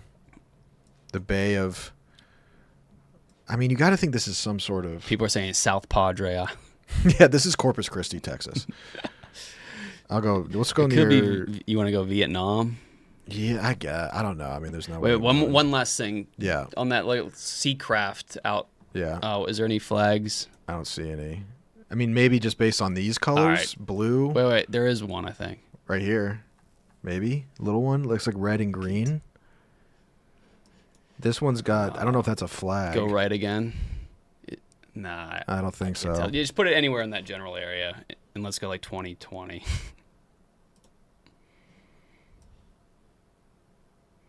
Unless it's like a 2021. Oh, it was Indonesia. I think somebody even said that. Yeah, someone did. Indonesia. Yeah. It's not a horrible. A cremation ceremony is part of a Hindu funeral ritual in Bali. Oh, it's is it Bali? Dude, we I guess with the water, it looks and tropical. That as hell. also is like a. Is that an atoll? No, it isn't. But Pinita. Okay. huh? That's Yeah, okay. I'm digging this game. It's so fun. Oh boy, dude, nothing good happened before this photo, and certainly nothing good happened after this photo. These. I mean, this is cursed. What could Chill Blinton be pointing out right here? This is Hey, hilarious. That's Epstein Eyes, Little St. James. This might be Little St. James. No bullshit. Is that the day? I can't do. How does Clinton sound? I can't do. Hillary. Hey, Hillary. I got to work into it. Hillary, that's a child. I can't do it. He's looking for he's pointing at the daycare. Hey, what's Bill Gates? I used to have Clinton. You sounded like you were there. I'm in the neighborhood, but yeah, I got to hear it. It sounds like an old Bam. Everything I do sounds like either Australian Bam, old Bam, or young Bam. I mean, I think this is the White House. Let's look at some of these people. Look at the dude in the far back. He's having a time. Yeah. I mean, this is a rare one because I'm pretty confident someone in this photo, if not multiple, are on Quaaludes. This is the Quaalude era.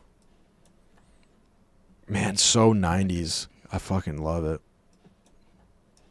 Is this guy wearing sunscreen? That guy is he wearing sun? He has the zinc on his nose. He's got the zinc nose like he's going to go surfing? Oh, there must be. Yeah, they might be on the island. Dude, if this is Little St. James, That'd be that's the truly funniest nutty. thing.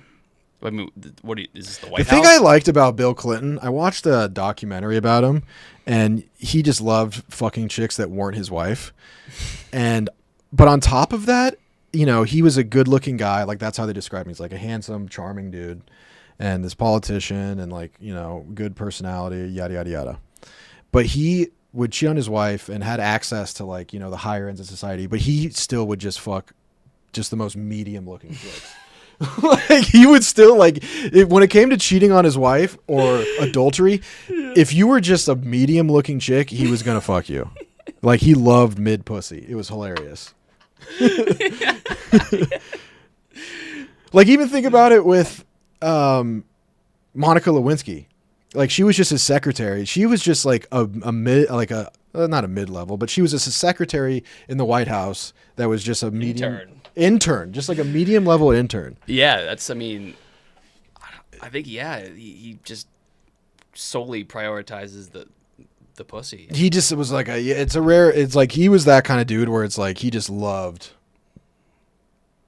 He likes the sure thing. Mm-hmm. So I guess we got to go. I think it looks like the White House. The best guess to be stupid. Pretty funny too that it looks like this is obviously Halloween, and he's dressed as what looks like to be George Washington. He's dressed as a president.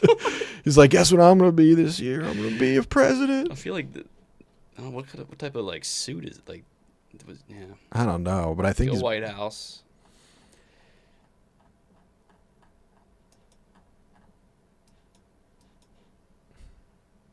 I feel like they got down in the East Wing. All right, what year would this be though? It's 96 to 2000. Yeah, but didn't he do two terms? Clinton did 2 terms, no? George Sr. and then 2 terms of Bush, no? Or 2 terms of Clinton and then 2 terms of Bush. Did he do 92 to 2000? I don't even know. Well, you know what? Someone said no. That's Little St. James. I mean, just for the sake of can I even find it? You can't guess Little St. James. No, but I just want to know if I can even find it. Isn't it near? Oh, I don't know. I think it's near. It's so small. Yeah. It's near like a big town in the Bahamas. Like, it's not far from. Whatever. Bermuda Triangle, I think. That's like a 1,000-mile triangle. All right, let's go here. Let's go 96. Fuck it. He was there since he looks a little bit younger. We can middle 95. It. Go 95. Yeah. Oh my God. 93. 7 meters again. You got the right wing? I got the right wing too. There was just How are you so good at this? Well, the reason I guessed the East Wing was because I know the West Wing is primarily where like the president conducts his business, which is why the show is called the West Wing. And then I figured it wouldn't be in the main part of the house because that's just sort of like it doesn't look like the main part of the house. So I was like, the East Wing's got to be like where they entertain guests and shit. Slumdog Millionaire performance. Yeah. 2 years off. Bill and Hillary. Oh, that's Hillary. Yes. I didn't even think. You didn't see it? Well, she's in a costume. She's in a costume. Bill and Hillary Clinton in costume during Halloween celebrations at the White House. The president and first lady are dressed as President James Madison and Dolly Madison. Oh, there's a write-up. I didn't see the write-up. Yeah, all right. That's a big one. We're due for a tough one. Okay, this is a fun one. Okay, Concurs Crema Catalana. So that makes me think immediately Barcelona. Yeah, because Spanish. I'm pretty sure the team Barcelona, where Messi played, are called the Catalans.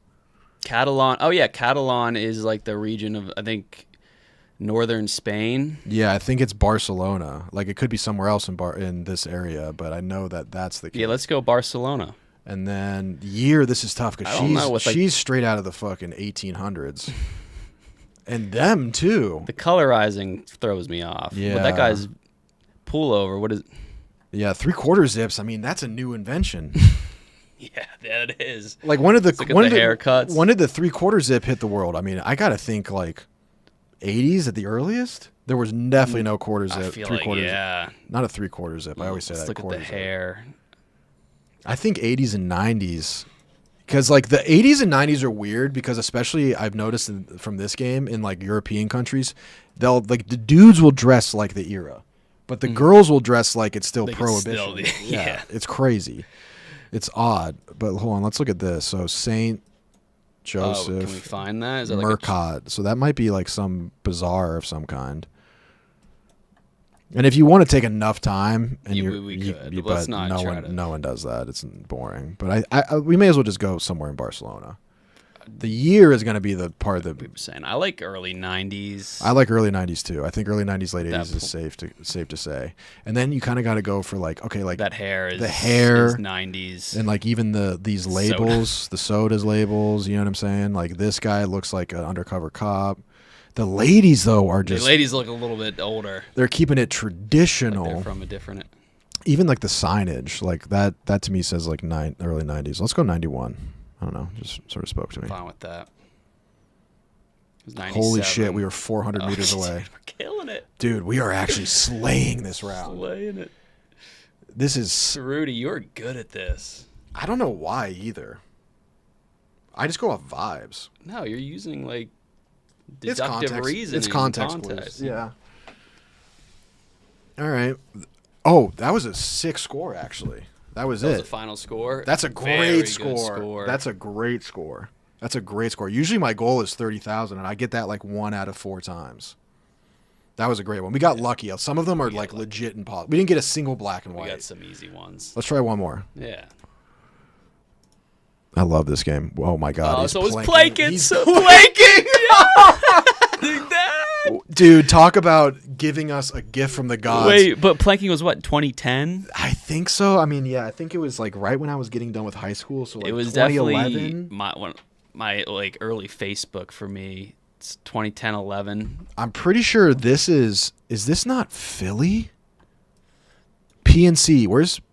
That's Pennsylvania. It's probably No, Philly. where's PNC Park? That's Pittsburgh. But is this Pittsburgh? Fuck. Wait. I'm like, doesn't South Carolina have a building like that too? Fucking A. Fuck. Go zoom in on some of those others. Hyatt, First, Millennium Hotel. Oh, that's a big clue. I feel like I should know that. If it was, is it? I think I'm leaning. Hold on, look at this. Those mountains. Yeah, those are hills. This might be Pittsburgh. That would be Pittsburgh. Someone said Pittsburgh. Yeah, I'm thinking this is Pittsburgh. PNC. He's wearing black and yellow. Yeah. So I guess like 2010, 2011, right? No? Yeah. Someone said Omaha. Pittsburgh. I like Omaha? Pittsburgh 2010. Where is PNC Park? Pittsburgh. Pittsburgh? Okay. That helps. I mean, I know there's other PNC ones, but or other PNC buildings, but I mean, they love that brick. I mean, this looks like Pittsburgh. They love this like old brick. It kind of looks like if someone made a setting in a zombie movie of like an old downtown that's abandoned. I think there was a zombie movie that took place in Pittsburgh. Like they have not really updated it. A lot of brick, yeah. I think that's going to be Pittsburgh, and I think that's going to be 2010. Let's go to downtown Pittsburgh. Yeah, right down here in the heart. Downtown See if we Pittsburgh. can We could find probably one of find the those Millennium buildings. Hotel. Omni. So we're looking for the Hyatt or the Millennium Hotel, if they're still there.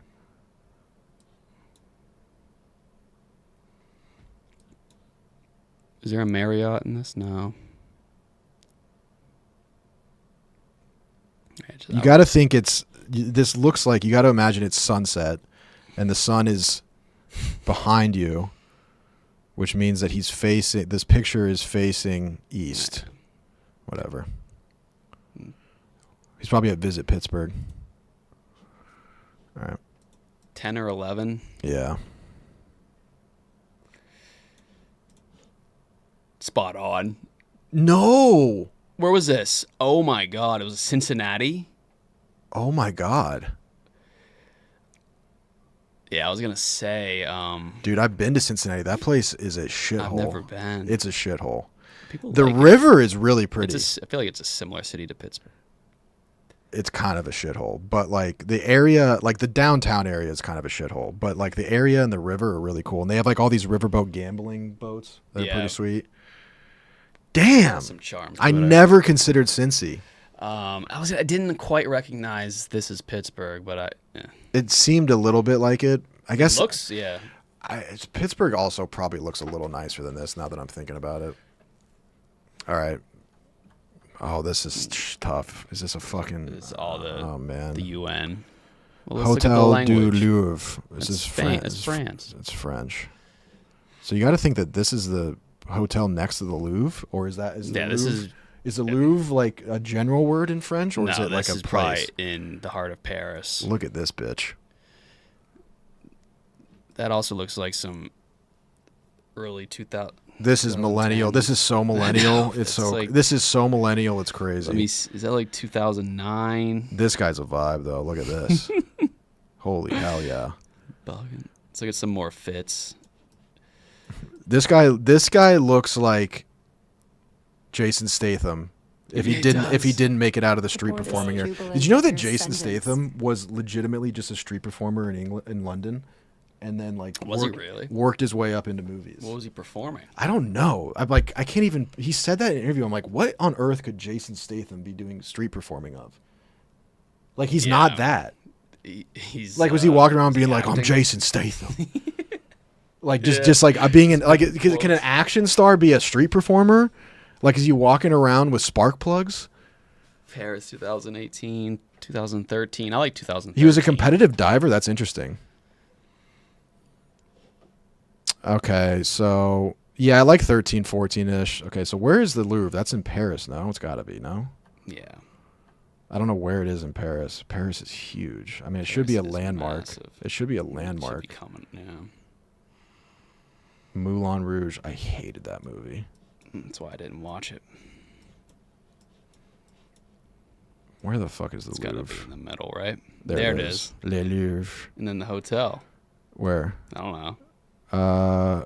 Hyatt. Yeah, just put it on the Hyatt. Yeah, we can just put it over here. Okay, so what are we thinking? 2013. I like 13. Someone said it. All right. 2010. Oh my God, we were 6 meters. You're so good. Yeah. Yeah, I mean, I guess we saw the Louvre. But still, even to get 6 meters away 6 is meters crazy. Is like steps. We're crushing. It was Crushing. 2010. Yeah, this is a good round. Oh, okay, then we're gonna get humbled here, but we do have the year. That's very helpful. Oh, well, thank you. Man, holy shit. Zoom in. JB and Son. And Son or so. Man, this is like, whew. This is a piece of art. What the fuck is this, man? Look at this.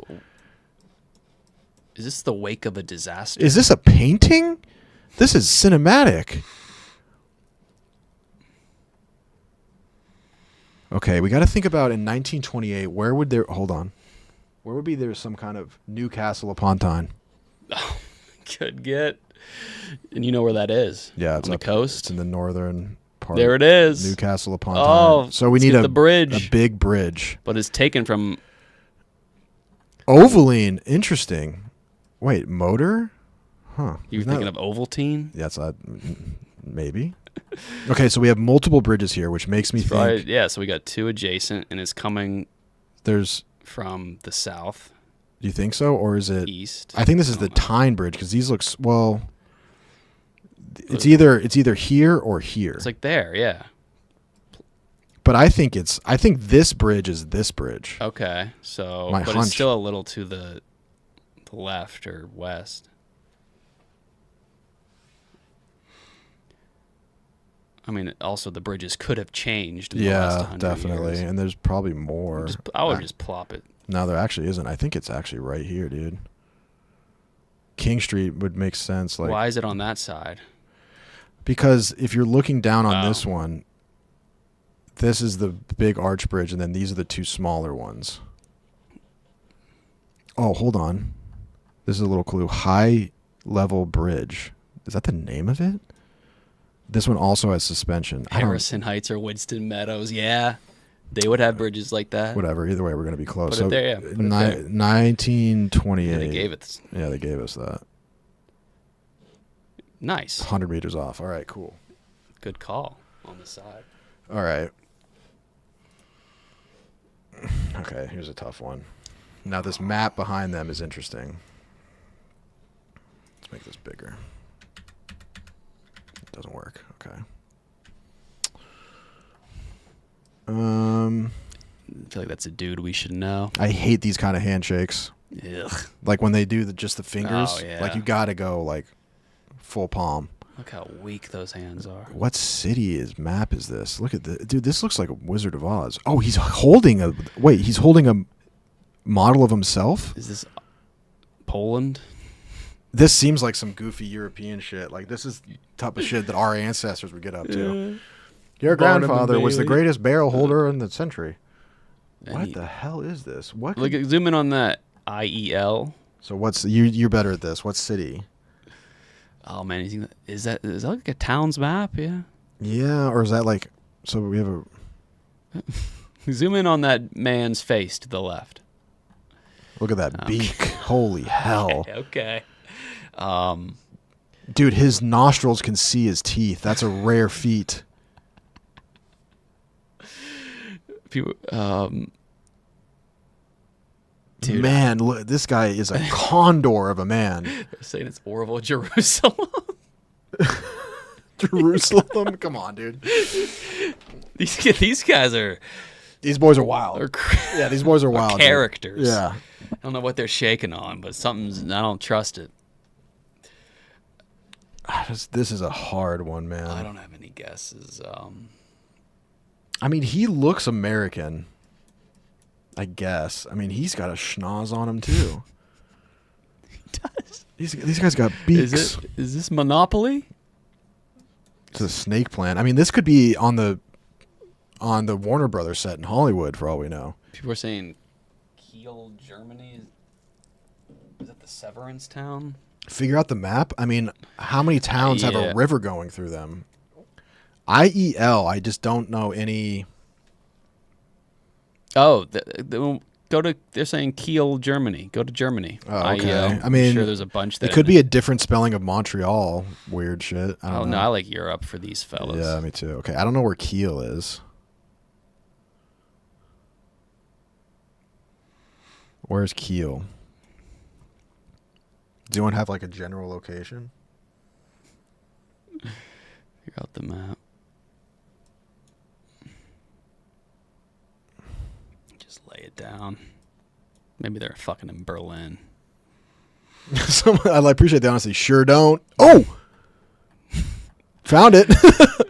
Okay, I mean, there's a river-ish. Okay. Does it match up? Look at, you see the way the river goes? Oh, there is land down here, so it is a bay. Hold on. Hold up. This lines up. I mean, I guess we're assuming they're in Kiel.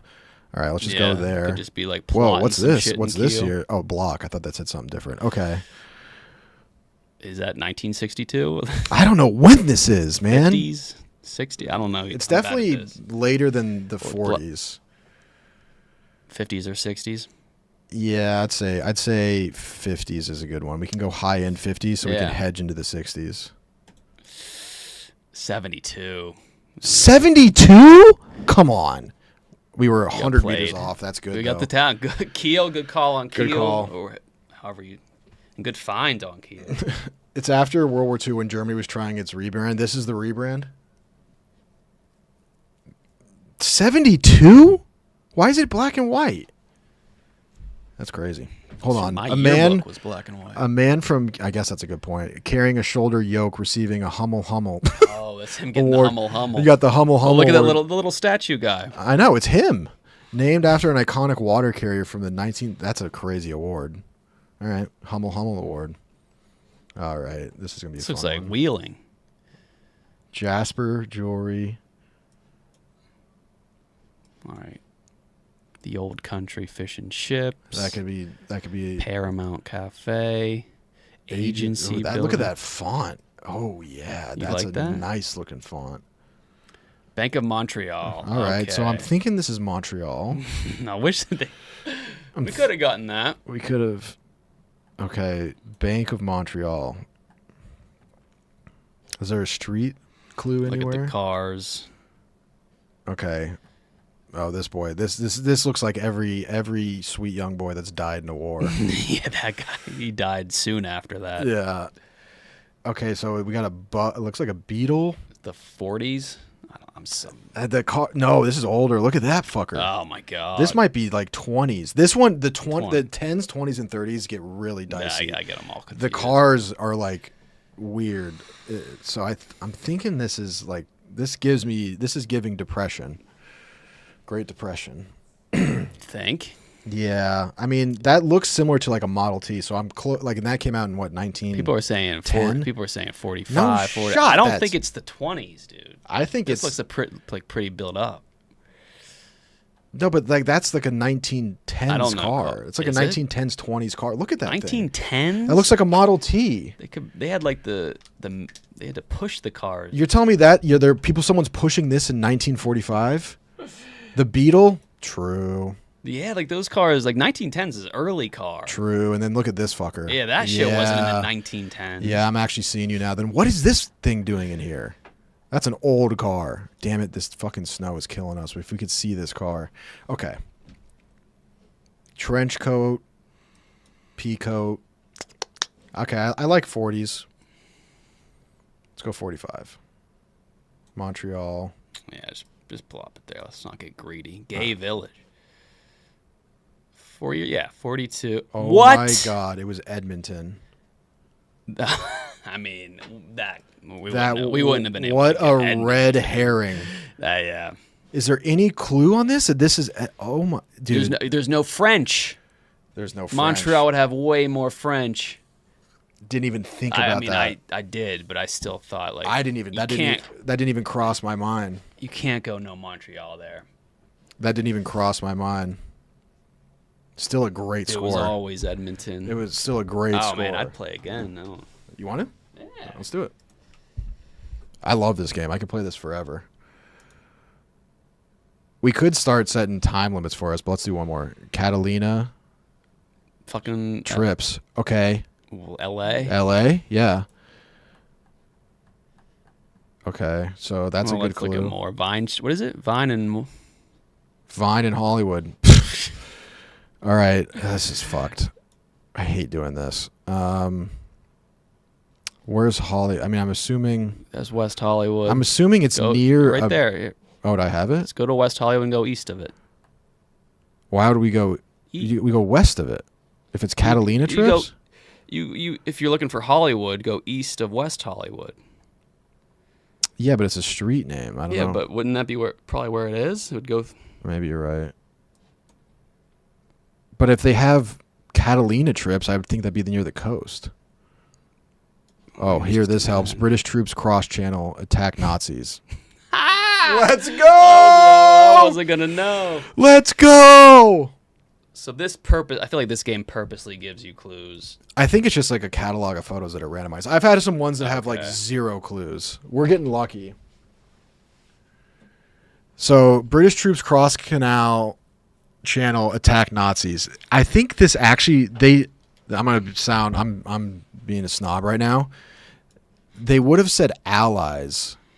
So I think this is before D-Day, because like a year before D-Day, the British did try to attack across the channel into France to see how hard it would be. Okay. They basically just sacrificed this platoon. They were like, let's just go see how tough Well, this yeah, is. we use that. But I don't remember what year it was. So I think Early like 40s. What year was D-Day? 1942? If people are saying 41, 43, 40, 41. Yeah, it's going to be 40 or 41, I think. Okay, but we can actually nail this cross street. I know, it's just how much do we give a fuck? You're thinking it's Santa Monica? Well, I'm thinking I think it's going to be Hollywood. Well, let's just find Hollywood Boulevard. Are we sure it's a boulevard? It's going to be in Hollywood. Just go to Hollywood. All right. All right. There's Hollywood Boulevard. I remember I went through this one time, and I don't know if they're not alphabetical, which is a huge kick in the penis. The cross. Oh! Oh, my God. Oh, my God. Set it there. All right. Yeah, right there. I guess that's fine. Let's go 1941. 40. Oh, my God. We got it. That was huge. I can't believe we found Vine that quickly. Usually that takes like 10 minutes of just like click, click, click. Yeah, that was close. Dude, we got the touch today. Okay, this is going to be a tough one. Was it like Hungarian or This Polish? The Z thinks Polish. We can find these cities. This could be in Hungary for sure. Oh, Hungary. Or let's find these cities. Zebezheny. Okay. Well, the SZ. This could also be Slovakia. Holy shit. Start in Poland. Or no, Hungary. Okay, that's a Z. The reason I'm thinking Hungary is because of Dominic Szoboszlai. Yeah, the SC is... It's on the 121. Zoom in a little more.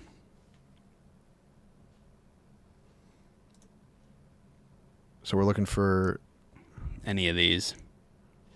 Vok would be an easy one to pick out. Vok. Zebezheny might be bigger. Yeah, so which one is the... Yeah, that looks like it's the biggest. It has the biggest... Or maybe we're in just Budapest. And it's like a suburb of Budapest or something. I butchered his name. Oh, apologies for butchering the guy's name whose name is Dominic Szoboszlai. His name is an orgy of letters that aren't vowels. They're saying look for 121. 121. That might be a smaller road. Zoom in. Do they have a similar system as ours where it's like north-south, the odd Probably ones? Not. Okay, now zoom. M10, M51. Jubilant at your ascendance. I mean, who knows? Bag. Oh, check out bag, dude. Dude. Getting out the bag is crazy. Getting out of bag. This is what came before Baghdad. Or after, excuse me. This is Baghdad 2. Bagson. Zada. What's this? Zod. Game? Where? Oh no, that's SZOD and not B. Vok. Where? Oh, Vok. Okay, 24 kilometers. So it's close to Vok. It's between Vok and Sob. Maybe they changed the B to a D. Okay, then we can also find and then Zebezheny. That doesn't say how far that is.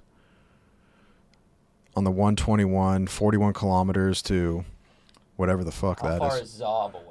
3 kilometers, very close. It's between, it's like right in there. Okay, so there's a right turn somewhere for. I mean, Vok is. We're somewhere in here. Unless. Or. Wait, Vok is 24 kilometers, so we're closer to here. Yeah. So we're like here, I guess, ish, somewhere around here. Looks like we're on. Also, I didn't even consider what these kids are doing. What the hell? This is a Playing guns. roadside gun salesman? Yeah, this shit's. Dude, that woman. Oh, that's, man. Yeah, Nah, dude. That's like the angel of death. You know that woman has never embraced somebody lovingly. No, not once. Lovely dress, though. Look at these young lads, man. I'm bad at this. What is this, like the 60s? This is a tricky one. This is a Ford is tricky jubilant at one. Your ascendance. What are they shooting at? It's a harrowing Look, image. these kids look Nazi-ish. Yeah, this is probably earlier than the 60s. Yeah, this looks like 40s. 40s or 50s, possibly.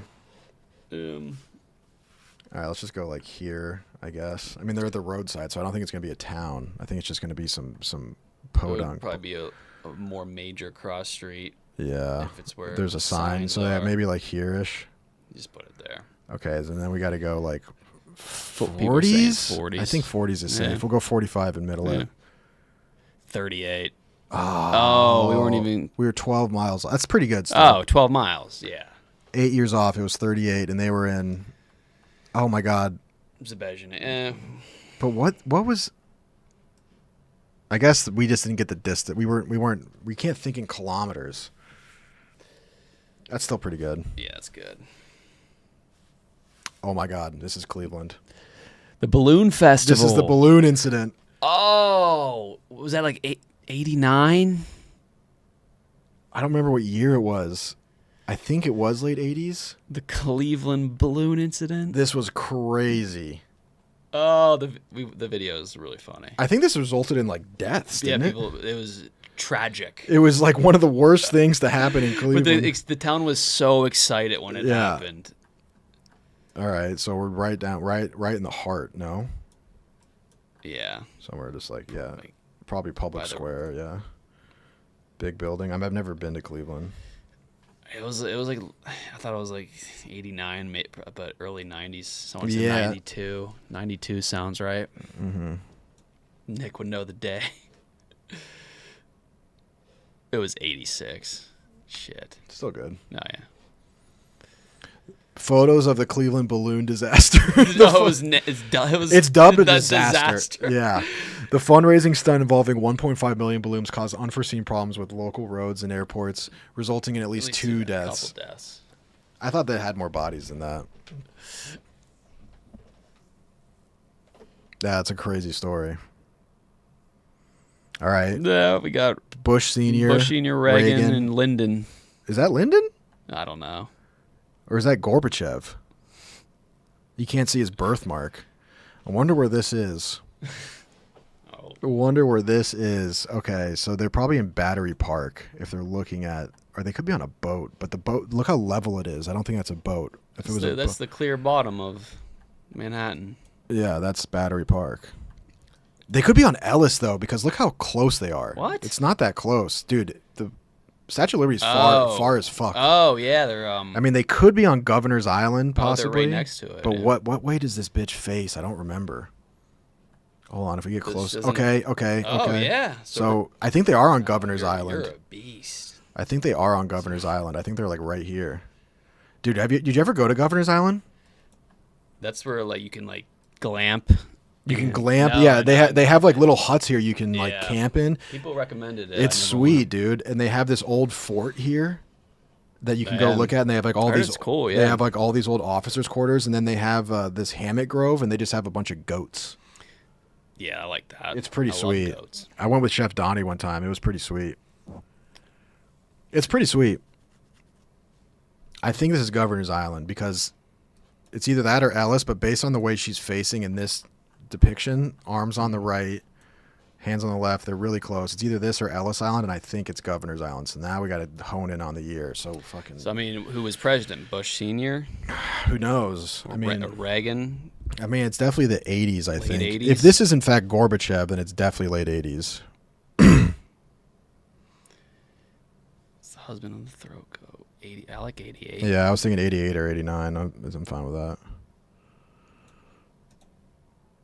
Spot on. Damn, Good it call. was Governor's Island. Okay, President Block Reagan. 27. President Bush and General Secretary. It was Gorbachev. Dude, Good I could call. call out Gorbachev like that? Wow. You've been almost flawless at this game. I mean, your best skill. I just kind of recognized Gorbachev, and then I also knew that like this was right around the time the Berlin Wall fell down, so I figured if they were meeting with someone and he's like, hey, see that over there? That's a free city. And he's yeah, you know what I mean? Governor's Island. That's the first place the white people landed on in New York City, like in Manhattan. So the Dutch came across the ocean and they started their Governor's Island. On Governor's Island, yep. And then they moved in here. And then there's this really cool website that shows like you can use a sliding scale of time, and it shows like the natural progression of Manhattan. That's cool. And so like right near Nolita, like in this little Little Italy area, this is technically the best place to live in Manhattan because there's like this little hill here apparently, and so you're in a wind, you're protected from the wind like right here. Oh wow. And then there used to be there's like you can still see some of the rivers like underground, like if you go in the subway, or like you can kind of see these like little canals. There was like a little pond right here, so this was like the main area where like the Native Americans and then like the first outposts were. And then East Village was like a huge marsh. Oh, it's just a marsh. Yeah, it was a marsh. And then there's like Murray Hill is like legitimately a hill. Like a legit hill. Yeah, like a wooded hill. And then there used to be just like one. Murray used to have like a farmhouse up there. Dude named Murray. Yeah, it's kind of interesting.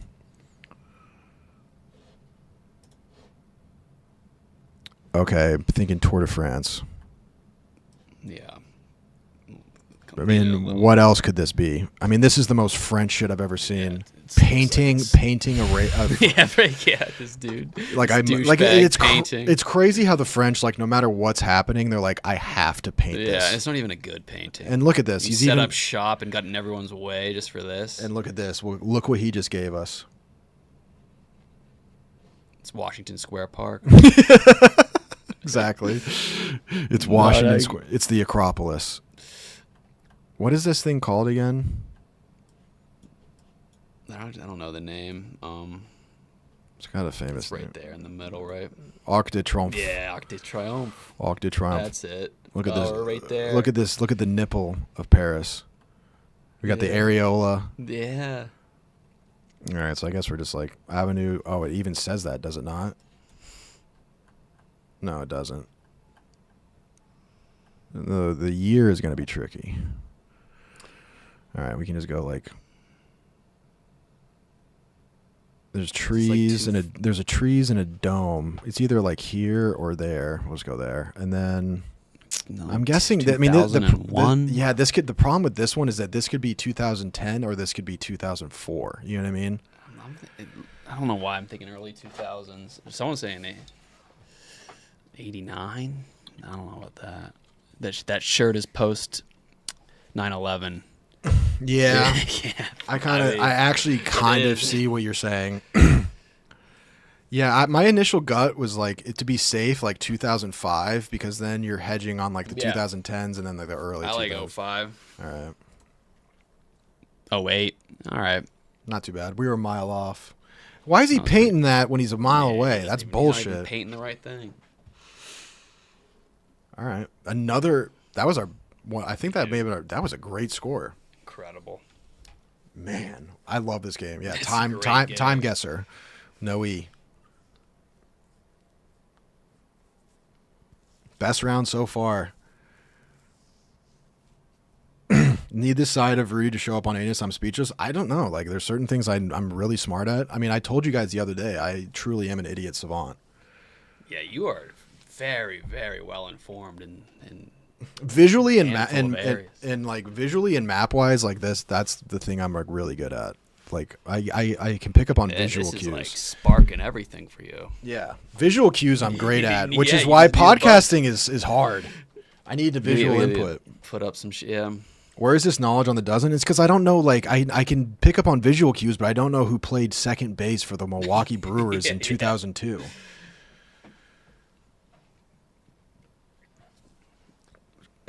You feel me?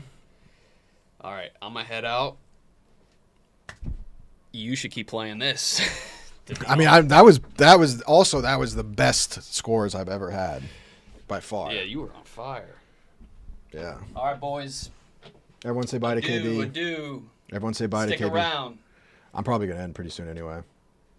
You're hot though. I know I got it. End when you're hot. Later, dude. See ya. Answer my tweets. Only if they're cute and sexy. Shout out to Kyle. Yeah, I'm good at these games, but I'm an idiot at other stuff. As is life. That was fun. That was fun when the boys showed up. Damn, it's already 6:30. Holy shit.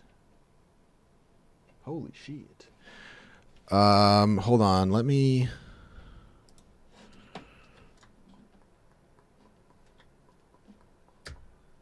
I mean, I think that's a good ending for episode 3 right there.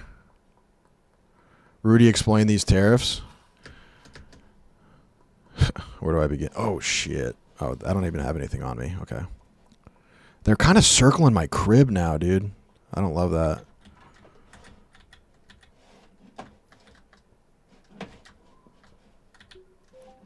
Okay.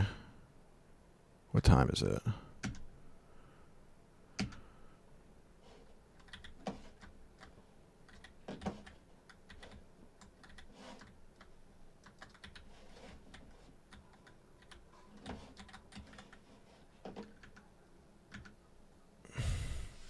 Yeah, that's definitely we're gonna round it out there, boys.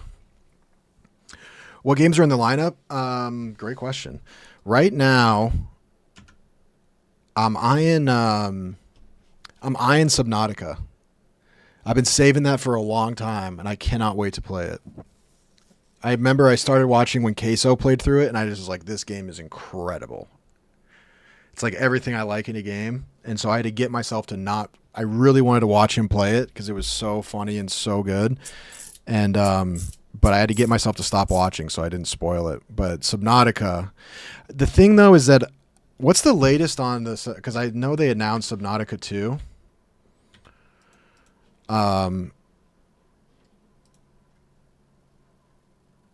So it would make more sense, I guess, if it's coming out soon. Let's look into that real quick. I mean, at the end of the day, like if Subnautica 2 is coming out, if I time it up with that, then like everyone else is going to be playing it. So I guess there's an argument to be made that you would wait, or you would want to do it when not everyone else is playing it, but it doesn't really matter in the end. All right, let's look this up. Subnautica 2 release date. I don't think they've even announced it yet. It just says 2025. We hope each descent into the depths is more thrilling than ever. If that sounds awesome to you, then join us for early access later in 2025. I mean, that's not even remotely helpful. All right, whatever. Yeah, so that's what I'm eyeing. Yeah, I don't think it'll be that soon. That sounds like like fall 2025 to me. That's what that sounds like. And that's just early access, so. But here's the thing. If we make good content out of playing Subnautica, that's how you get early access. You feel me?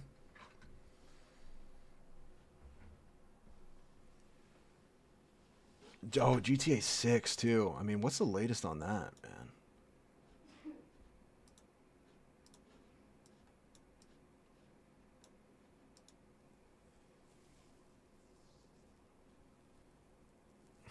May 2026. I literally, on my YouTube homepage, I just saw a live stream from Luke Stevens. I don't even know who that is. It says GTA 6 delayed. Jubilant at your ascendance.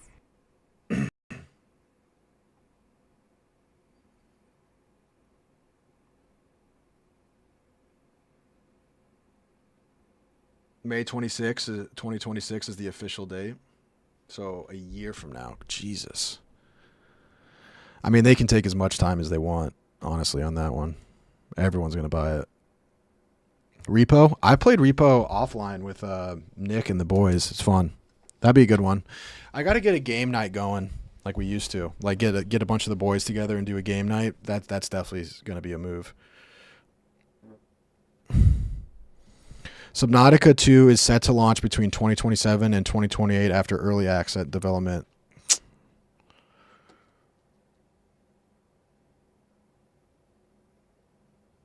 Rudy could do a Clemmer-like stream for FIFA. Yeah, I could.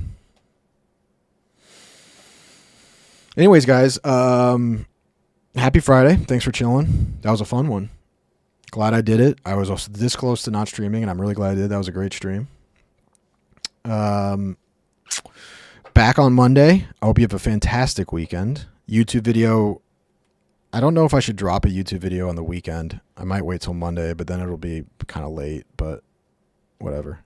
So I'll probably drop a YouTube video Monday. Follow all the socials. And yeah, tell me what you guys want to see. We'll keep doing the NHL breakdowns through the playoffs for sure. Yeah, we'll get some more people in here for sure too. Like doing that with KB was fun. And yeah, have a great weekend. Enjoy the spring. Hopefully it's good weather wherever you're at. Mother's Day this weekend, I'm pretty sure. Fuck, I gotta send my mom some flowers. So yeah.